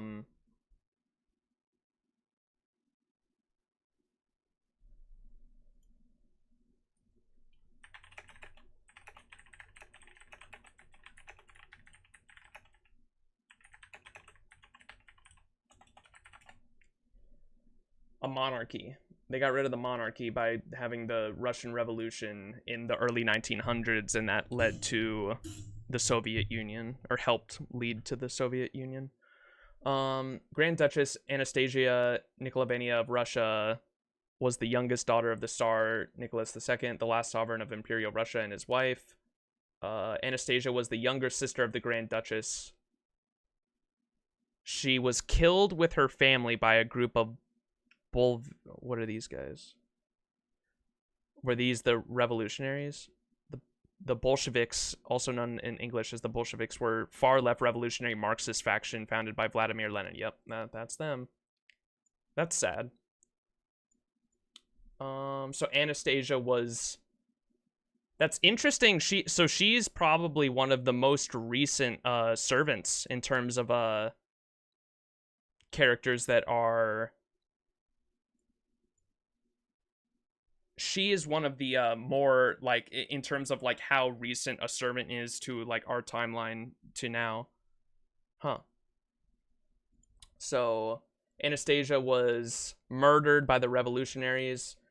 Persistent rumors of her possible escape circulated after her death, fueled by the fact that the location of her burial was unknown for decades of after communist rule. The abandoned mine served as a mass grave near... I cannot pronounce that, which held remains of the Tsar, his wife, and 3 of their daughters.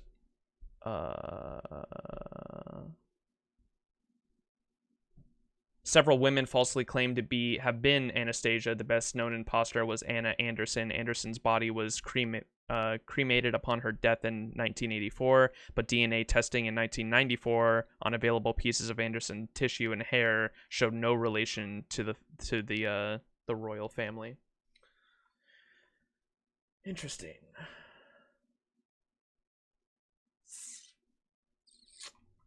Other stuff: appearance and personality, early years, association with Grigory Rasputin, World War I and the Russian Revolution, captivity and death.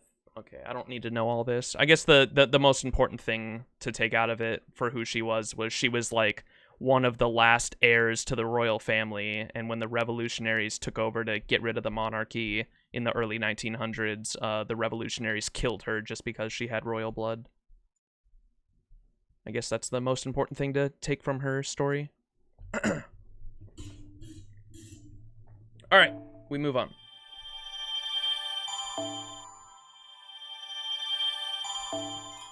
That's surprising for how recent she is, considering like most servants are like hundreds to thousands of years old. She's like only a little over 100 years old in terms of our timeline. She died in 1918. Hope the stream is going well. I'm at work. Have a good stream, my guy. Thanks, Anarchy. I appreciate you. All right, Eyes of a Monster. Section 10.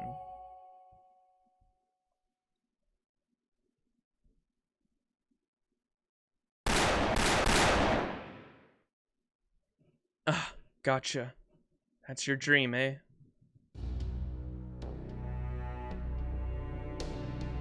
Pain that grows more terrible with each passing moment, unfathomable bewilderment, fear that threatens to swallow you whole, and above all, complete and utter loathing for the soldiers who looked down at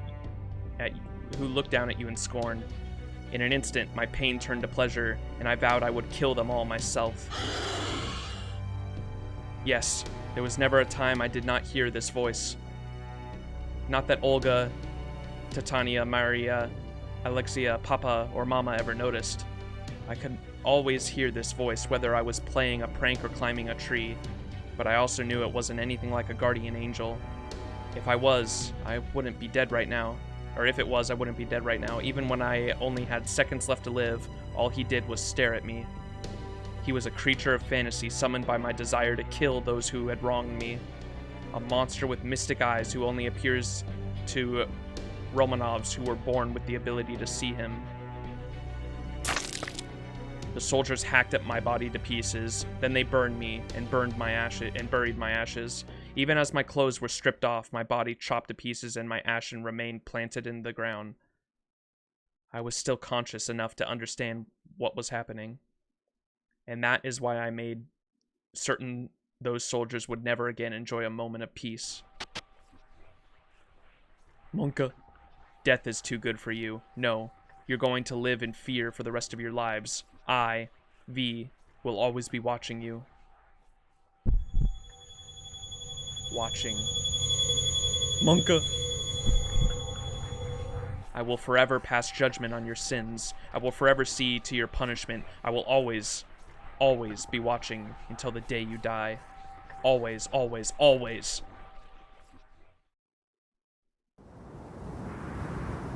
Oh, damn it. Gray skies, a world without light. I've never known anything else. Did I wake you? I wasn't sleeping. I was just dreaming. Is there a difference? Huge. It's the difference between your mind and being shut off and your mind changing gears. Dreams have long since abandoned my sleep, and now I no longer need sleep. That sounds just like it is with servants. So, what's the occasion? Did something happen? We received a report from the Oberschnick we sent out to the frontier. It didn't have much to say, but it did mention that they had burned down one of my rebels' army storehouses. That should make things more difficult for them. And then there's servants who aren't with the rebels. We should figure out what to do with them soon before they think to challenge the Tsar's glory. We should be able to handle them together. The Metropolitan can take care of things here in the meantime. Then it's a date. I'll go get ready. What do you need to get ready for? Just go like that. You really don't know how to treat your servants, do you? You're supposed to send me off with a smile. Lay off. I'm all about efficiency. There's no other way an ordinary guy like me could ever catch up to a genius. The only way to beat someone who understands efficiency at a practical level is to dream up something even more efficient. I see. In that case, come help me get ready. That will be more efficient than simply waiting around. Yeah. And stop answering me like some lazy soldier. It makes me feel like cursing you. Alright, Anastasia. So, what is it you want my help with? I want you to help me choose which coat I should wear.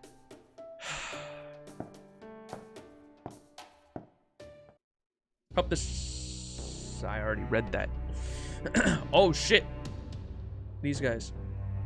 What an innocent, heartwarming sight. It was like watching them dance a waltz on top of the thinnest of ice, where one crack could send them tumbling into the abyss. I guess it just goes to show that the Grand Duchess is a good match for our timid Kadok. A boy weakened by his reluctance to give up on anything, and a girl empowered after giving up everything, huh? They are quite the pair. Each makes up for the other's shortcomings. Even I can't think of a servant and master that are better suited to each other. Which is why you really should stop stirring them up just for your amusement, Koyanskaya. As the Tsar's aide, I can't overlook this any longer. Oh my, I didn't know you were so patriotic. Does it pain you to see your beloved homeland so messed up?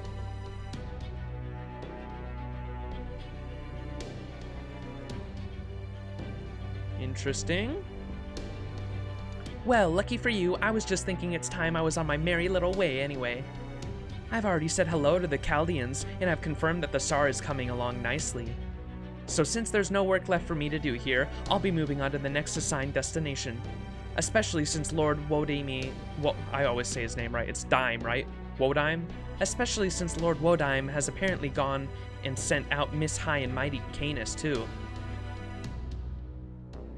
Oh, that's right, that's that one that he sent off in the prelude. By all means. What'd she say? So since there's no work left for me to do here, I'll be moving on to my next assigned destination, especially since Lord Wodime has apparently gone and sent out Miss High and Mighty Canis too. By all means.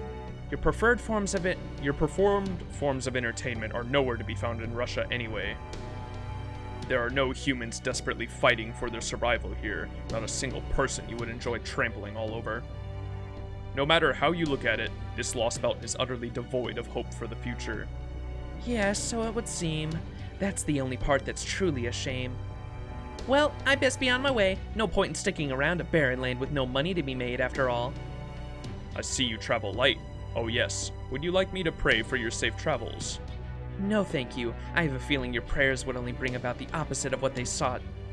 Well, here's to doing business again. Remember, when you want to get rich at others' expense, or want to be happy no matter who else it might hurt, make sure to call the NFF services. We make all those sort of dreams come true. Heh, rats. I believe she called them. It takes one to know one, as the saying goes. You should learn to be mindful of the dangers that lie in your path, Koyanskaya. As things stand now, you may as well be a rat fleeing a sinking ship.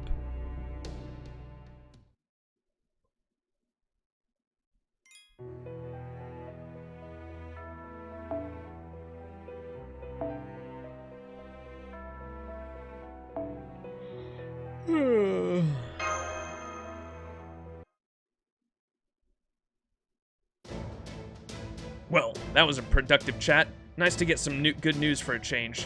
Alright, Billy, you take it from here. Sure thing, Beo. Hope we meet again down the road. Beo? Where are you off to, Billy? Oh, I'll be riding with them. Beowulf will be running this show from now on. What? You're joining the rebel army? Sure I am. I know you don't hold humans in high esteem, but there's heaps more to them than you think. Servant or no, I'm still just a good old-fashioned human. Suits me right to rebel with the rest of them. See you around.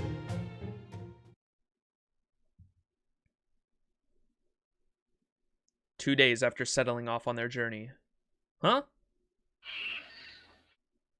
Shanshan's trying to tell us something. It seems there are demonic beasts nearby. Are you ready, Patsy? Yeah, I know the deal. Time for some fresh meat. Hey, that could be your catchphrase. Sometimes I have no idea what you're talking about. Well, they ain't exactly delicious, but there's plenty of meat on them. All right, what do you say we rustle up some grub for the rebel army? Here we go. A reason for a fighting node. Let's go. みんなついてきて。水のうちに準備し。水のうちに準備し。チャンバラ上等。ガンガン行くわ。兵法無尽。もちろんお見せしましょう。レー。ケンゴーバットゥー。オーケー。セクシー。My name is 武蔵宮本。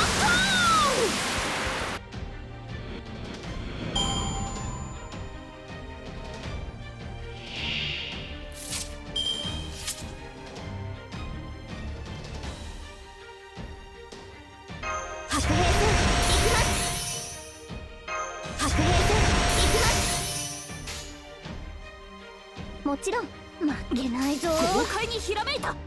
ここでまっすぐ。ここでまっす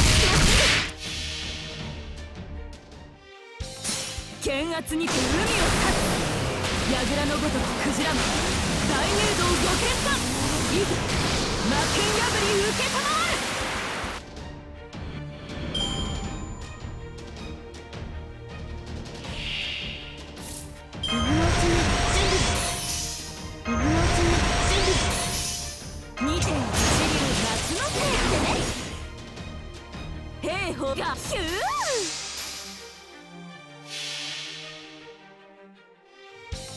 剣圧にて海を断つ櫓のごとくクジラマン大名道御剣かいざ魔剣破り受けたまわるありがとうございます。皆さんのおかげです。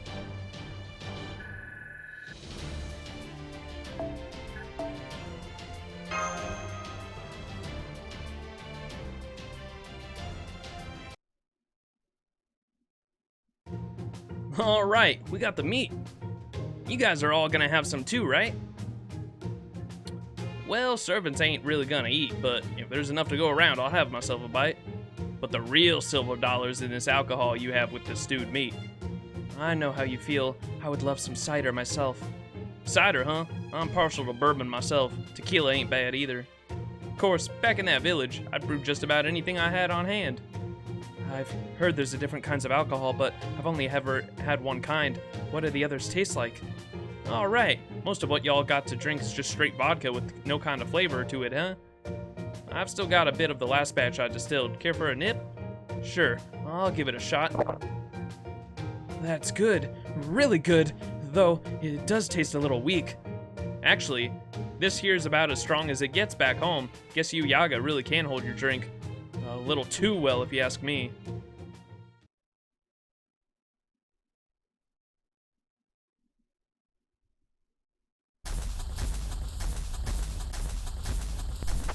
We should be there soon. No signal fire. It seems things kept running fine even though we were gone for quite a while. Are we riding on golems? Oh no, a vice brawn. That's right, he was holding down the fort. We're back! Open the gate! Welcome back, boss. I see you've returned.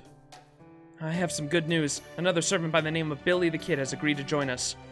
Howdy! You must be a vice brawn. Billy the Kid. Nice to meet you. The pleasure is all mine. Unfortunately, I'm afraid I must greet you with some bad news. Oh? What is it? We are on the verge of running out of food altogether. Bum bum bum!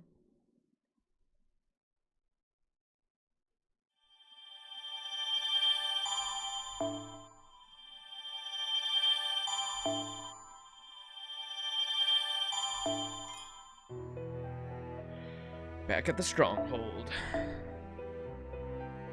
Time to go hunting.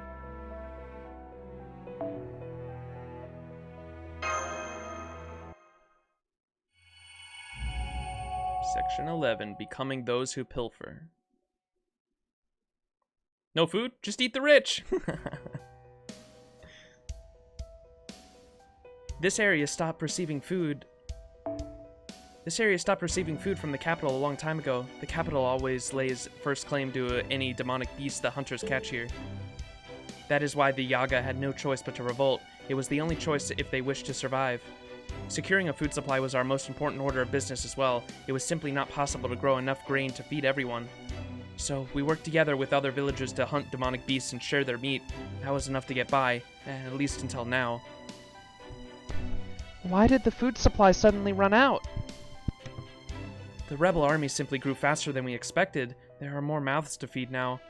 We have no right to turn anyone away after all. A lot of youngsters around here. Ever occur to you to turn them away, Adelante? No. Their mothers and fathers have been vowed to fight to ensure their children do not go hungry. That system, where the weak are left behind to die, is precisely what made them wish to fight against it. As such, the rebel army is honor-bound to keep children alive. Can't say you're being exactly objective about all this, are you? No. Hell yeah, that's great. Sure am I glad that I decided to sign up with y'all. That aside, even as matters stand out, our food reserves should have been sufficient to keep us fed for some time. Ah, you mean that storehouse? The storehouse? It should be alright to tell you now. We had a hidden storehouse that only a select few of members knew about. You're speaking in past tense. I'm gonna venture a guess that it ain't around no more? That's right.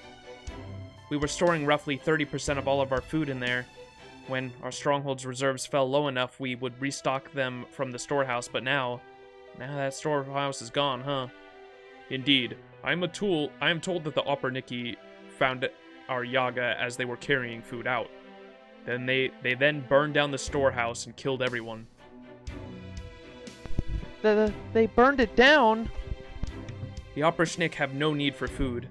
No matter how much the rest of the country is starving, they will always favor the Tsar's glory above all else. I see. Then they are almost certainly Ivan the Terrible's noble phantasm, as we suspected. But then, how could he maintain his noble phantasm for all hours of the day like this? To do so would consume an incredible amount of magical energy. No, that can't be right. The law of equivalent exchange simply wouldn't allow for it. A Vice Brown? Ah, my apologies. First, we need to resolve our food supply problem, don't we? Right. This may be difficult for a human like you to understand, Max, but Yaga require a tremendous amount of food that can starve very quickly. On an average, a human can go as many as 7 days without food as long as they have access to water. But a Yaga can only last without food for 3 days before they die of starvation. On top of that, the average Yaga requires several times the calories per day as an average human. That is the plight every Yaga faces. If they are to survive in this frozen tundra, they must consume vast quantities of food. I see. That does make sense. I apologize for this example, but it reminds me of a certain species of rat. This rat would need to eat constantly, or it would burn too many calories and die on the spot. Is that really the best example you could come up with?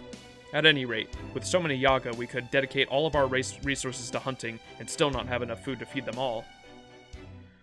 And we have precious little food left before we run out entirely. Alright, how do we resolve this? I had hoped it would not come to this, but under the circumstances, we have no choice but to steal food from the pro-Tsar city of Yaga Smolsk. What? Smolensk. Yaga Smolensk is situated some distance away from both the frontier and the capital, and has relatively few Operniki guarding it. You want to steal food? And from my town?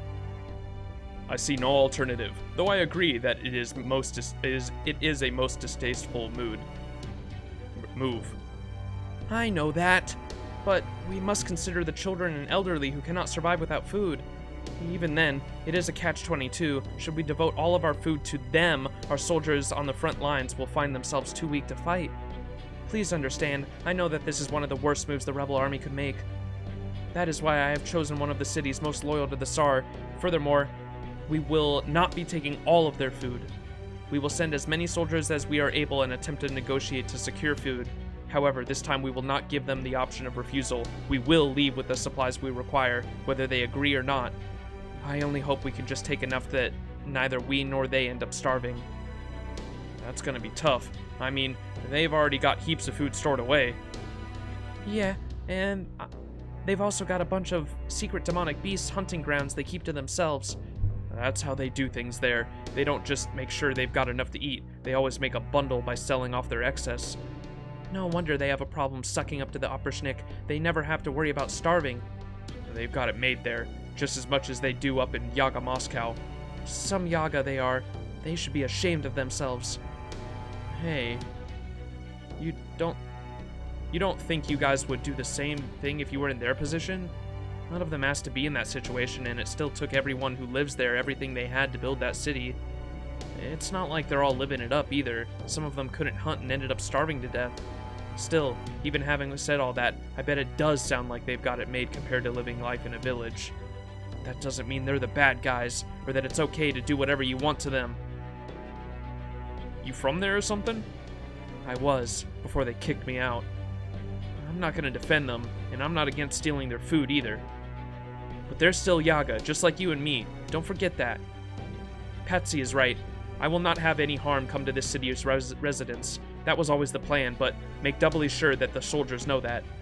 If any of you so much as touches a hair on a child's head, I will fill you with so many arrows that you will wonder when you became a hedgehog. What's a hedgehog? Some kind of demonic beast? Right, I forgot who I was talking to for a moment. At any rate, we will take what we need to survive. No more. If they think us evil for doing so, let them. Our goal is to defeat Ivan the Terrible and to purge the Oprishnik from this world. Once we do that, this frozen empire will finally see dawn. The tides of history will once again begin to move. Soldiers, take up your arms.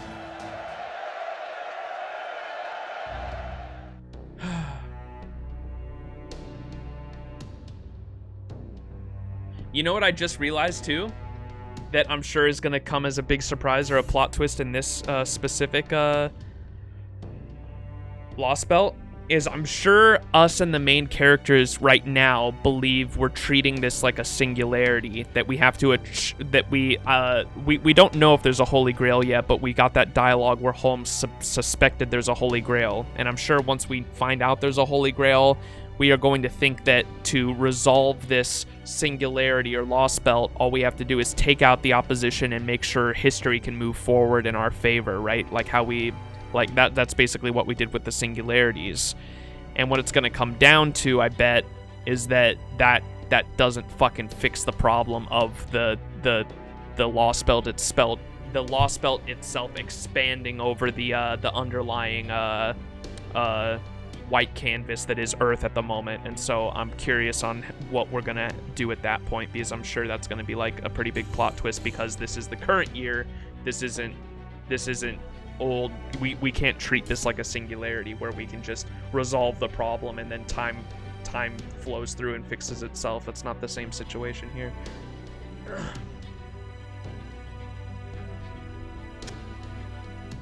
I wonder how he would pronounce monsters' names. It's not good. Anyone who's been in here watching these streams knows that I have horrible pronunciation, but I try to do my best. Good grief. So they're left with no choice but to stage an uprising. Better than letting them starve to death. Besides, isn't this a welcome turn of events for us? Guerrilla warfare is one thing, but we still have far too few soldiers to think about fighting the Oprishnik head-on. As of now, the resistance movement consists of us, the rebel army, and a Vicebrawn, Miss Adelante, Billy, and Beowulf. A Vicebrawn's golems may be something of an equalizing factor, but we still need at least one more capable ally. I know who that is.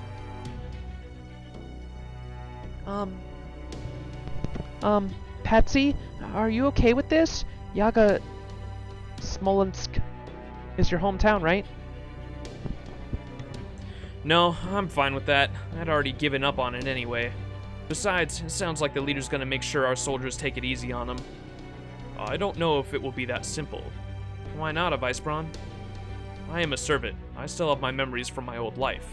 I believe I know a little something about proper human history as well as the history of this world. And the way I see it, I'm afraid there are very, very few instances in all of the time, past and present, where plundering of this sort went on without a hitch. At worst, a squabble could lead to a full-blown massacre. A massacre? But that's... Oh, it's perfectly likely, Mash. Even proper human history is chock full of people who were smarter than me and more powerful than me. Heaps of them did miles worse than anything I'd ever dreamed of. And I think you know just as well as I do.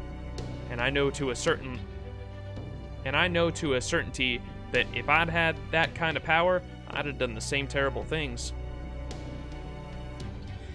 Interesting to see that, what they're talking about, and the parallels to the revolution that happened in Russia that led to Anastasia's death. Just something worth mentioning. Good intentions, notwithstanding massacres, can still occur. And this particular situation will be especially fraught with danger. First of all, the Yaga and Patsy's hometown and the Yaga and the rebel army do not enjoy the same quality of life. And as we saw earlier, the rebel Yaga resent them for choosing stability and for swearing a fealty to the Tsar and his Oprichniki. We cannot be certain that his resentment will not transform this small raid into a massacre.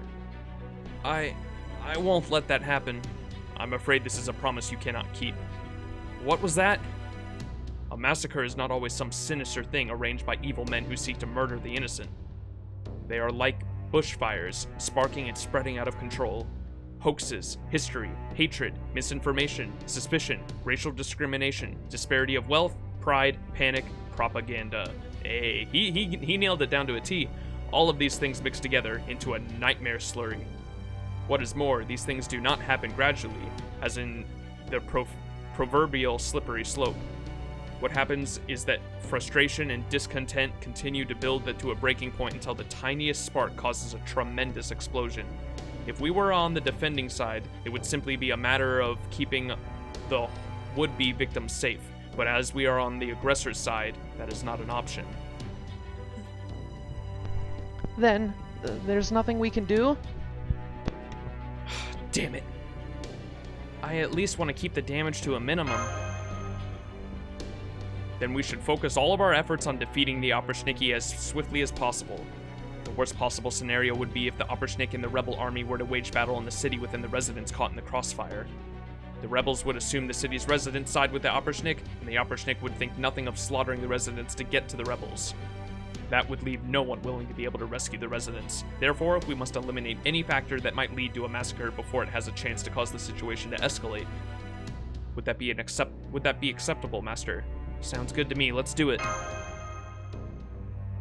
Anastasia deserved better, both the IRL person and the servant. Oh yeah, reading her thing was super sad. Like, I don't disagree with the revolutionaries overthrowing a fucking monarchy, obviously, but at the same time, like, it's exactly what a Vice Braun explained. Like, it was just a bunch of everything what he said. It was he mentioned so many things here. It's hoaxes, history, hatred, misinformation, suspicion, racial discrimination, disparity of wealth, pride, panic, propaganda. All of that led to the revolution, and so it ended up being the revolutionaries had so much hatred for the royal family that there was no difference between them killing the king and killing someone that had royal blood in them, even if it was a teenage girl. They fucking slaughtered all of them. Yeah, it's sad. Understood. In that case, I have a request to make. The rebel army still needs some time to prepare before leaving for the city. During that time, I would like to gather as many materials as possible in order to build a wall. A wall? Indeed, a wall of golems. Pog. They killed her because they were afraid she'll come back to claim the throne and most people would accept her back. Yeah.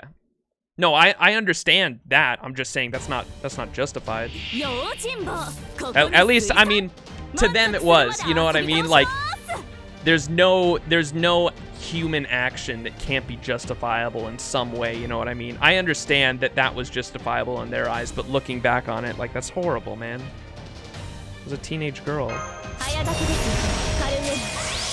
Like, my own morals tell me, like, even the king, like, you don't, like, you would, I don't know.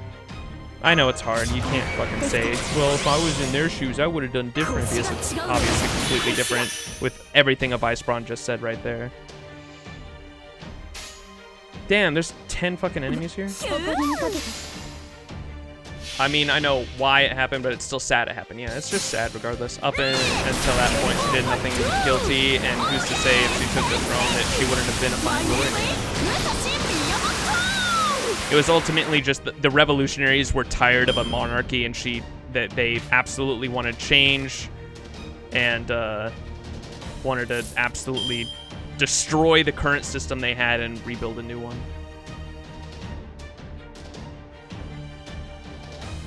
She was the originator of the selfie?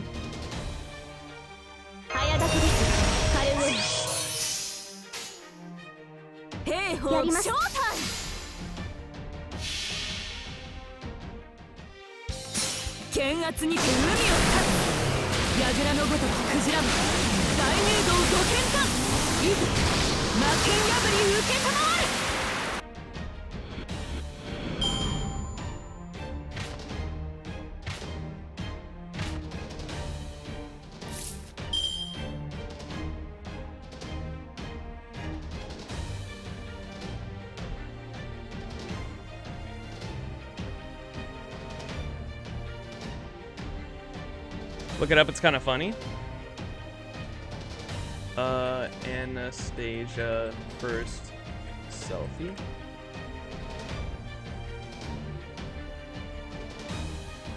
Huh. She looks like she wasn't prepared for the fucking picture. It's silly.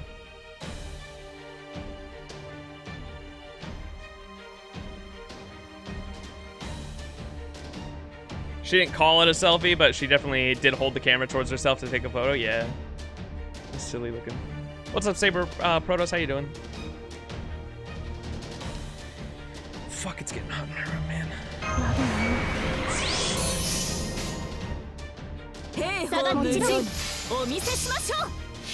Wait, what are we doing right now? We're fighting, or are we just gathering earth essentially for his golem army?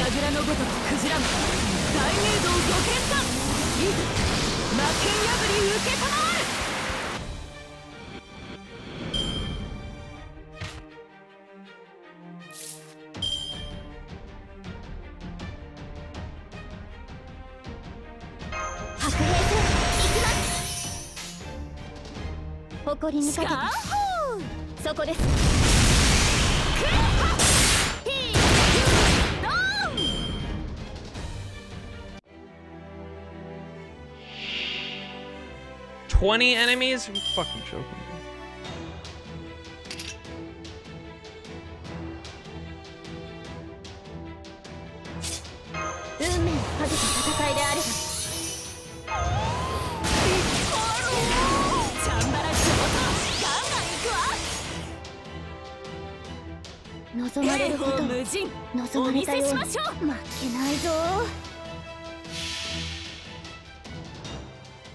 Ruled Anastasia, and wow, she died in 1918, was under the impression that she was from an earlier period. I was too. I was surprised. She's like,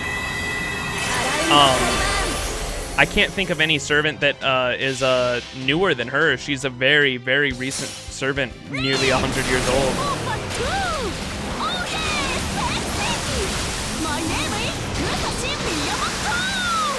Or she died like 100 years ago.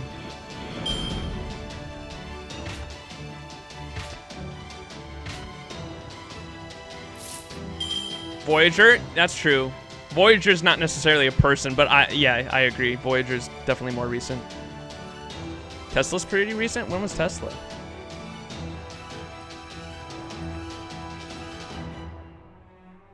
Let's see. 1943, yeah. Tesla's even more recent. That's so weird that Tesla and... I guess they just know about each other. Tesla and what's his name? What's the fucking Prezi King? They're always arguing with each other, even though they're like hundreds of years apart.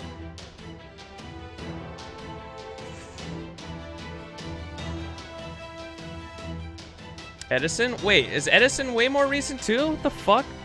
My fucking US history is so skewed.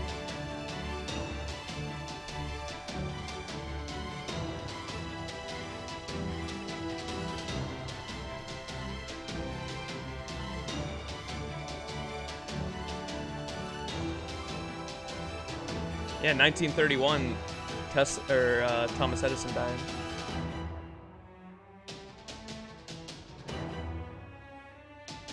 I don't know why in my head I was thinking Tesla was way older.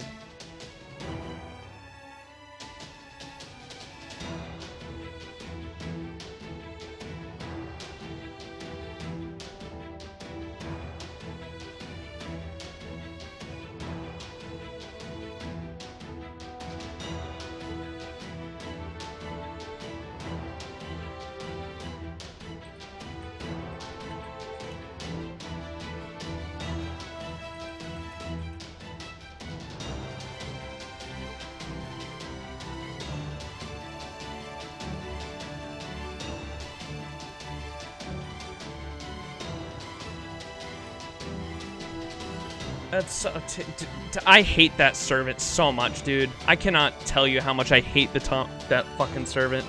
Why? God damn it, dude. That servant has fucked my brain so much.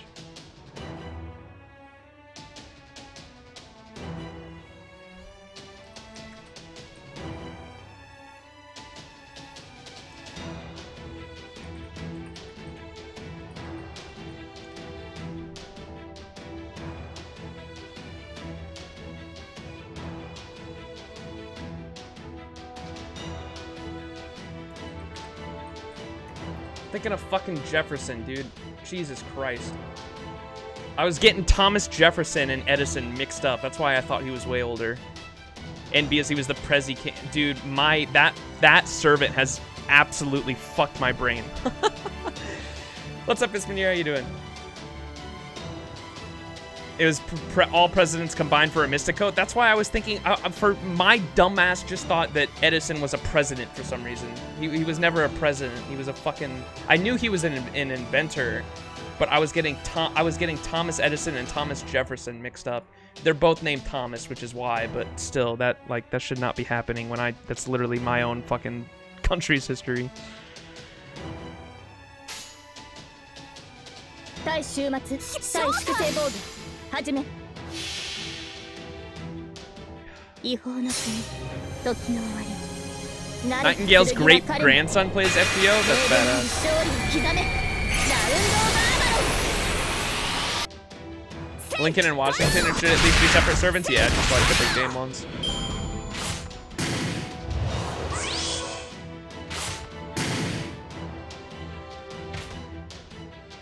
Yeah, the fucking FGO was definitely like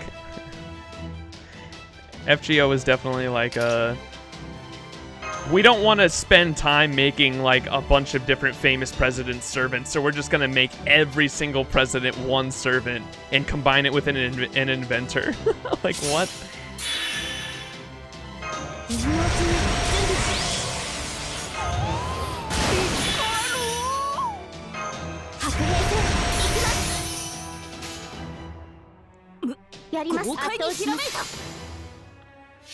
And a lion, dude. Like what?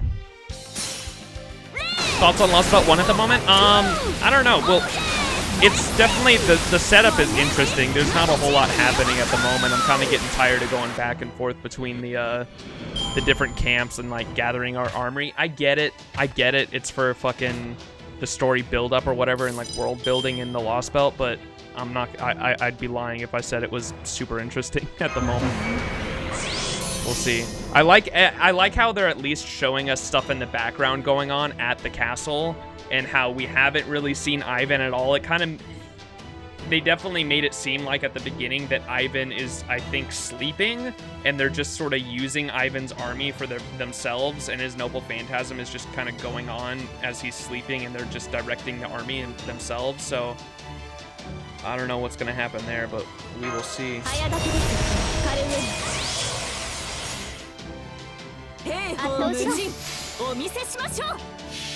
Nightingale's great-grandson got to see her great-grandmother animated as a waifu fighting a giant walking tree that can shoot super lasers. Seems legit. My name is Anastasia. Every president combined, baby.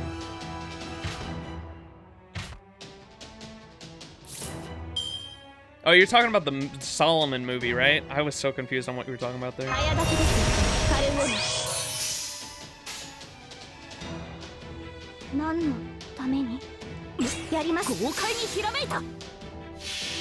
The amount of dojins. それはいつか来る兆しの星。誰に呼ばれるまでもなく、あなたは星をかざすでしょう。アラウンドカイバーン。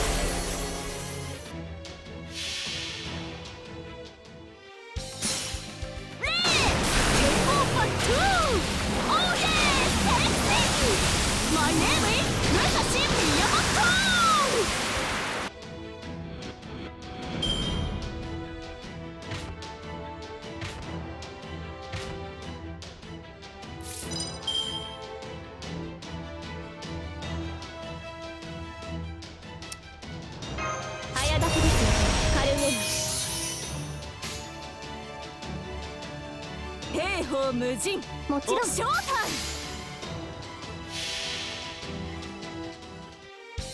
Imagine browsing face over suddenly you're randy to yourself.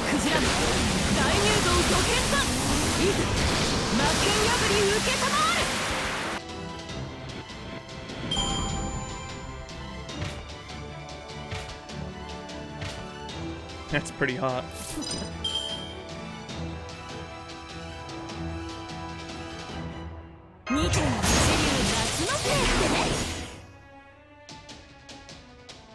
こに圧倒します。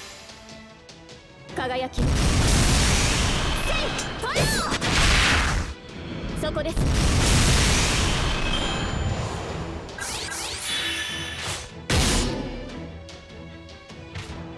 Oh, Jesus. 白兵戦、行きます。こしが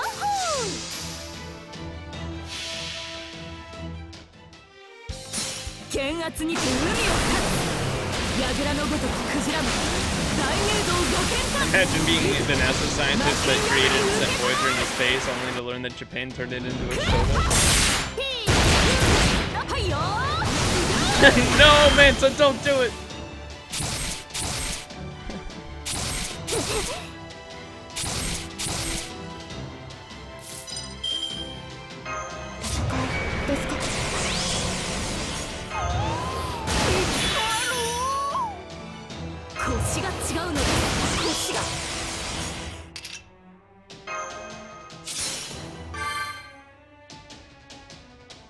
Whoops, I did the wrong one. 大週末誇りにかけて違法の国、時の終わり。慣れた剣は彼の手。 What? 例年なる勝利を刻め。ラウンドオーバ I don't even want to know. ー。輝き。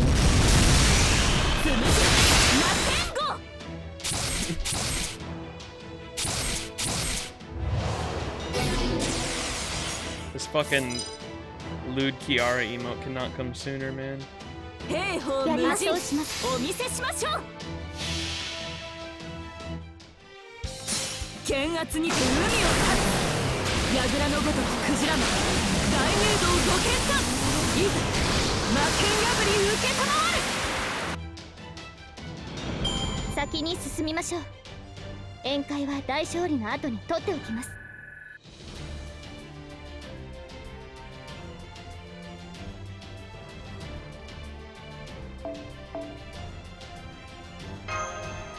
Jesus, that was an annoying node.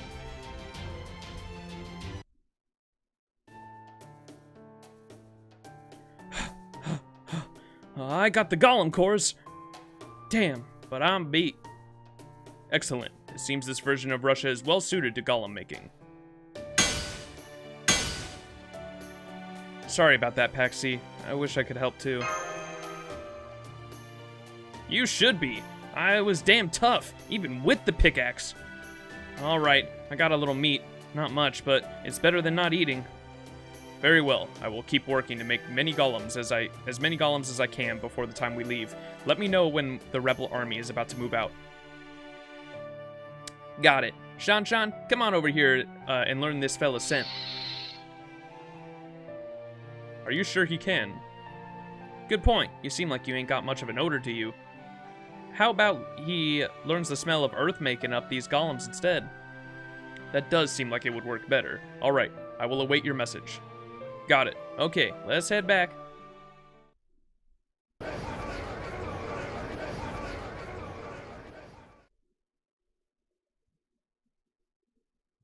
Man, you could almost cut the tension with a knife.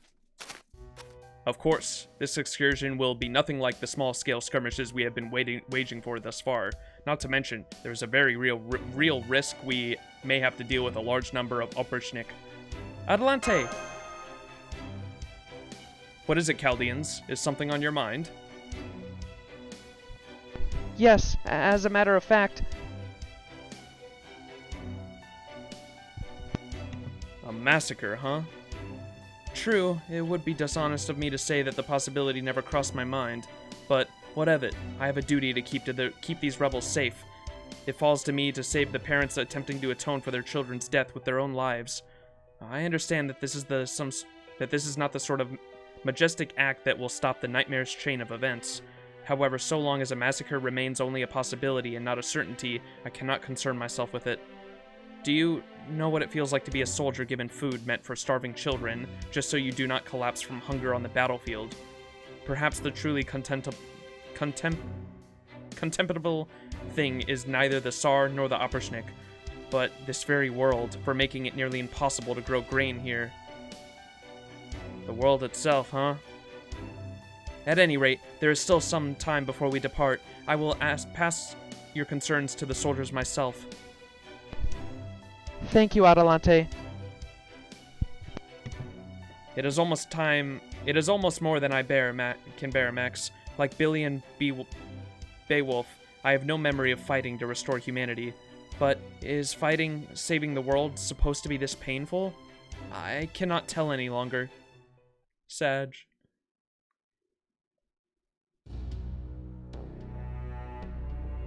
Metropolitan Macarius and the Tsar wishes to see you. Wait, is that what she called him? Should we Google that? Metropolitan Macarius. Macarius was a notable Russian cleric, writer, and iconic painter who served the Metropolitan of Moscow. Is that who he is then? Because they mentioned that this was his, they mentioned like Russia was his homeland. So is he a pseudo-servant that is this person? Macarius, Russian Orthodox Metropolitan.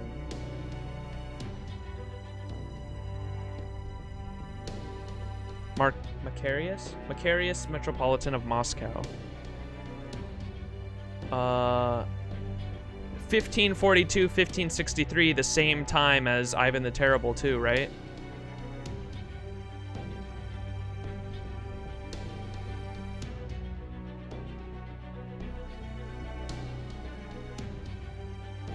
Does it, let me control find and see if I can, Ivan the yep, here.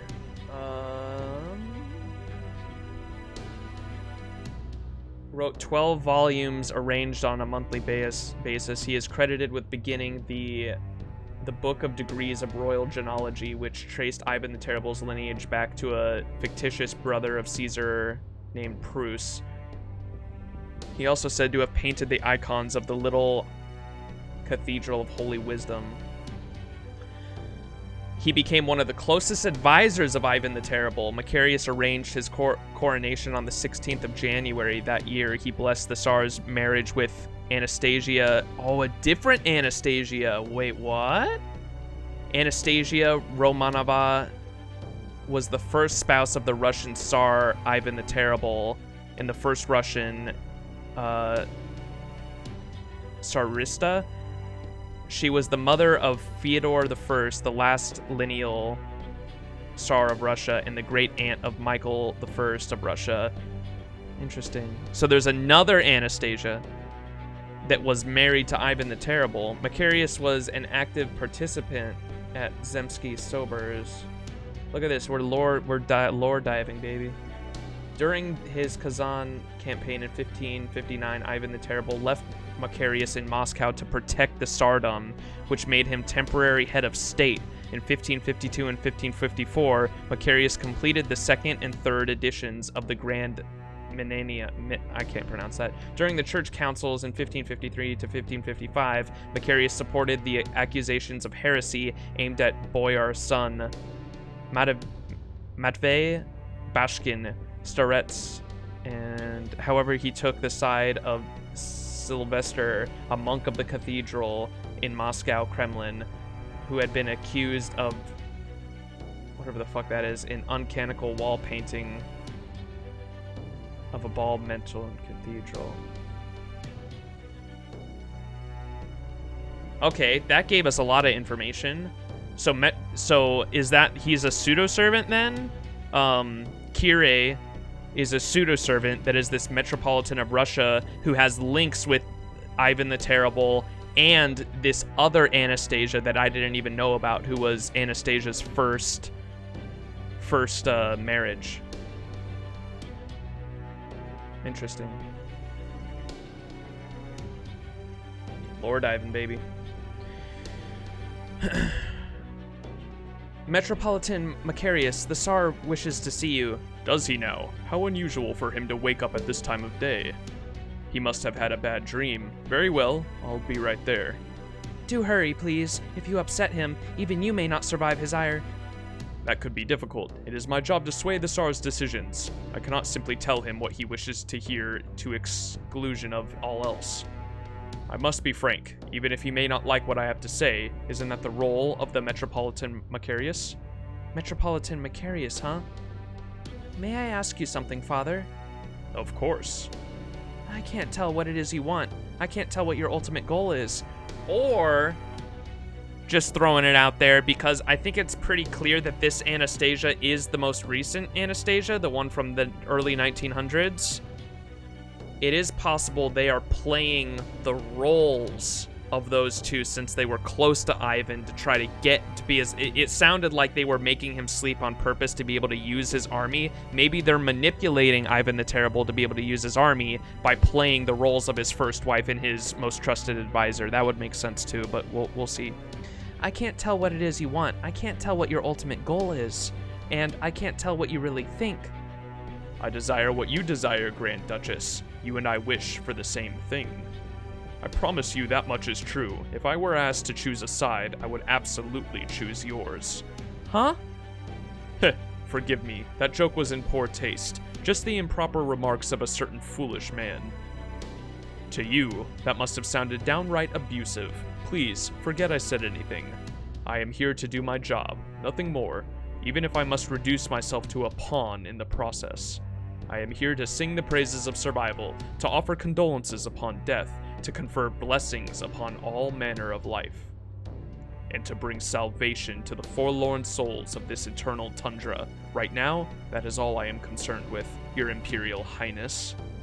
I see. Go on. You shouldn't keep the Tsar waiting. Hey, Black Angel Rose, how you doing? Good. He's gone. I still have no idea what that guy's really thinking. It's strange. I don't distrust him as much as you do. You're kidding me. He's one of the servants that not even, Wodheim can control. Okay, that's interesting. He's a servant that not even I think that's the first confirmation we have that he is a servant, okay? Just like, because I think we got confirmation in the prologue that Koyanskaya was a servant, and I think they just mentioned that Kirei was on par with Koyanskaya, which I assumed he was a servant. That right there is confirmation that both Koyanskaya and Kirei Kotomine are both servants. I'm pretty sure Kirei is a pseudo-servant and just using his body, but I'm not positive. We'll see. You're kidding me. He's one of the servants that not even Wodheim can control. You know, the guys Wodheim calls the disciples of the foreign god? In some way, they're even more trouble than Chaldea. Okay. Disciples of the foreign god. And the foreign god is the aliens, right? So, they're servants that are working for the alien itself? That's true, and I know we shouldn't trust them, just like we shouldn't trust Koyanskaya, but for some reason, I really do feel like Father Macarius is going to stick with us to the end, no matter what. Huh? I know you're there. I do not... How the fuck do you pronounce that? Gottlieb? I know you're there, Gottlieb. Oh, it's fucking Amadeus Alter. Are you here to anger the Tsar, Macarius? He's dreaming peacefully now. Do not wake him. It's my duty as the Metropolitan of Moscow to inform the Tsar how his campaigns are faring. Do not worry. I won't make an ordeal out of it. The Tsar allowed his anger to get the better of him not too long ago and ended up wiping an entire village off the map. He feels very bad about that, you see, so I imagine he will devote himself to prayer for some time as penance. Is that all? If you have nothing to say to the Tsar, then I assume you have something to say to me. What is it? I was just curious how you are feeling, now that you have materialized as a servant. After all, you and I are much alike. Neither one of us would generally be expected to become a heroic spirit. It's only thanks to finding a suitable human body that we were able to become servants. What?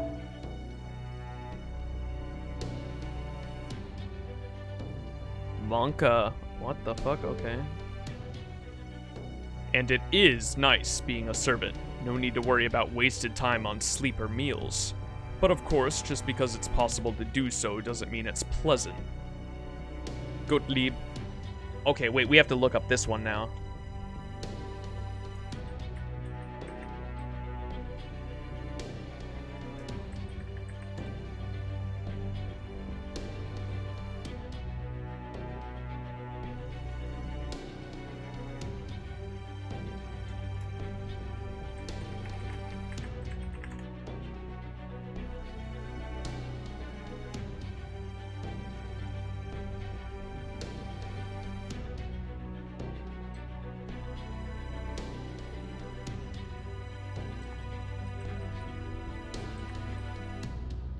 What?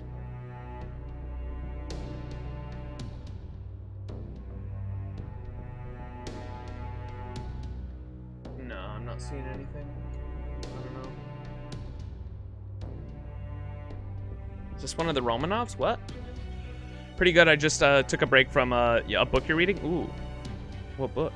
Gottlieb means beloved by God in German. Oh, okay, gotcha. So he doesn't have any tie to the Russians. Gottlieb, you must be tired of doing nothing but playing the piano all day. Now is your chance to fulfill your true purpose as a servant. You are to leave for Yagakazan. A band of rebels comprised of ex-nobility has taken the city over. Go there with the Oberschnick and wipe them all out as quickly as possible. You want me to leave my piano? What are you thinking? Worry not. I will handle your duties in your absence. They were mine before you were summoned, after all. Rest assured that the Tsar will be duly pacified while you are gone. Very well. Make sure you do a good job, Maestro. If you don't, this Lostbelt will be subjected to an even more torturous hell. Was I not summoned to ensure that hell endures? Fine then, I will kill them all. Make sure the Oberschnick can keep up with me. Somebody fetch me a bicorn. I wish you luck, Gottlieb. Or would you prefer Wolfgang Amadeus Mozart? Thank you. I shall ensure that— Wait, but that's not Mozart. That's— what's his name? See, this is what this is... This ruins my experience when I already know the servants. I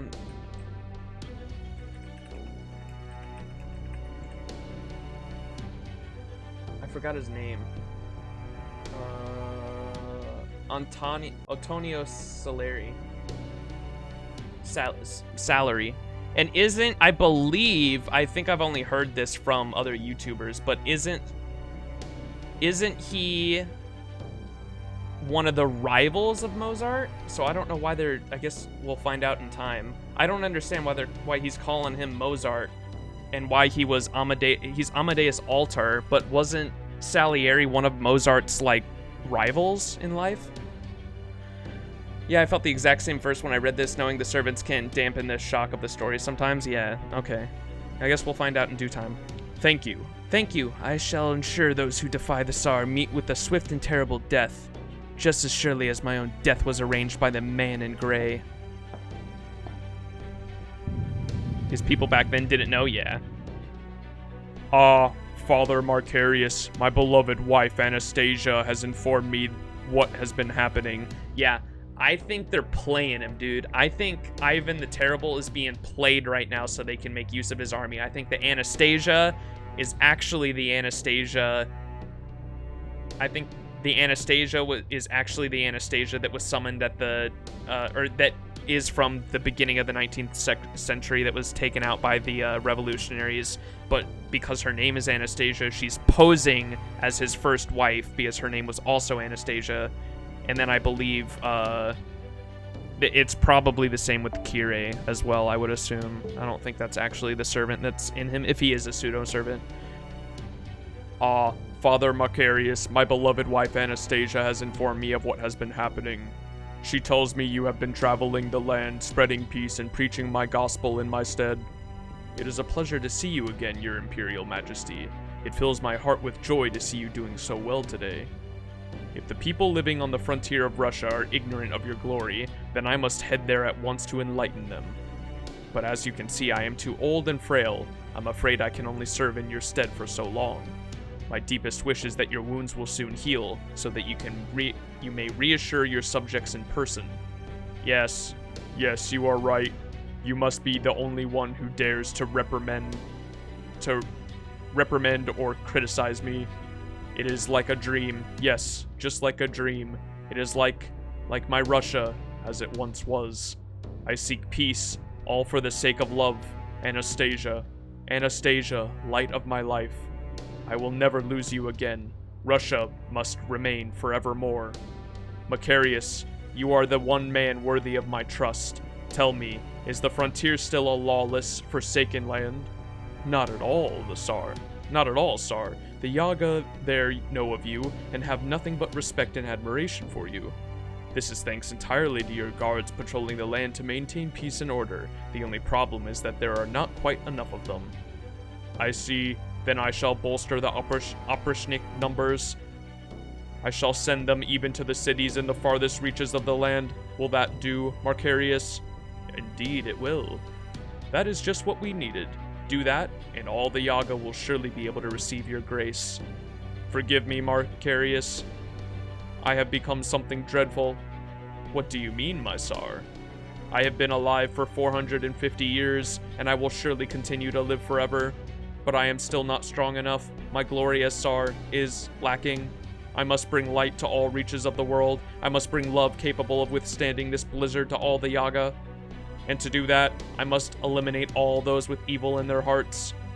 I have received a revelation from a god. Though it may be a god from a distant land, it is still very much like the god we know. This god told me to spread the glory of Russia far and wide, and to condemn those worlds that did not end up like our own. They told me to wipe out the so-called proper humanity who did not see fit to save us, to eliminate the cursed stargazers of Chaldea. But alas, I cannot take action against them myself. I have already made the mistake of acting in anger, and in consequence an entire village is gone. Those Yaga had abandoned their faith and neglected to pay you homage, Tsar. It was only a matter of time until they gave in to the temptations of evil and fell prey to the blizzard. You need not pity them. You may be right, and yet, if only I were stronger, this could have been avoided. The foreign god brought salvation upon this land. It gave us the Tree of Emptiness, the power with which to fight the other Lostbelts. Okay. Thanks to the foreign god's blessing, the entire world will one day be just like this Russia. I do not care for that power. I may be the rightful ruler of the world, but what would I rule if the entire world were frozen solid? I am the great Tsar. The Tsar cannot make mistakes. The Tsar can never... This time, the glory of my great Russia will know no bounds. I will make sure of it. And to do that, I will need the Oprishnik, my faithful hunting dogs who will lay the groundwork to make my dream possible. Macarius, I am doing the right thing, aren't I? I must not stop now, surely. Of course you are, and of course you must not, Tsar.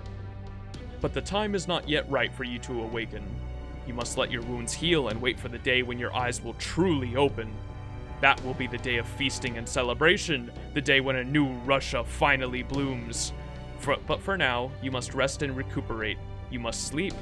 Yes, I cannot hear the piano any longer, but, Macarius, if that is what you say, then that is what I shall do.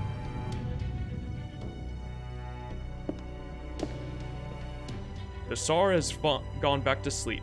Russia will once again know peace, albeit temporarily. Now, we no longer need to worry about the Tsar knocking down the Tree of Emptiness. Will this do, oh foreign priestess? Foreign priestess! That's the thing we saw at Chaldea, and it looked like it was looking for us, too. It went into our room at one point. But it has not spoken at all yet.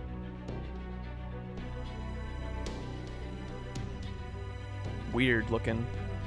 This thing has to be an alien, right? I mean, they've been calling the aliens foreign gods, right? And he calls this thing a foreign priestess. So this thing's definitely connected to the aliens somehow. Heh, I can't tell if she's happy or upset. Even if I can't understand her language, I should at least learn to read her expressions, or I'll never be able to listen to her confessions. She be foreign. I see nips.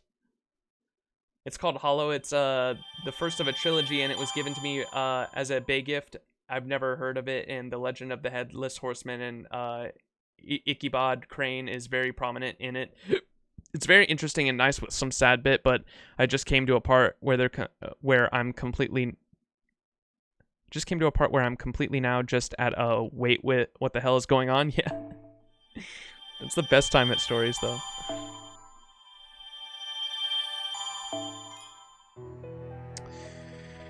Jesus. Okay.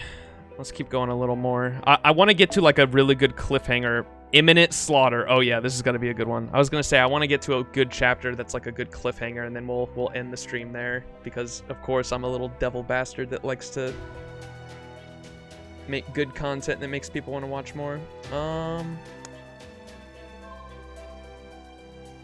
Okay.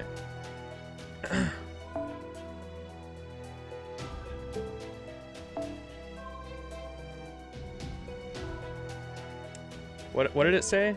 Imminent Slaughter is the name of this chapter. Monka.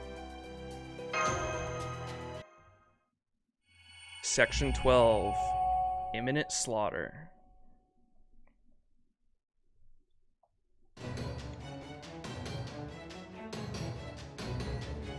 Ready to go, Max? I have already sent soldiers on ahead to take the positions around the city.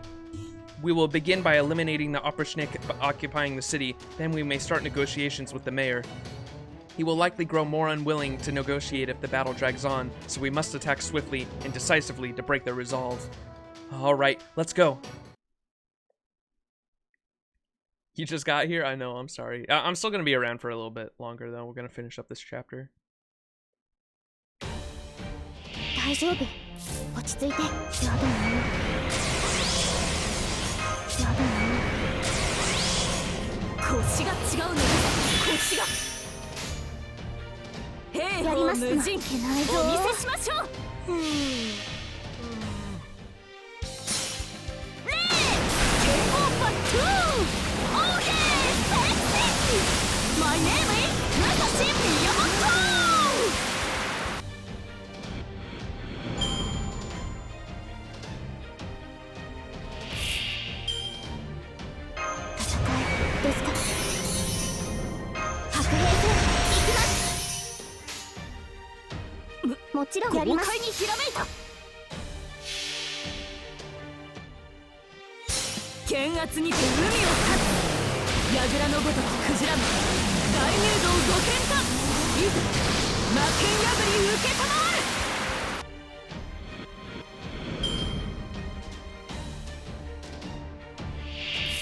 Ooh, Opperschnick.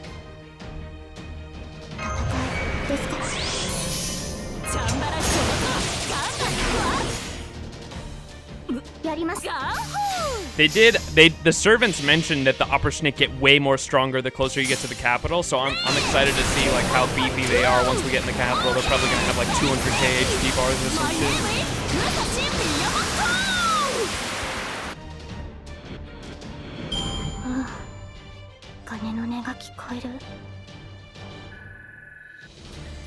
I've been busy a lot recently. I started taking classes at Goodwill and working part-time there. Oh, hell yeah. Classes at Goodwill? Do they do, like, school? Oh, yeah, this is the Lostbelt that you can farm ice at, too, huh?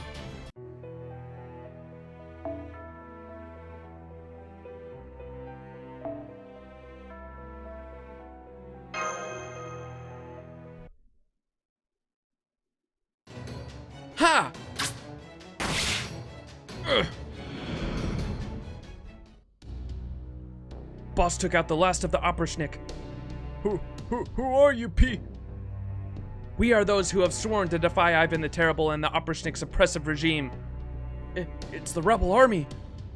You all knew about the Yaga suffering in the frontier. You still kowtowed to the Opperschnick and told them about the Yaga who had fled.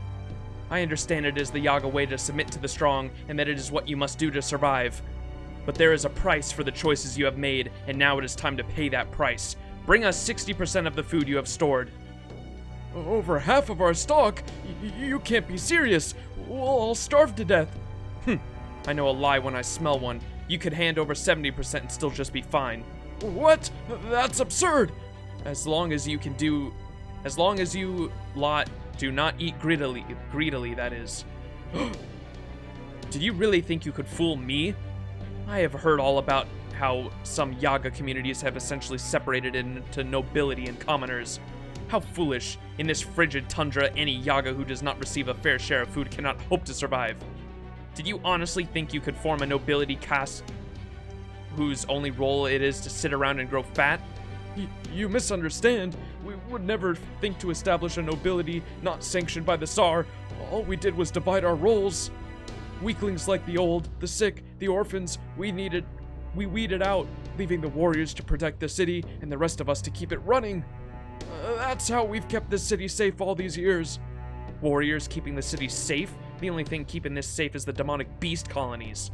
I also know they have been shooting Yaga from the other villages who happen to cross their path. Shut your mouth, you furless freak! Those demonic beasts are our quarry! Huh? Eep! I'm speaking to your mayor. Stay out of this. Wait, please, you win. We'll bring you the food. But please, at least take no more than 40%. 50%. Give us half your food, and we will leave your city in peace. I assure you this will not be a regular occurrence. Our current circumstances are unusually dire. I hope you can understand, Mayor. Very well.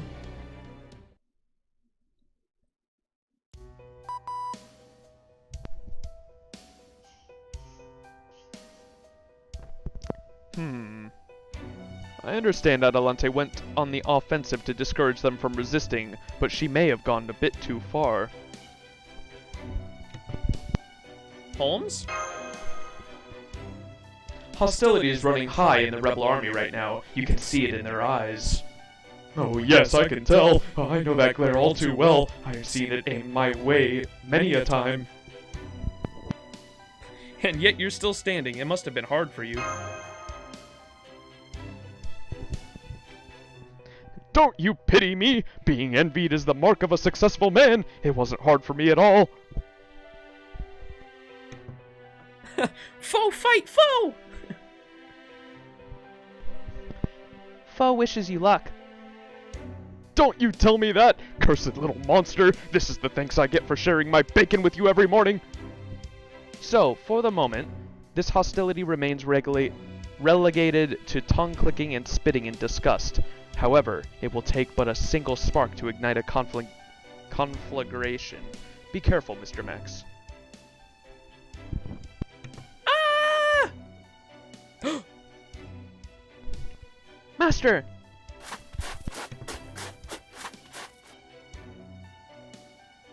Shut up! I barely pumped into him. How can you say that? He's only a child.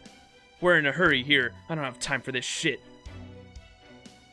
Both of you, just settle down. How dare you all revolt like this? It was the Tsar who made it possible for us to survive in this world.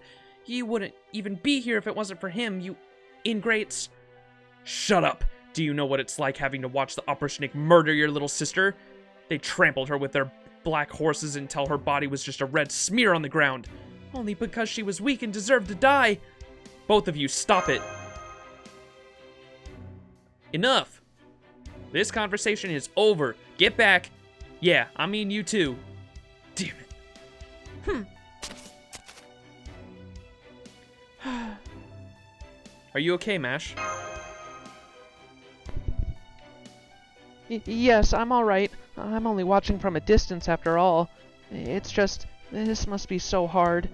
There aren't clearly defined lines between the two sides. Both have their own justifiable reasons for the choices they've made. Yeah. It's the Oprishnicki! The Oprishnik are here! Huh? Reinforcements? Everyone, get your rifles ready. Prepare for combat. I give the orders here. Your rifles stay where they are. Now hurry and get the food out of here. Thank goodness. I knew the Tsar hadn't forsaken us. This is the end for you traitorous rebels. Tremble in the fear. The Oberschnick will wipe out every last one of you. Yeah, and before they literally wipe out this whole fucking village because they can't tell the difference between you wolfmen. Are you an idiot? What do you think is going to happen here? You people will be caught in the crossfire. Huh? This couldn't have happened at a worse time. There will be a massacre, just as Weisbronn feared. We were hoping to minimize losses on both sides, but now it seems the opposite will be accomplished. What do we do? Our only option is to head out as quickly as possible and face the Oberschnick far away from the townspeople. But even then, I'm afraid it will be fiendishly difficult to stop them completely. I only hope Weisbronn makes it here in time. Billy, I'm counting on you. Guess we're just gonna have to do what we can do to stop them. Let's go.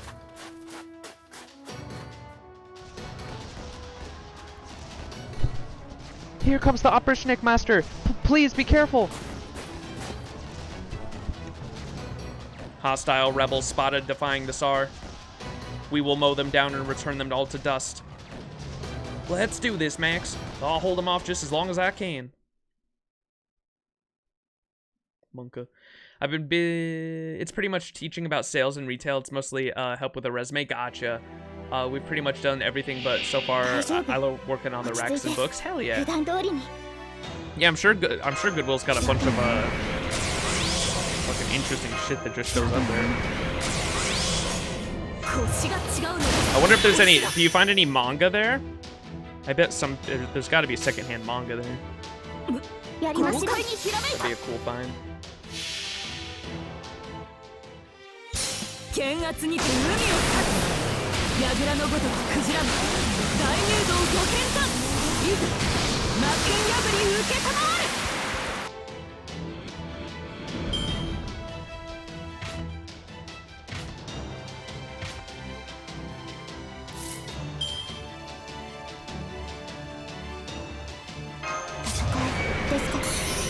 Wait, remaining 97? Look at that. Oh, fuck, Jack.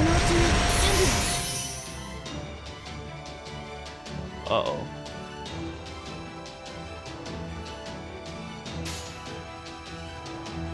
Not good.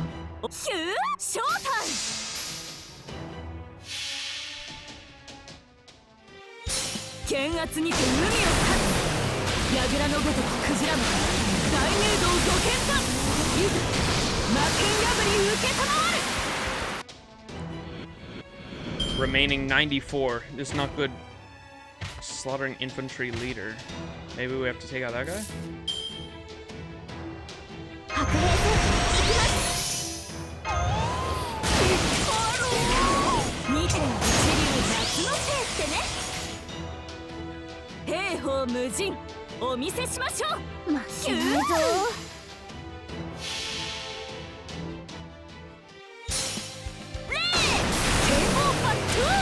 Not really, we've got some vintage stuff though, and it was hard to not geek out over it. Oh, hell yeah.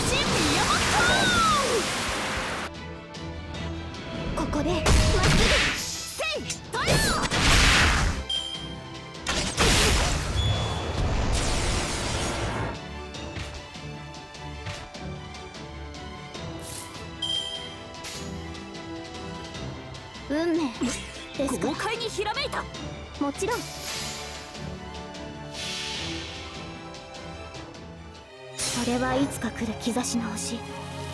誰に呼ばれるまでもなく、あなたは星をかざすでしょう。アラウンド開番。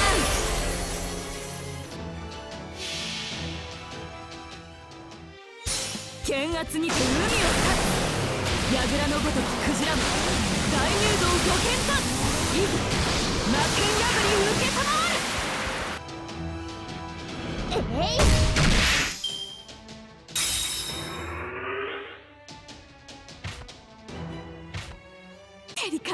Oh, nice. That's all we had to do. Trying to get used to understanding brands. I have to keep asking the supervisor, is this a good brand? Is this a brand? Yeah, similar to probably my work with the different shippers.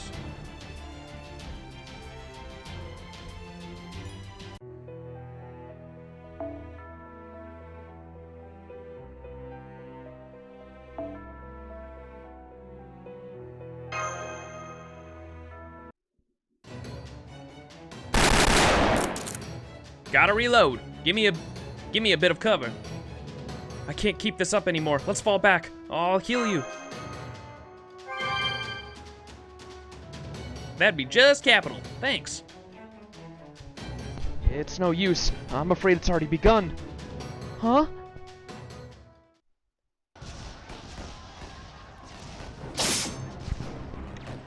Gah! Ah!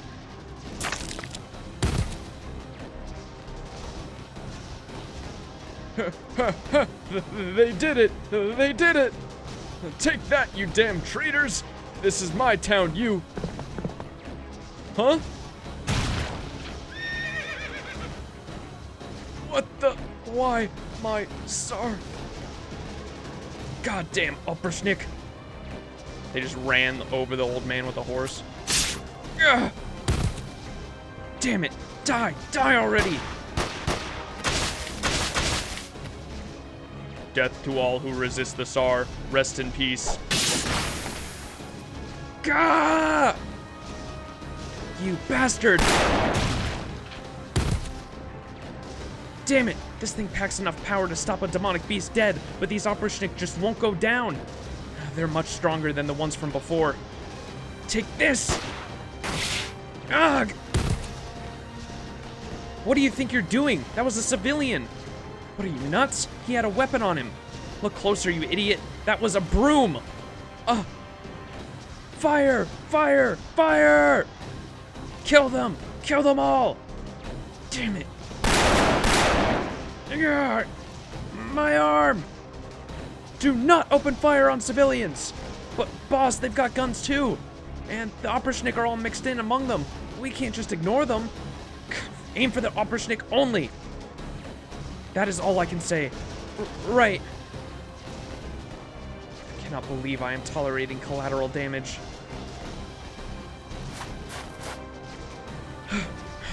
Damn it! Where's Mom? Is she alright? She hasn't come outside, has she? No, she's fine. There's nothing happening near her house. What the? That was a bomb! The rebel army's bombing us! The Opperschnick's bombing us! What's going on? Damn it, now there's a fire? Fire! My house is on fire! This is awful. What do we do? How can we save everyone? We don't know who started that fire, but if it spreads to the rest of the city... I believe it was a dust explosion.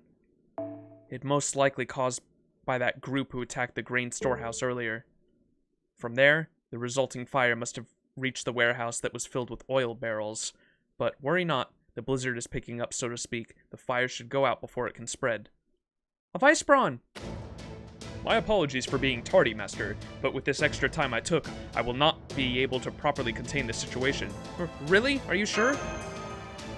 I will now be able to properly, okay. I am. Everything is in place. Now, let's turn this mess around, shall we? Golems, activate. Chakma Bell Infinite! Why you, huh? How you've done, huh? Huh?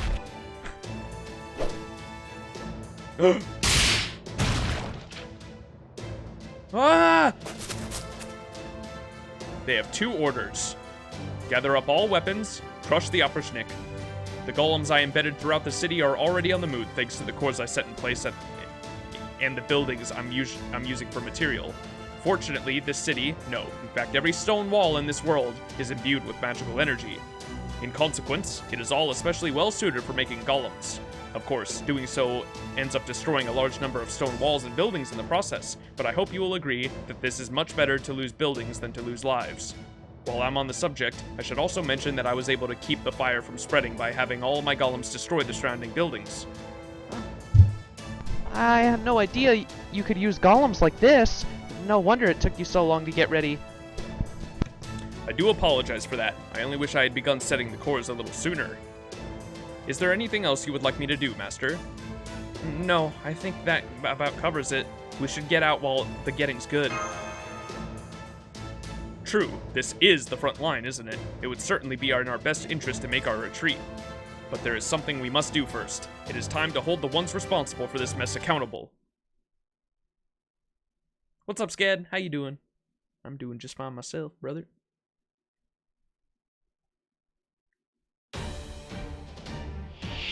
The Vice Bro, yeah. He was like a psychopath at Apocrypha. It's cool to see this side of him.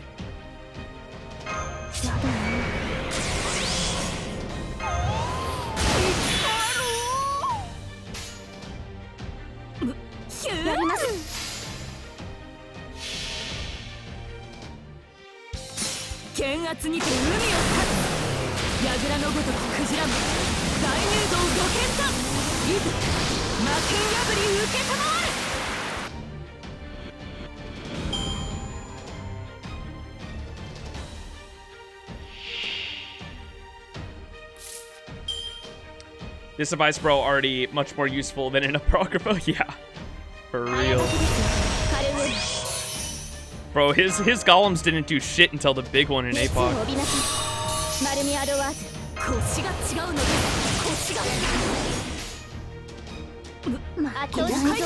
Grinding JP right now, I will get Arc no matter what. Aw, shit. Let's go.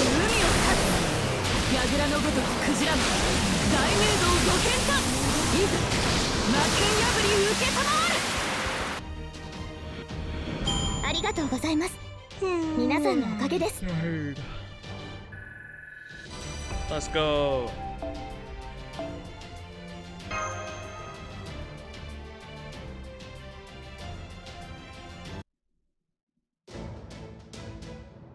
Very well, that should do it. Now then, let us make a cautious retreat. I've placed golems all throughout the city. I can't promise there will be no more injuries, but at least there should not be further deaths. Yeep! Please don't kill... Huh? Hey, that's my weapon! Come back with that! Good. How is the food coming along? We're almost done, thanks to the golem's help. Although we've lost almost a third of what we originally meant to take. It will have to be enough. Rebel army, it is time to make our retreat. That's the signal to retreat, Master. Good. The Upper Schnick should prioritize the golems over us. Let us make a retreat let us take this opportunity to retreat as well. Oh, he's gonna be looking for his mom. It'll be okay. It'll be fine. Ugh, what the hell am I saying? So what if it is fine? I can't visit her now. I already gave up on this town. I abandoned it. Besides, that last bit of food I left her has got to be gone by now. Hey, you! Patsy? You traitor! I knew you joined the rebel art. Forget about that. What about my mom? Is she okay? Your mother? What are you, stupid? Your mother's dead, all because you joined the rebel army. We gathered as many rocks as we could and stoned her to death ourselves. It's all your fault. It would have never happened if you hadn't been so weak. Now it's your turn to die, you piece of... That can't be. No, you're lying. No. I know he wasn't lying. I should have known all along. I should have known this city would have never let a traitor's family go unpunished. Of course they are gonna kill my mother when I gave up on this place.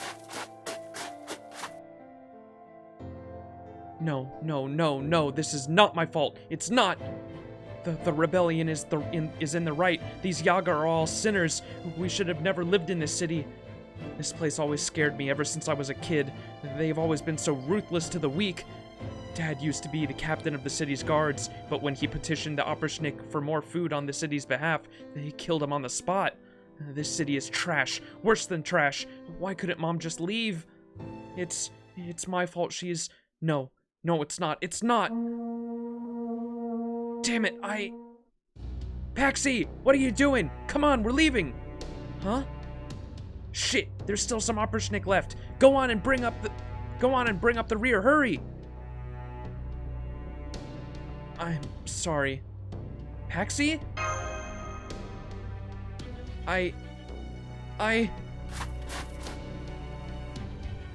Where's he going? Let's go, Master. It seems Patsy is going his own way now. What happened? Patsy.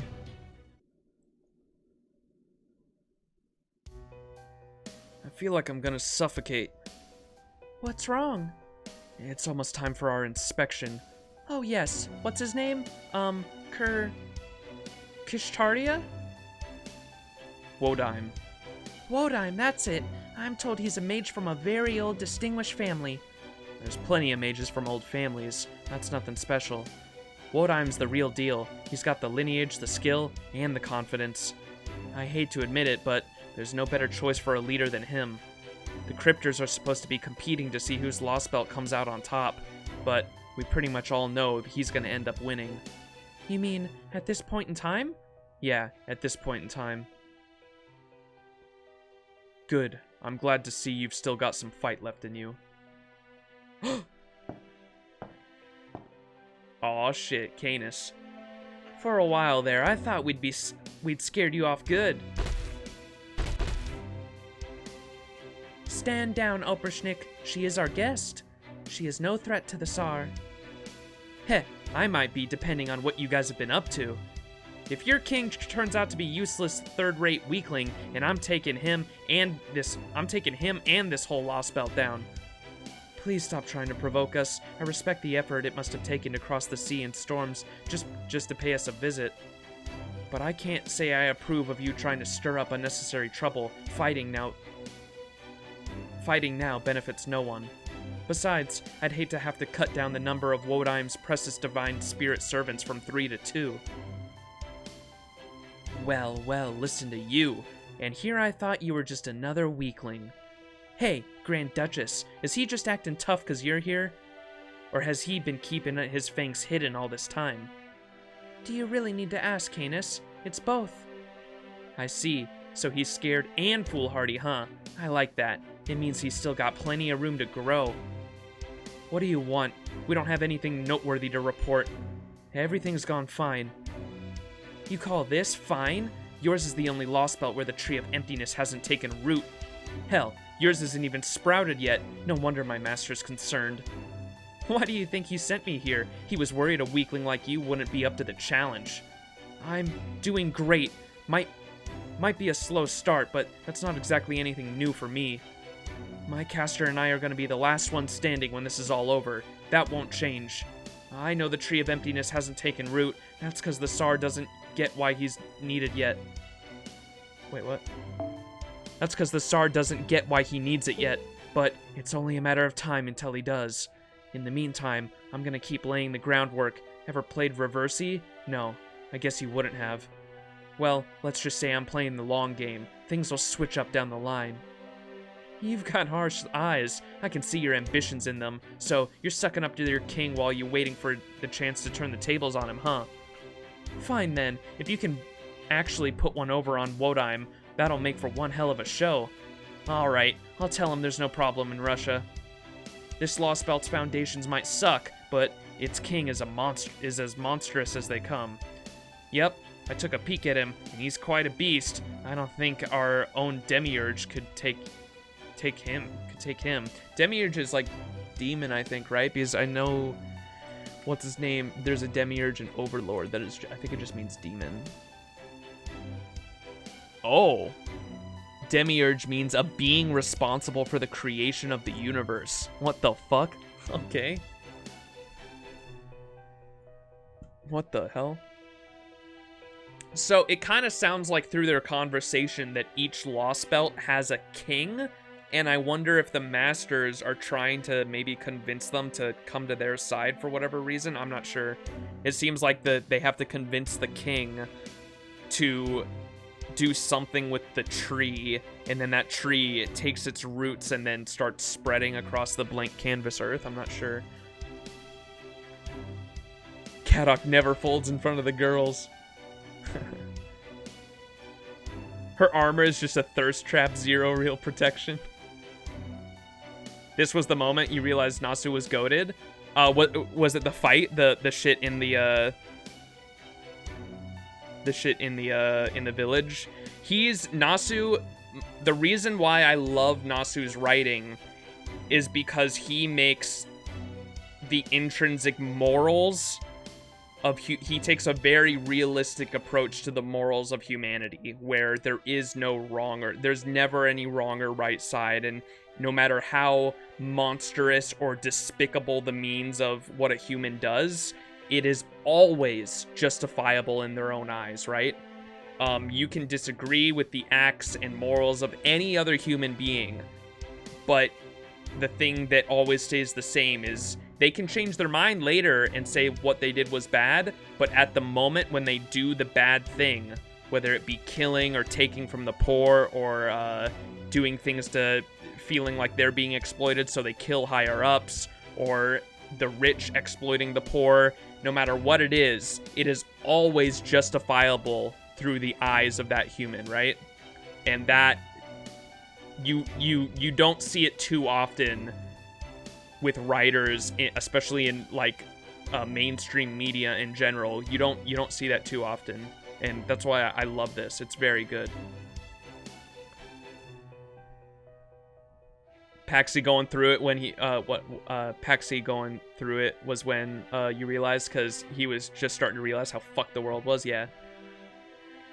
Yeah, it's really good writing. Nasu's a fucking goat. They were talking about the king. This Lostbelt's foundations might suck, but its king is as monstrous as they come. Yep, I took a peek at him, and he's quite the beast. I don't even think our own demiurge could take him. Make sure you get a good jump on the other cryptors, Kadok.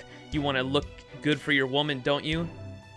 I think it's sweet. A master and a servant being a couple. Once you've made it official, I'll pop over and make her my own woman. Make her my woman right in front of you. How vulgar, uncultured boar. I despise your kind. Well, ain't that a coincidence? I can't stand a woman who can't do a damn thing for herself getting fawned all over her all the time. Are you lonely or something, Canis? Do you need someone to talk to? If it's a tea party you're looking for, I'll grab you a chair right now. Sure thing! I'll be glad to take you up on that when a little Miss Grand Duchess ain't around. And hey, listen to that biting wit of yours. How come you keep that under wraps most of the time? Let's just say I know there's a time and place for everything. Now is that all you have to say? Yeah, that's it. Oh, hey, one more thing. Are those proper human history guys still here? I'm pretty sure David said that they'd be showing up here in Russia. I'm handling them as we speak. They'll be out of the picture soon enough. The hell? You mean you still haven't killed them? Tell you what, I'll do you a favor while I'm here and take care of them for you. I don't think so. This is my Lostbelt you came to. That makes them my quarry, mine to deal with as I see fit. Is that so? You sure are pushing your luck, aren't you, human? Almost like looking at myself back when I was still living. Fine, Kadok. I'll see how far that arrogance of yours carries you. You're right. Russia is your game board, after all. You just do your best to get in first place, but just be careful. But be careful you don't get taken by surprise. If you pull it off, maybe then I'll join you for a little tea party. Monka. What an obnoxious servant. If you hadn't been here to stop me, I would have ended up killing Canis myself. We don't need any more trouble right now, and we don't want to bother the Tsar either. I wonder if all heroes from the Age of Gods are as rude as she is. I gotta look up Canis now. Canis.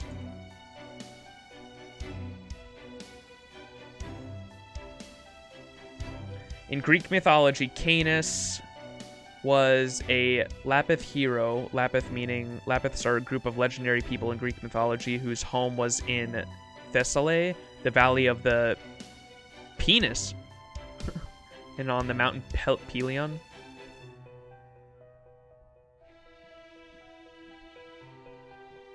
Okay. According to Book 7 of Ovid's Metamorphosis, he was originally a woman, Canis, daughter of Atrax. He is briefly noted as the great father of a lesser son, Coronis, who sailed forth among the Argonauts. Oh, wait.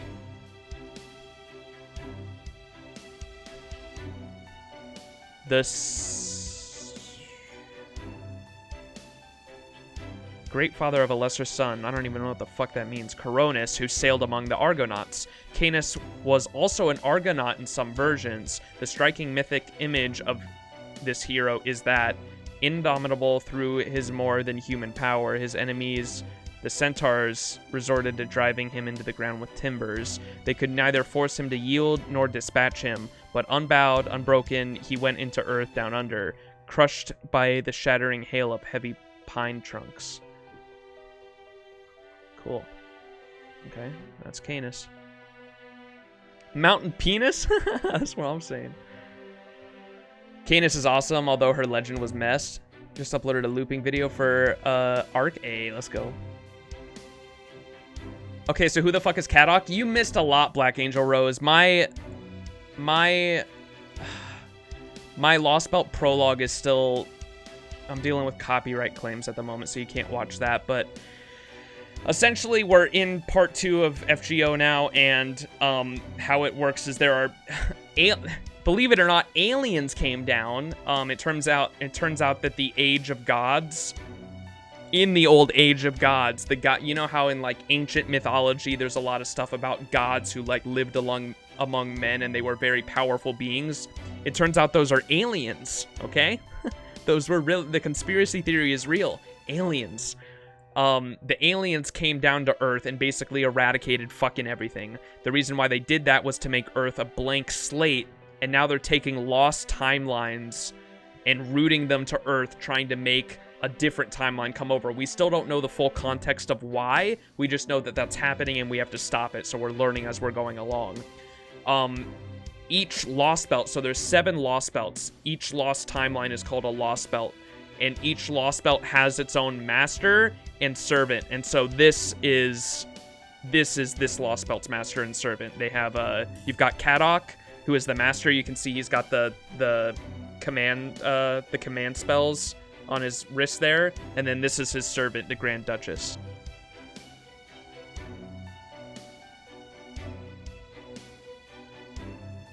Who turned female.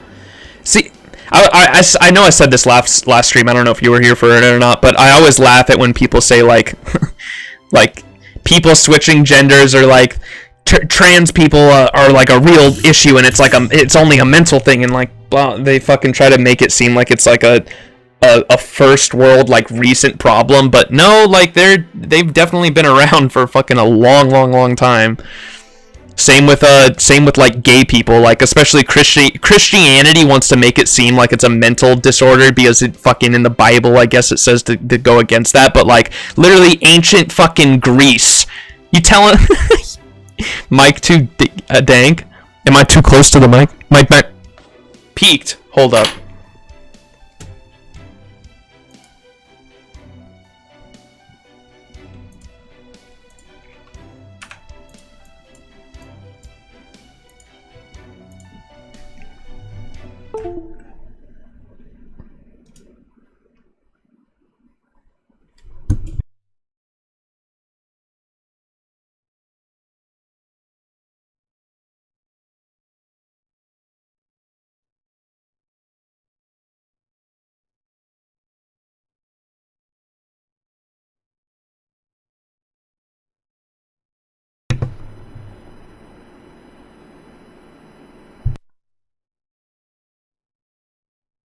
What the hell? I guess I can use this one for now. I don't know why it did that. I don't think I touched anything on there.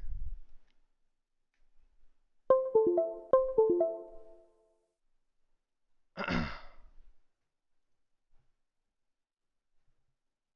might have to close this program. Hold up.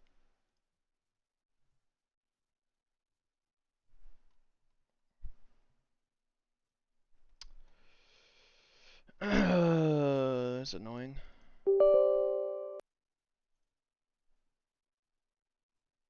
Is it another god that did that?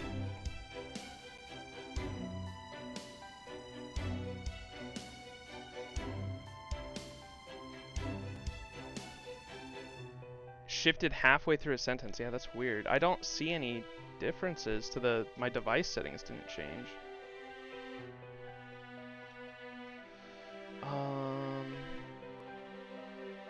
Open sound settings, sound control panel, recording, my Blue Yeti, levels.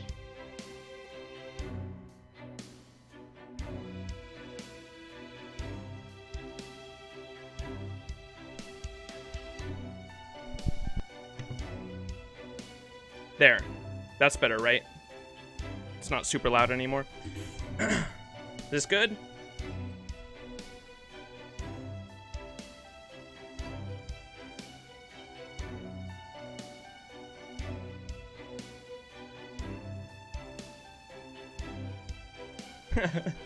Yeah? Okay, good. Sorry about that, chat. Thanks for letting me know, though. That would have been annoying if it kept going on and just acted like it was normal. Okay, cool. Yeah, as I was saying, it annoys me when fucking, like, Christians, like, act like fucking gay or trans people are, like, a new thing, when it's like, no, we can definitely look through fucking history and see that they absolutely existed throughout time.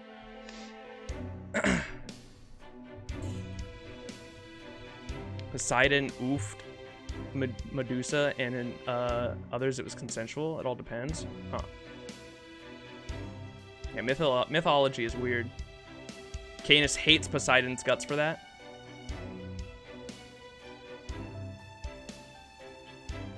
Oh, let me turn on the gameplay. Whoops.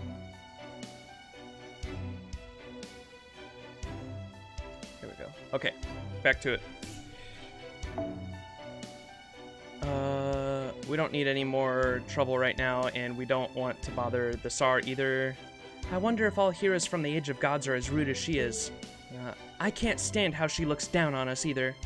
Yeah, I know. It's all my fault. Yes, it is.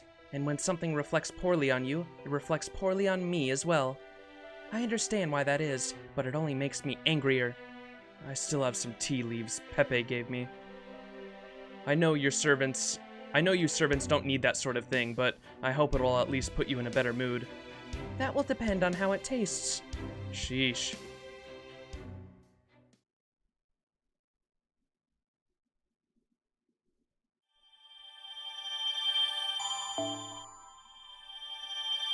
Alright, we'll keep going because I don't think that was enough for a... That wasn't enough of a big cliffhanger. Alright, back to the Rebel Stronghold. The Man in Gray. Ooh, Monka.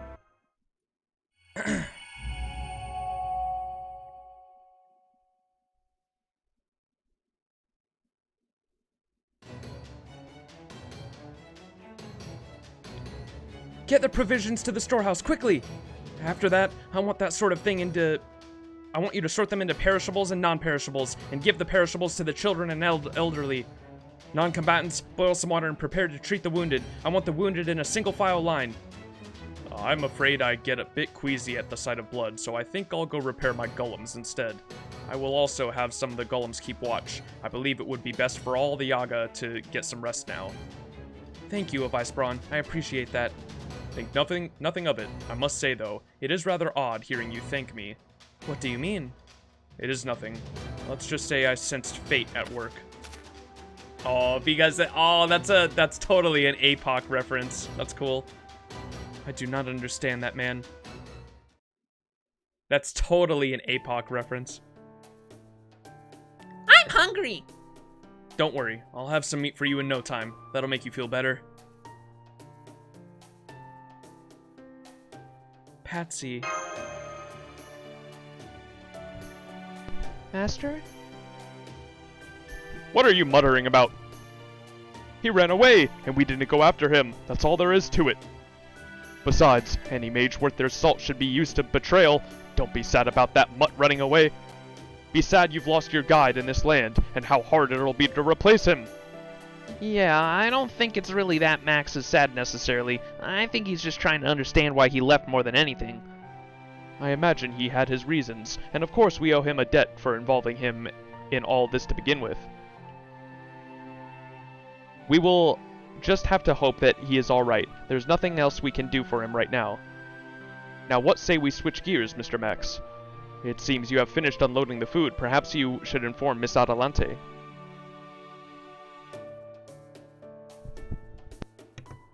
All the food's put away. Good, thank you, Max. I cannot tell you how much I appreciate your help. If it weren't for you and Avisbron, the rebel army would have been wiped out today.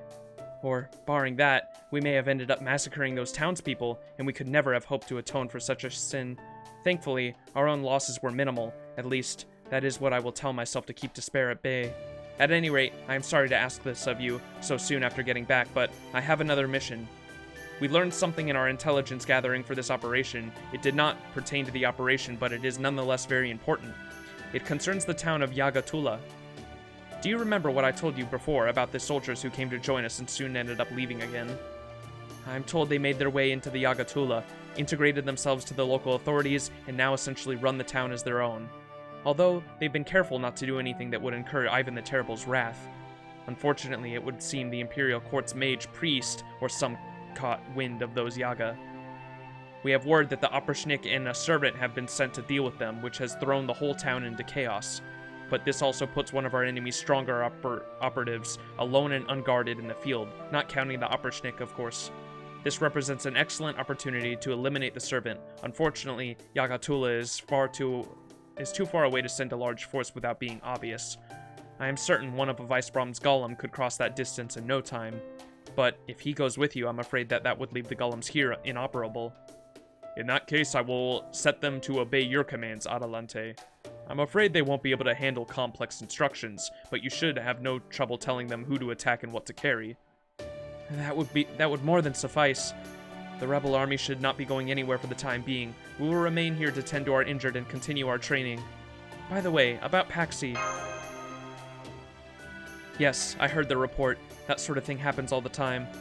Though it may have been a poor choice on his part to run away in Smolensk, of all places, I only hope that the Oprishnik have not killed him. Anyway, I'll head off to Yagatula. I'll get ready to leave right away. I believe it would also be in our best interest to rest for a while, but if that is your wish, I will not stand in your way. Well, since you look to be going against another servant, I reckon I'll tag along. Adelante, you got any notion of whose this servant may be? Yes, it seems he has not been at all shy about announcing his name. He is called Wolfgang Amadeus Mozart. Huh? Amadeus. Yup. And he was the one that gave that speech about human life to MASH, Sag. Damn it! What is that thing? I'd rather fight the Oprishnik any other day of the week. Fear me. My shriek shall shatter your eardrums, and my claws shall slice the very darkness itself. I shall execute you all, and see that your sins are punished. There is no refuge for evil in this world. Gah! Another wrong made right. It is unclear whether there is meaning to this justice, but as I am a servant, this is how things must be. Repent for your misdeeds, and rest in peace. In this Lostbelt, death is the closest you will come to salvation. There he is! It's the servant! Come on, shoot him, quick! Damn it, he's gone! Where is he? Where'd he go? Maybe if we follow his scent. What do you imagine that will accomplish? Gah! You Yaga certainly are resilient. Even I cannot kill you unless I cut off your heads. I caught one. Damn it, let me go! Do not fret, I will. Just as you tell me what I need to know. Are you part of the rebel army? Hell no, we're not. Don't go lumping us in with those sissies. Are you one of the ones who ended up captured? I have to believe that they are the more capable bunch. Shut up! Hand over your food. If we don't eat, we're gonna starve to death. Gah. Tell me, have you ever heard anyone play the piano? Huh? Piano? What's that? Put him out of his misery, Oprishnik. Those of his professions do not deserve such a grand reward. Hey! Stop that! Get away from... Why? Why is there no music to be found here? Why does no one even attempt to open their mind and lend an ear to the arts, to the poetry of sound, to the whispers of the heavens? I suppose everyone who lives in this chilling hellscape is far too preoccupied with the survival to appreciate the finer things in life. What are your orders? Are there any bandits still alive? Yes, one. Torture him as you desire, then release him. Release an enemy of the Tsar? You heard me. Release him and he shall make his way to those with power. He will run to the rebel army for help, and thus lead us right to them. I would ask why you couldn't think of something so simple, but I suppose that would be too much to expect denizens of dreams such as yourselves. Nonetheless, I know what I speak when I say letting this one go will help us eliminate the Tsar's enemies. Resist the urge to slaughter him for now. Ah, this blizzard batters my cranium. Why am I here? What purpose am I to serve? The man in gray, Monka. Okay, see you later. Right, be careful. Oh, while you're out there, I would appreciate it if you could also deliver our manifesto to the villagers you find along the way. Could I ask that of you? The sooner we have enough power to attack the capital, the sooner we can be free of the Tsar's tyranny. At the moment, though, we still have a great deal to do before we are able to free this world.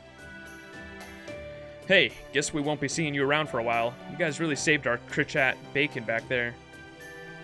Bye, Mr. Weakling! Hey, don't be rude to Max. But he's human, right? Aren't humans weak? I heard that's why they all died out a long time ago, so I'm real surprised to see some now. Don't be stupid. These humans are here because they're strong. So strong, they'll kill you if you keep mouthing off to them like that. Okay, sorry. Don't worry, we're not gonna kill you. Why did you have to say we would kill her? For us, the idea that the strong get to eat is absolutely everything. It affects every aspect of our lives. I've heard that the idea imprinted on me ever since a pup myself, and I still basically agree with it. See you later.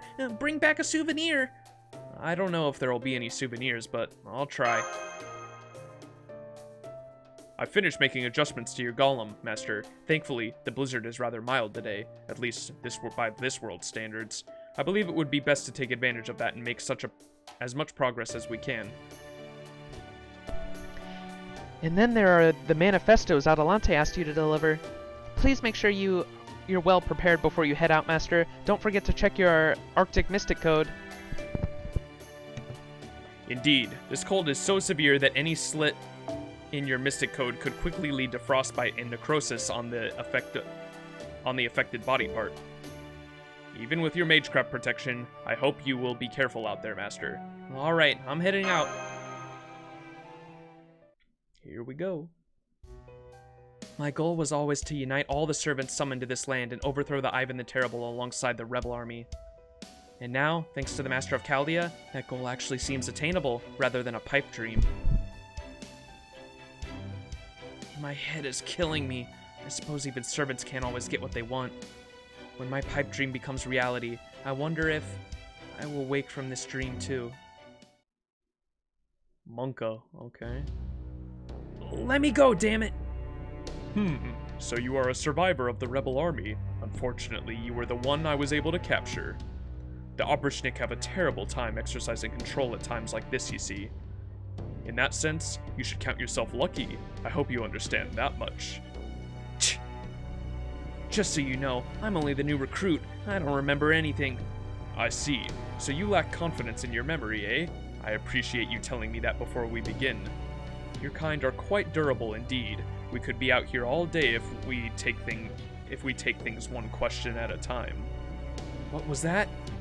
I said you Yaga have a high tolerance for pain, thanks to your dull sense of it, all the more so if you're prepared to give up your lives.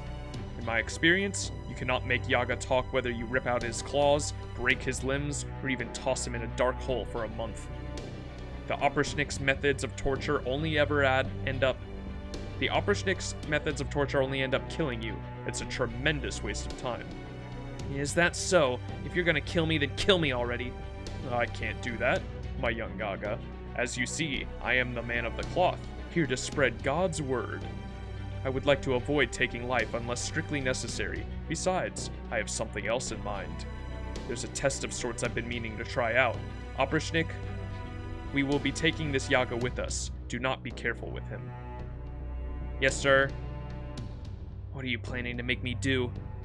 I believe you said you lack confidence in your memories. Then you have cause to rejoice. I'm going to give you the shock of a lifetime. Monka?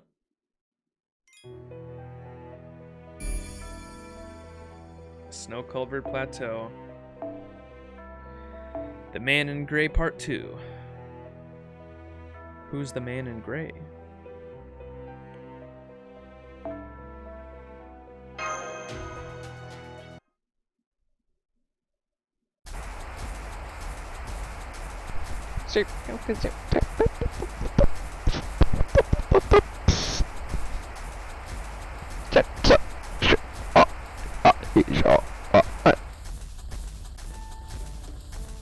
Sorry, we're back online.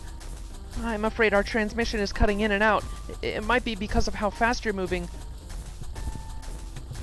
Can't you track Master even without communicating with him? Yes, of course. I'm monitoring him right now. Perhaps we should slow down for a while and take a moment to make a report. Why don't we take a break or even set up camp for the night? Well, that sounds like a fine idea. I confess, I'm about ridden down. What do you think, Master? You must be tired as well, no? You bet I am. Woo! Break time. Well, before we do...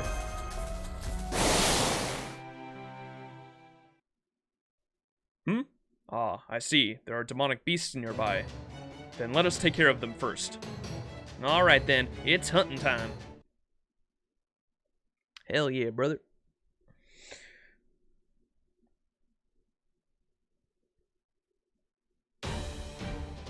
みんなついてきて。今のうちに準備白兵戦行きます。2点の支流夏の兵ってね。兵がヒュー。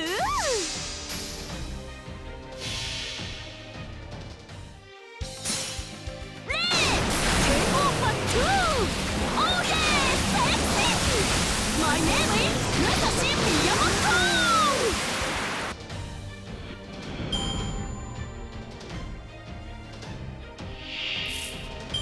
今のうちに準備戦いですか。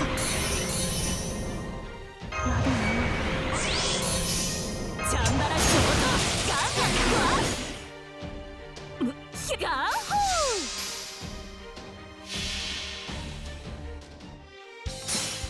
レーゲーオーパー2オーケーセレクティマイネームイズ武蔵宮本。ありがとうございます。皆さんのおかげです。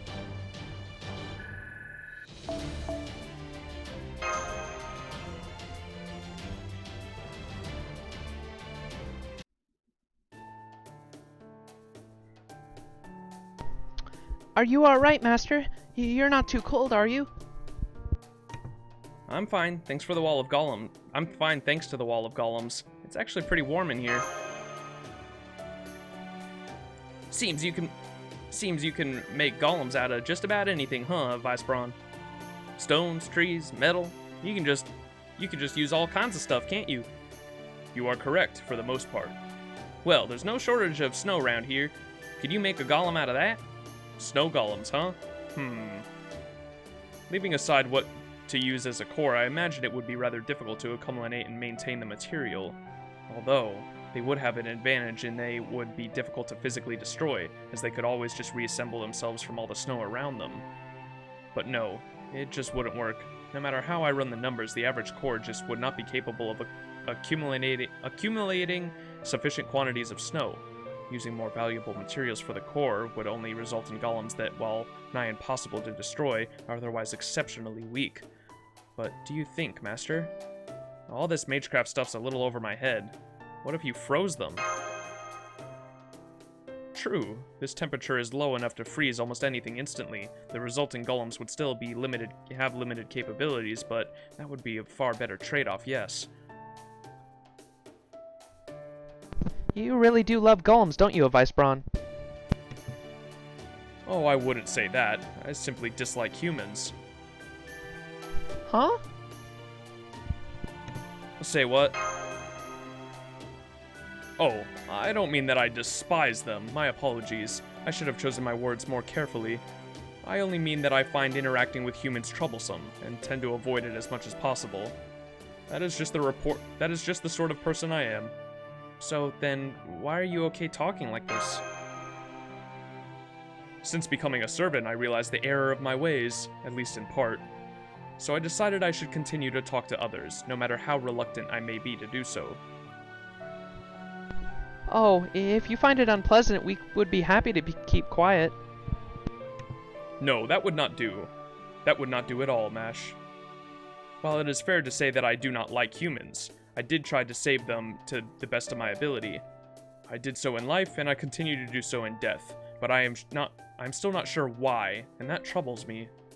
Giants are supposed to be immortal. They must not be allowed to die. If they do, that will be my fault. Vice Braun? Apologies, I didn't mean to lose my composure. At any rate, I feel as though I'm very close to a breakthrough, and if I'm to find it, I need to continue talking with all of you. So don't worry how I feel about it. I want us to continue to talk freely amongst ourselves. You know, I can't help but think. Yes? You kind of just made it harder for us to talk freely. If you hadn't said that, this wouldn't be an issue now. That's true. You make an excellent point. Maybe so, but I'm still glad you told us. I think it was very important that you did. Heroic spirits may exist to protect humanity, but that doesn't mean they all feel the same way about it. Some used to be human, some are descended from gods, some were never human at all. But whoever they used to be, we're all allies now. Maybe we're not going to argue about this now. True. This may sound impertinent, but the fact that we are indeed allies now, we are our own community. Ah, that reminds me. Holmes, you around? Yes, I'm here. What is it? I'm just a mite curious about what's going on outside Russia right now. How's it looking out there? I'm afraid we are not in a position to find out just yet. There is an enormous storm wall that surrounds all of Russia, you see. That said, the paper moon did show us what Earth currently looks like when we emerged here. It's become a smooth, perfectly round planet. Not a single sign of nature exists to be found, to say nothing of civilization. There may be a slight variations in elevation, but there are no mountains surpassing 1,000 meters that we have seen. The only things remaining on this now empty world are 7 abnormal regions, each of roughly the same scale as this version of Russia. I'm afraid that's all we know right now. Well, ain't that just perfect? Guess Russia ain't the only place that's changed a bit more. My memories are all still a blur, but there's one thing I know for certainty. I'm damn sure the place I lived in my life was a nice, easygoing world where there weren't no trouble that couldn't be solved with a bullet. Now then, before we continue on our way tomorrow, I believe we should stop at the nearby village and hand out the manifesto.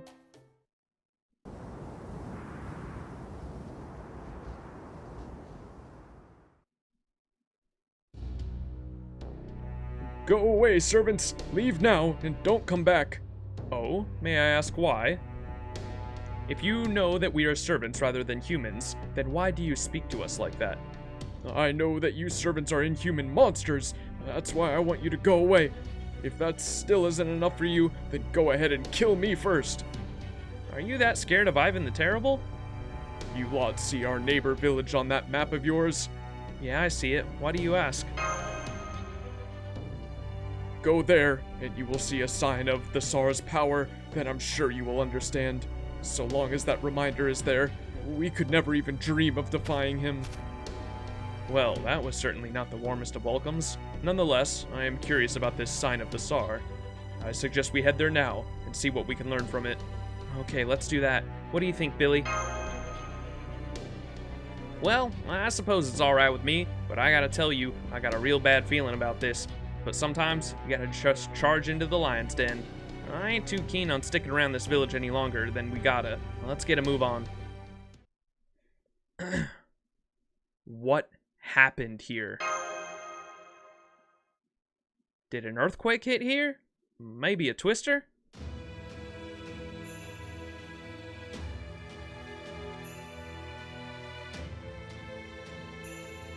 How terrible. What a horrible disaster this must have been. This is downright awful.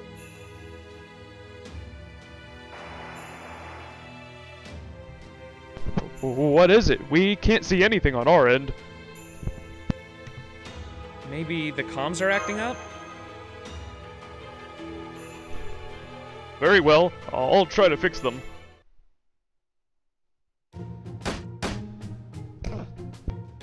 This fucking idiot, dude. Aren't you trying to break our equipment, old man? Looking for an excuse to replace it or something? In case you somehow forgot, we can't just go buy a new one here. If you break it, I'm bringing a replacement from your quarters. You dare talk to your commander like that? Mash, use your demi-powers to give Mynheer the spanking of his life. Weakened or not, you are still a servant, aren't you? Then get in here and shatter his what? I'm sorry, Director, but I can't follow an order like that. Why would you ever think of doing something like that? What the fuck? Very well. If you would be so kind as to describe the scene for us, I should have no difficulty piecing together what happened. I ain't slightly sure, Holmes. Not a lot to describe. Can't say much more than the place has just been completely obliterated. There are, of course, no survivors to be found. Does it appear to have been burned to the ground? What do you think, Billy? Don't look that way, no. No scorch marks or what's left of the houses or anything like that. Besides, I got a feeling fire don't take too well to conditions around here. Don't see much burning. True. Likely not the work of the Operschnicki either. They would have no need to destroy these homes. Tell me, Mr. Max, is there anything that strikes you about this scene? Anything at all? I feel like I've seen this before. Kind of reminds me of the aftermath of the Tunguska event. What? FGO Tunguska. I don't even know what that is.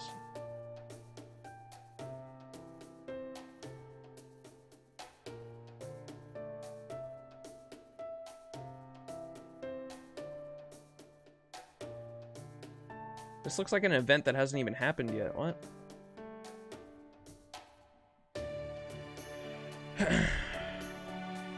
Nasu, write more trauma. I feel like the first thing I thought of was Camelot. Don't Google FGO Tunguska. Yeah, I immediately saw the thumbnail for it and I was like, that doesn't look like anything I've even seen before. The real life Tunguska, I think? Okay. Tunguska's a real life thing. What was I gonna say? It reminds me of in Camelot, the King's Judgment, the giant lance that would come down and obliterate fucking cities off the face of the earth. It reminds me of that. I feel like I've seen this before. Given that this is a scene of horrendous destruction, you have almost certainly seen its like on your travels to prevent the incineration of humanity. Why don't we briefly recall each of your destinations? Fiyuki, Orleans, Rome, Okeanos, London, America, Camelot. Camelot, yep. See, he knew too! That's what I was thinking of. Okay, cool. Camelot. Aha, now I see. Perhaps this puts you in the mind of the Holy Selection Crater. You know, now that you mention it, it does look like something crushed those houses from above. But it still somehow wasn't enough, so we got a crater here? Well, what are we dealing with here? Some kind of space rock or something else entirely? Whatever the case, this is the power we face by opposing Ivan the Terrible. The Yaga here all died instantly, without even a moment to be frightened. No wonder that the other village was so terrified. It would seem there is little to be gained by handing out the manifesto here. Yeah, suppose we might as well just head straight for our destination then. Well, no time like the present.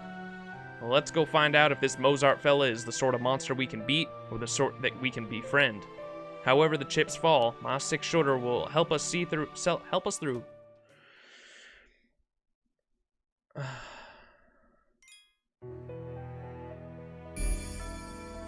Yaga Tula, here we go. Let's see what the map looks like now. Oh, is that the tree over there? That big thing sticking through the sky? That's gotta be the tree.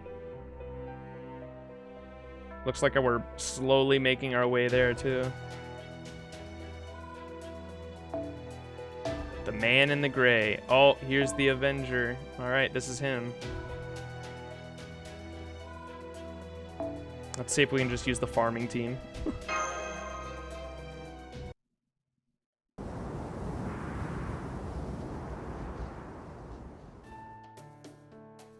Here we are. Max, would you mind pulling your hood lower to hide your face? One cannot be too careful after all. I'll just go ahead and use my spirit form then. It does seem lively here despite the late hour. It would be much easier to acquire information if Patsy were still here with us. But since he isn't, the best we can hope for is to eavesdrop. Wait a moment, please. Oh, sure. May I ask why you're putting your hand up to the wall? Why, to eavesdrop, of course. Oh shit, rock magic! He's like Toph from Avatar. The Tsars. Long live the Tsar. The Opperschnick killed. Not enough demonic beast leather. There's a monster. I've been hearing strange sounds lately. Speaking of sounds, the Tsar... Not joking. He said he saw an old-fashioned human with his own eyes. Ah, here we are. Said they were at the old church, you know, the one up north. If we beat them, we've still got a shot at winning. Don't be stupid. Even if that's true, we're talking about someone the Opperschnick take orders from. We can't possibly beat someone like that. Nothing good can come from defying the Tsar. Don't give me that crap now. I'm sick of the damn Tsar. He pawns everything off on the Opperschnick, and when he goes down on it out on his own, all he does is wipe another village or town off the map. And when he's not doing... Oh, that's the town that he was talking about when he slept. He said last time he went out in a fit of rage, he completely wiped out a town. That's the town. Okay, makes sense. And when he does go out all on his own, all he does is wipe another village off the town or town off the map. And when he's not doing that, he doesn't even try to help us. We're the ones who built this city. The Tsar didn't do shit.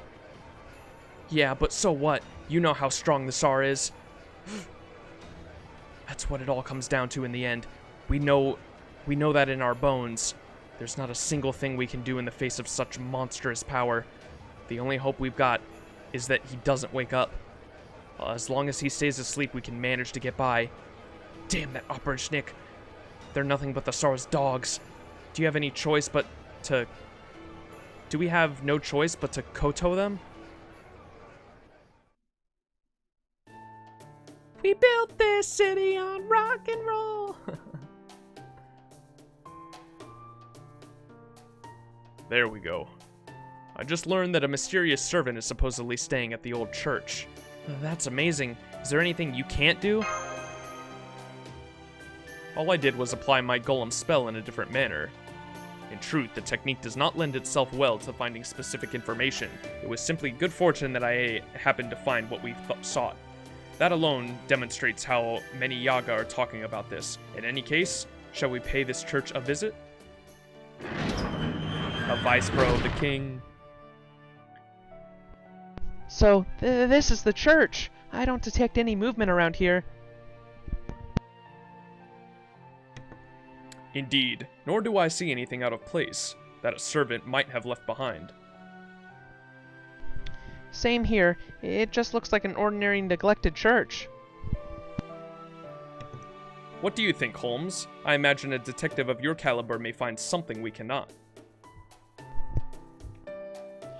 Well, it's a bit difficult to get a clear picture over the monitor, but yes, I do see signs that a servant was here. It seems the servant in question used this church as a base of operations. I believe this place has served as a similar function to a caster's workshop. He must have felt very much at home. Well, ain't that something? You really are a great detective.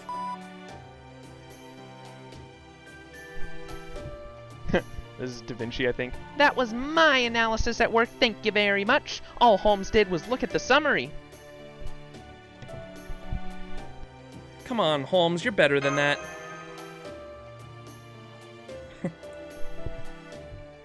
Drat, I've been found out. I suppose I gotta get a bit carried away. I'm afraid I've been under a great deal of stress lately since I haven't been able to make many biting deductions. I do apologize.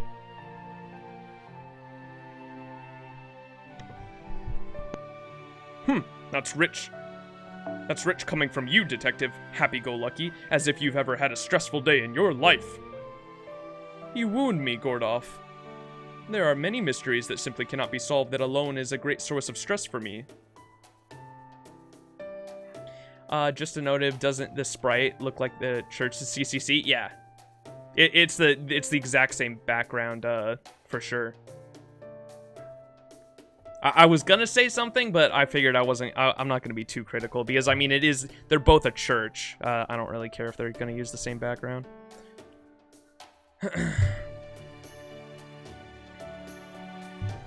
Very well, then. If the servant is staying here, why don't we wait for him to return? I agree with the Vice Brawn, Master. It must have been exhausting coming all this way in 2 days. This seems like a good opportunity to rest up, and I urge you to take it. These benches may not be the most comfortable of beds, but I suspect they will be considerably better than sitting down. Good point, and it is nice and warm in here. Okay, I'll get some sleep. Good night, Mash, and thank you. Of course, Master. I'll wake you up if anything happens. Reusing content, Oh, is this a dream? No way! You really have no idea? Never mind their magecraft alignments. You don't even know their names? She was talking about the 7 Masters. You're kidding! I didn't know you were so cold-hearted, Max. In that case, you really can't blame them if they wake up pissed off at you, can you? After all, you stole everything from them. Their jobs, their purpose, even their place at Chaldea. Come now, you really don't know? All the miracles you performed are about to be destroyed at the hands of the very paragon of mediocrity. Master! Are you alright, Master? You look like you were having a nightmare. I'm fine. It was nothing. Thank goodness. For a moment I was afraid one of your dreams had taken you to another world again. Has that really happened before? Yep. Yes, several times. At any rate, fuck. Yes, several times. At any rate, a Vice Brawn. I know. He's here. Well then, time to answer that age-old question. To pull the trigger, or not to pull the trigger? Is it the servant? Yes, it is. The servant we believe to be Amadeus is standing right outside the church. He appears to be keeping his magical energy restrained, but he is also not moving from his position. Guess he's calling us out. What will you do, Master? Let's go out and try talking to him first. Understood.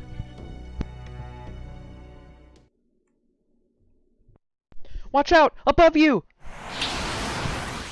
Whoa there. Well, that was rather a rather rude way to introduce oneself. Is that Amadeus?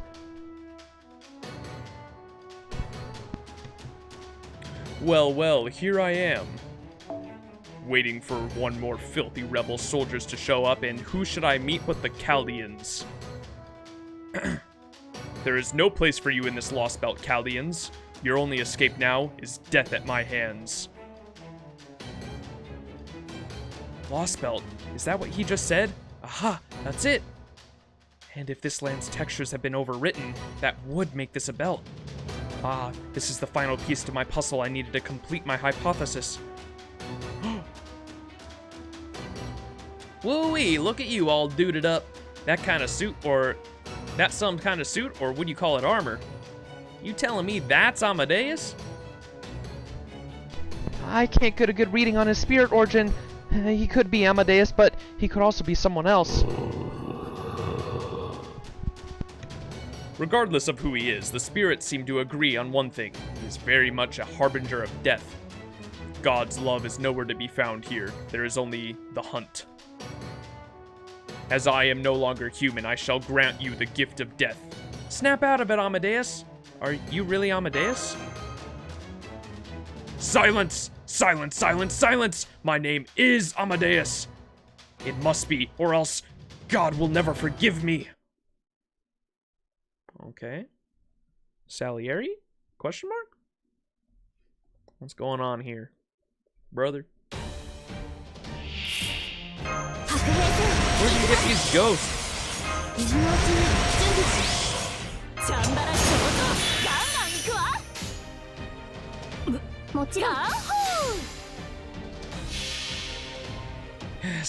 Spoilery territory. I know, this is what I get for knowing what servants look like ahead of time.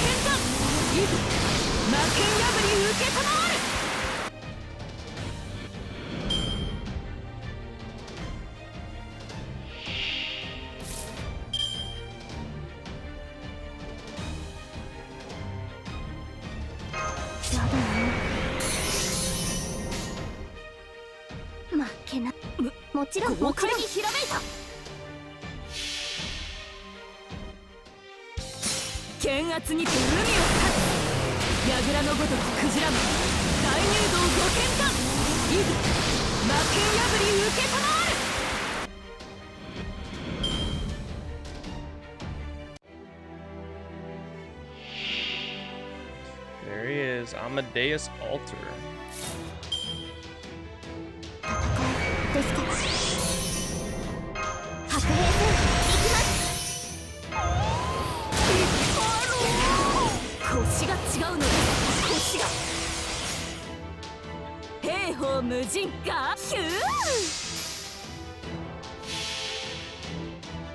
Speaking about servant ahead of time, knowing that Zufu get out of NPC hell in 2 years makes it less frustrating. He was in the summer event.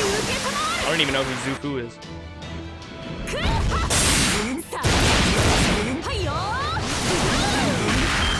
This is where all my mind goes to when I see these characters, is immediately boobs.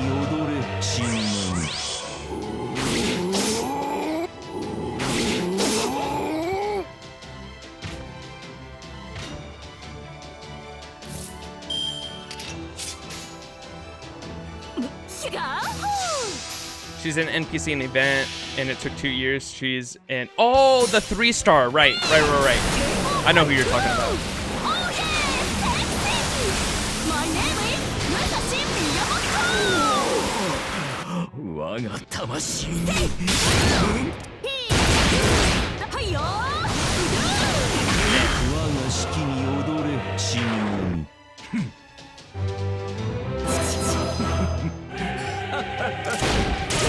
His attacks are so fucking cool.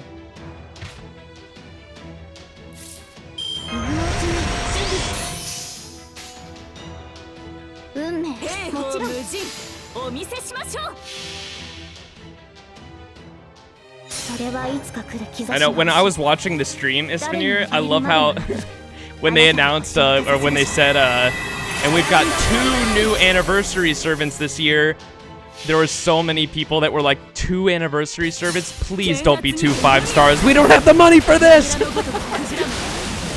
Thank God it wasn't a second. Could you imagine if they did 2 5-stars? Oh my God, dude.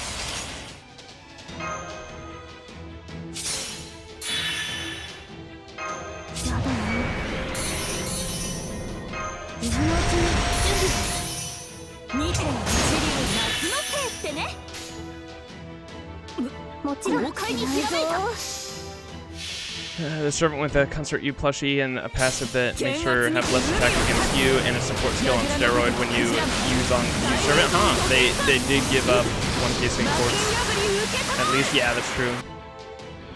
With the leveling up of servant gives you sync quartz. That's so huge. The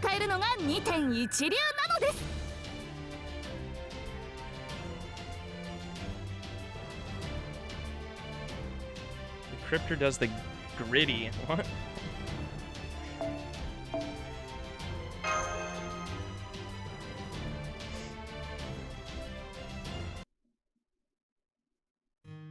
What the hell?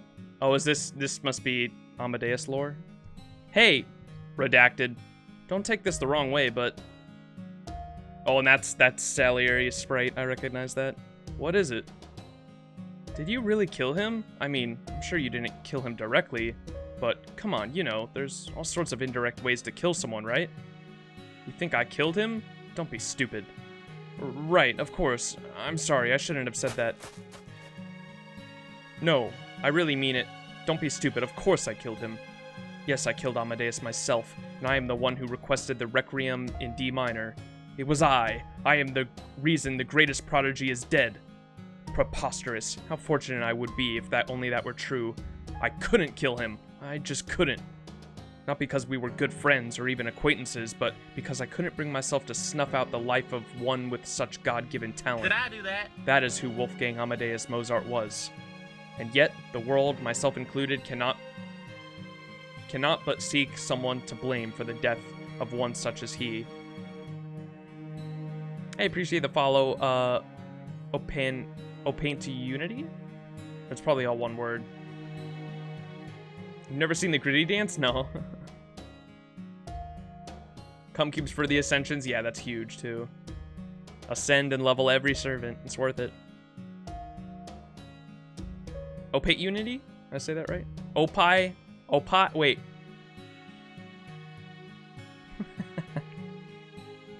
Opie Tunity?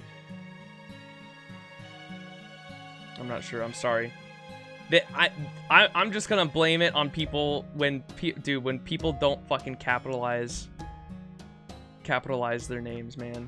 If it's two different words. Yeah, Opie. Opportunity, but with Opie? Opie-tunity? Okay. Opie-tunity? But Mozart just died because he was sick at a young age. In the lore, max 30 for every 5 ascendant. Oh, yeah, you get the lores too? Yeah, that's huge too. And yet, the world, myself included, cannot... This was pog as fuck. So Black Angel Rose, what I think it is, so this character right here which is who was posing as Amadeus Mozart, is, how do you say his name? Antonio Salami. He was a friend and rival of Mozart, and that's who's speaking here, and I believe he materializes as an avenger, as a servant, who wanted, like, revenge on Mozart because he was better than him, or some shit like that. I don't know, we're getting his backstory right now, though. So that is who... I couldn't bring myself to snuff out the life of one with such God-given talent. That is who Wolfgang Amadeus Mozart was, and yet the world, myself included, cannot but seek someone to blame for the death of one such as he. So we told ourselves that some fool must have driven him to the depths of hell, all because they envied his divine symphonies. That's who Salieri was. And also that he could avoid facing the most hellish truth ourselves, that even a composer of his incredible talent could die as easily as anyone else. That is how I was remade. Yes, remade. But that's okay. That's how it should be. I loved him. I envied him. I yearned for him. I respected him, admired him, looked up to him.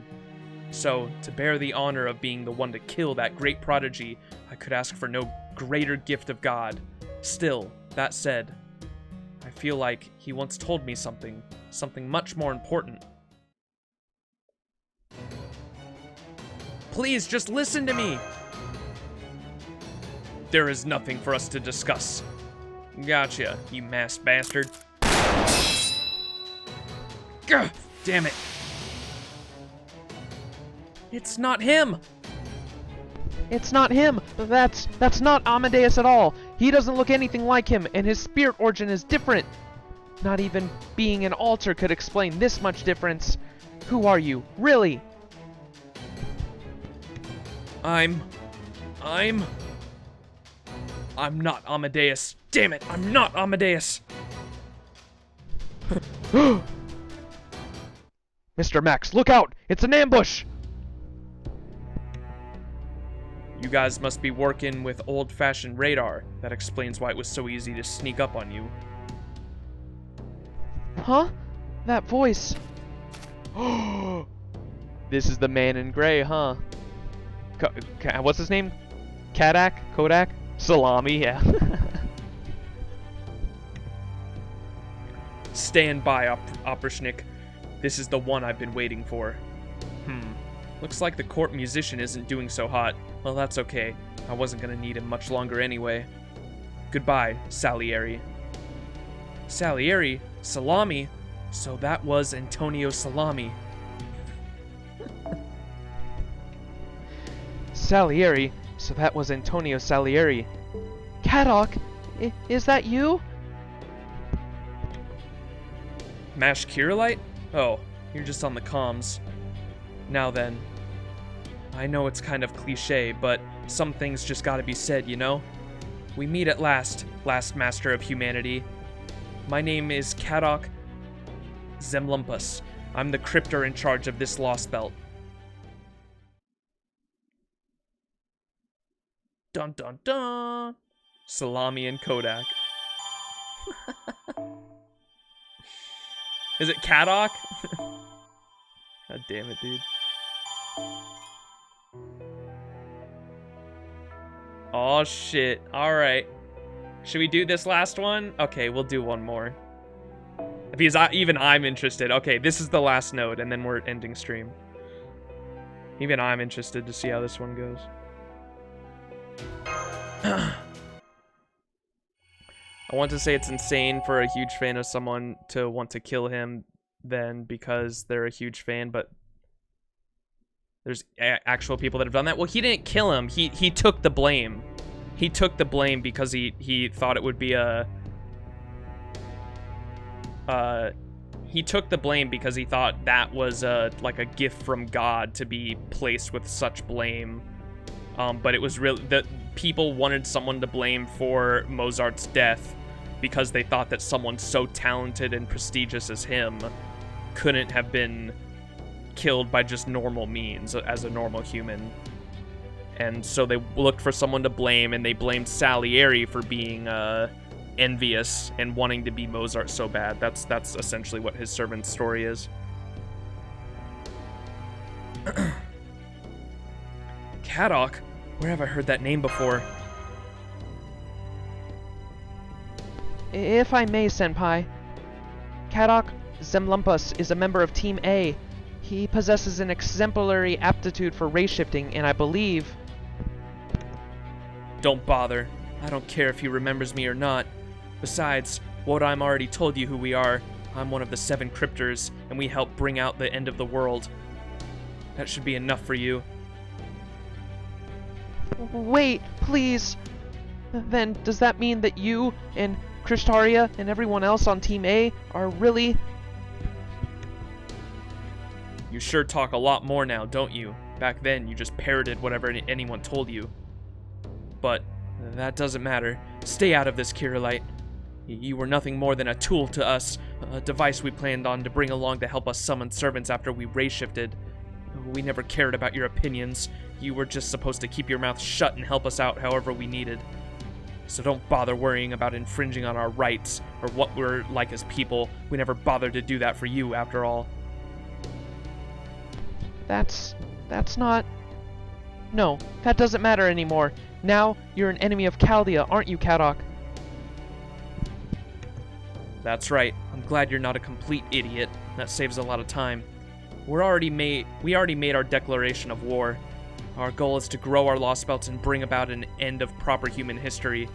I guess we're already pretty much taking care of that last bit. Lostbelt? Lostbelt? Is that what this singularity is called? No, a singularity just... A singularity is just a single point in time. This is a belt. This point when everything changes in the world happened long ago, and now it has its own history. It sucks there's no more rock music anymore, but the demonic beast howls can get pretty close. Why did you do this? I don't have to tell you shit, but I guess we can talk a bit before I kill you. Tell me, Max, why didn't you die instead of us? Huh? Instead of you, I'm not sure how to respond to that. You heard me. There would have been way fewer losses that way. We all know what you achieved. Gotta admit, it frickin' sucked to have to be the one of the first things we heard about after we woke up. And now that we know, I can say this with total certainty. If it had been me, or even better, anyone else on Team A, especially Wodheim, I bet there'd have been way fewer dead, and we wouldn't have taken a whole damn year either. I just happen to be the only master left. Exactly. You just happen to be there, so you just happen to be chosen. And thanks to that, a ton of people died in the incineration of humanity. Congratulations! You racked up the highest casualty count imaginable. That's enough, Kadok. Remember, I'm Max's servant now. I'm not about to let you insult my master, no matter what the circumstance. You can't fool me, Kirei. Don't tell me that thought never crossed your mind. Everyone on Team A was chosen for a reason. Wodheim, Ophelia, Pepe, David.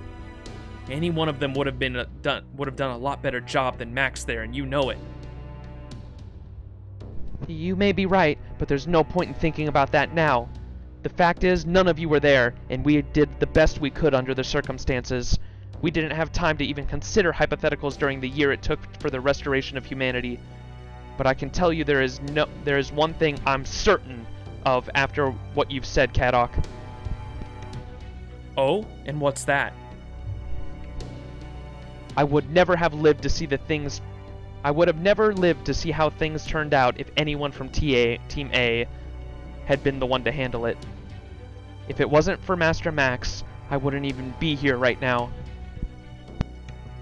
Well, I guess you've got me there.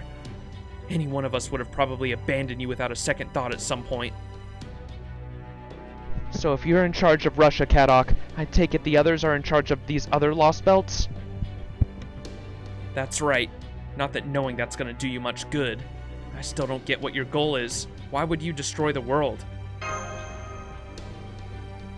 We're cryptors. We're wiping Earth's slate clean and giving it the gift of true humanity. That's our goal. By the way, who are those servants you've got with you? I do not feel any particular obligation to divulge my identity to a spoiled child of an enemy such as you. Same here. Not that I expect I'm fooling anyone.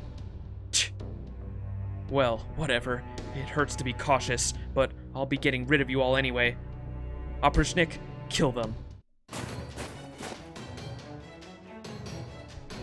Master, the Oprishnik are about to attack. Please prepare for battle. On it. Let's do this, you two.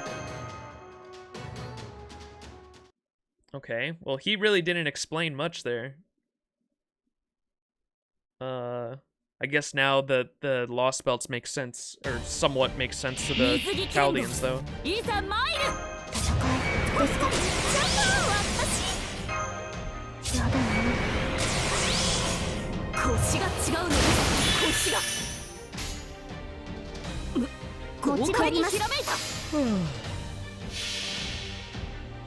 His last name, only one M?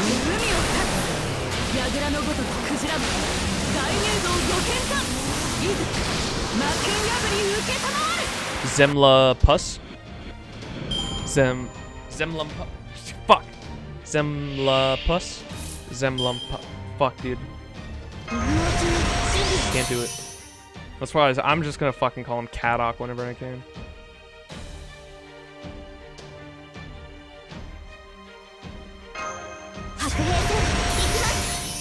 Kodak, dude. I want to say it's insane for a huge... Oh, I already read that. My roommate is mopping... My roommate is moping that I'm not moping that I'm not paying attention to him and instead watching a stream.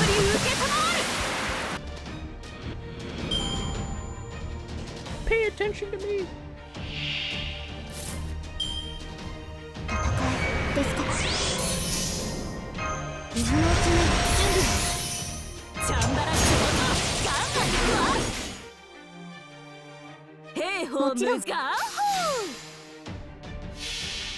Shit, dude, you think he would have brought stronger fucking henchmen?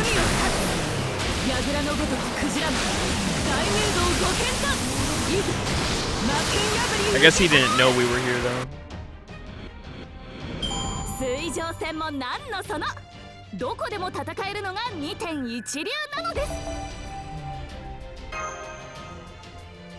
Are you lonely, people shy?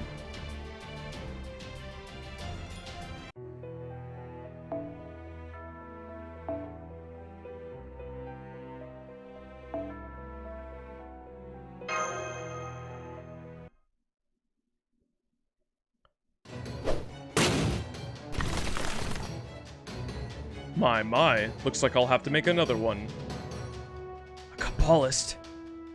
Are you Solomon Ibn Gabriel, aka a Vicebrawn, the Golem Master?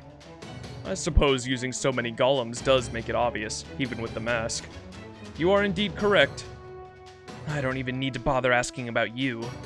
Well, I can't tell if you're Billy the Kid or Buffalo Bill, but that doesn't really much matter.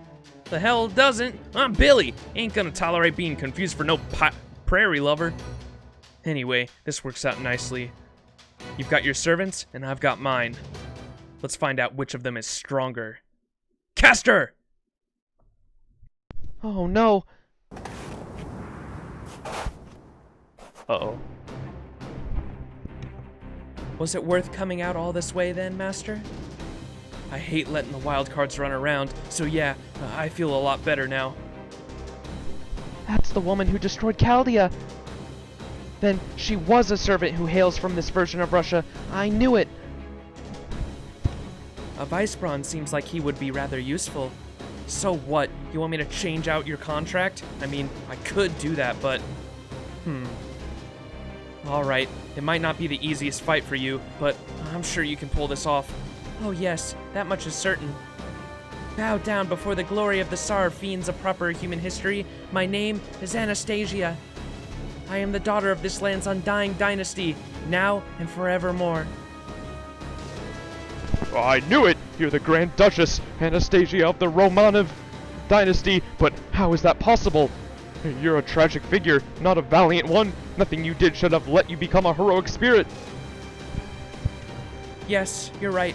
I have no barbaric tales of heroism to my name, nor any stories of royalty gone mad. But I do have V.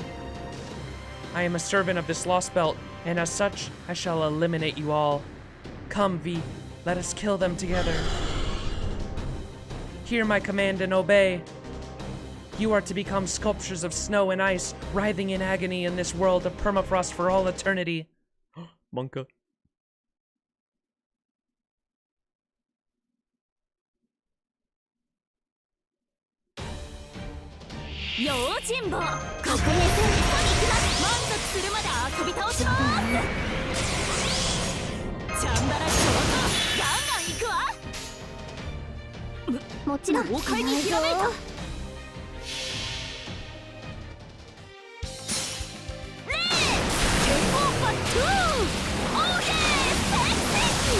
My name is Musashi Beowulf!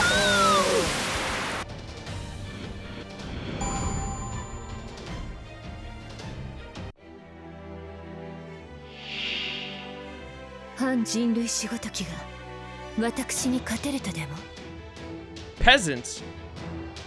加速しろ。 Oh shit. Oh, that's cool. What? Look at that.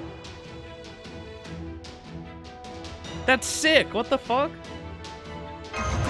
ですか。白兵戦行きます。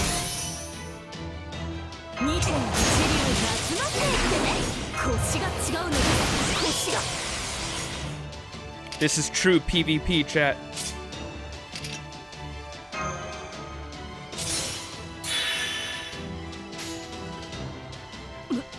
豪快にひらめいた。 The Battle of Masters. This is sick.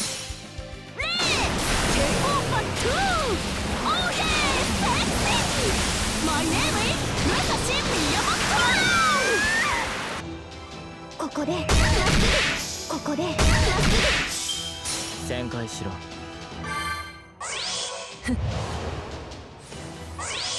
停止。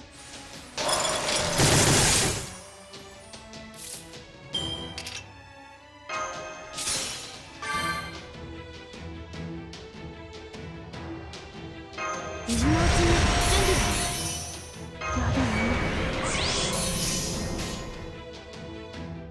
兵法無尽、お見せしましょう。ショータイム。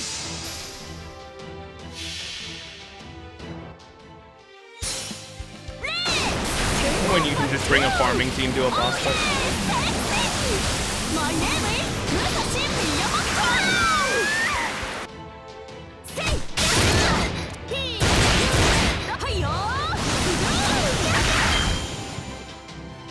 Yeah, I didn't think that was gonna kill her. It was way too early for that to happen.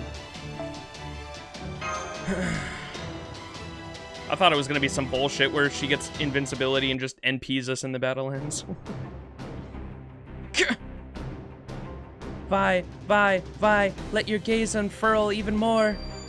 Let your wicked eye expose the truth beyond all things. Mystic eyes. So that demonic beast is what they've been tuning my golems to dust in an instant. How rude. V is no demonic beast. He's my most trusted elemental. He has been an ally to the Romanov dynasty for generations. That doesn't make him any less of a monster. I suppose I was a bit late coming up with an anti-Mystic Eye strategy. Ugh. Anastasia, look out! Salieri's woken up! Cursed dogs of the Tsar! V! Behold my noble phantasm! Our Lord in heaven, have pity on me! Dio Santismo! I'm not pronouncing that. V! Ugh! This is... It's going to hit us too. He doesn't care who he hits. I can't believe that was the first thing he pulled after getting his memories back. What a whack job. Still looks like that was all he had. Oh my, you certainly startled me. I must be the one to remember. I must be the only member of the Romanov dynasty who's ever been attacked from above by the court musician. Not that it matters now. You, how dare you brainwash me, twist me into doing your dirty work. You're nuts. I didn't twist you into doing anything. All I did was put you to work in an effective way. Anyway, I can't have you running around all on your own anymore, no matter how weak you might be. Anastasia, crush his legs. Got you. Golems, activate. Mine hand is a spear of azure ice. Chest, Sephiroth? Oh shit, he made the ice golems! Did he just turn snow into golems? Anastasia! Since when do masters going around shielding their servants? It's no big deal. I just did because I thought I could. And I was right. Neither of us are hurt, are we? Kadok. Very well then. I believe that is our cue to escape. Here. I trust we will be taking him with us. Of course, you read my mind.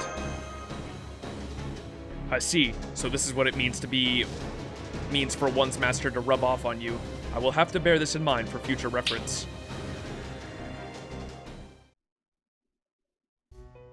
Follow them.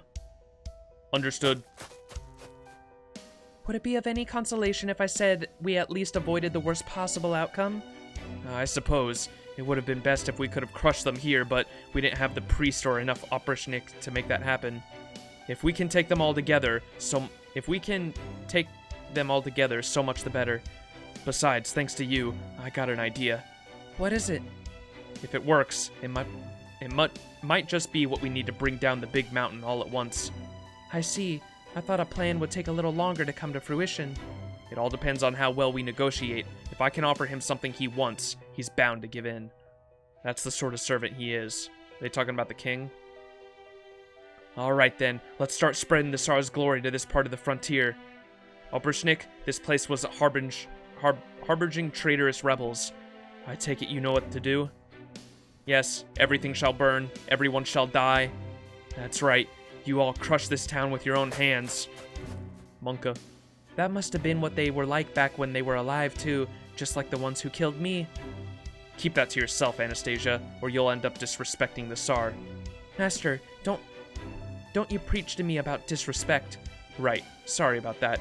Anyway, they should be done at the palace at this point. That's true, we should hurry back then. The Tsar must be looking for me by now, even if he hasn't fully awakened.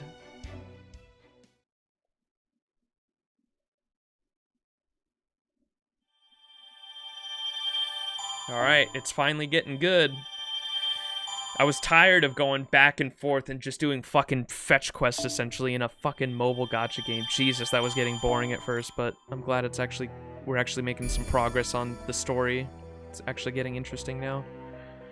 Alright, what's the next one called? Grand Duchess Anastasia. Alright. We're gonna end it there, chat.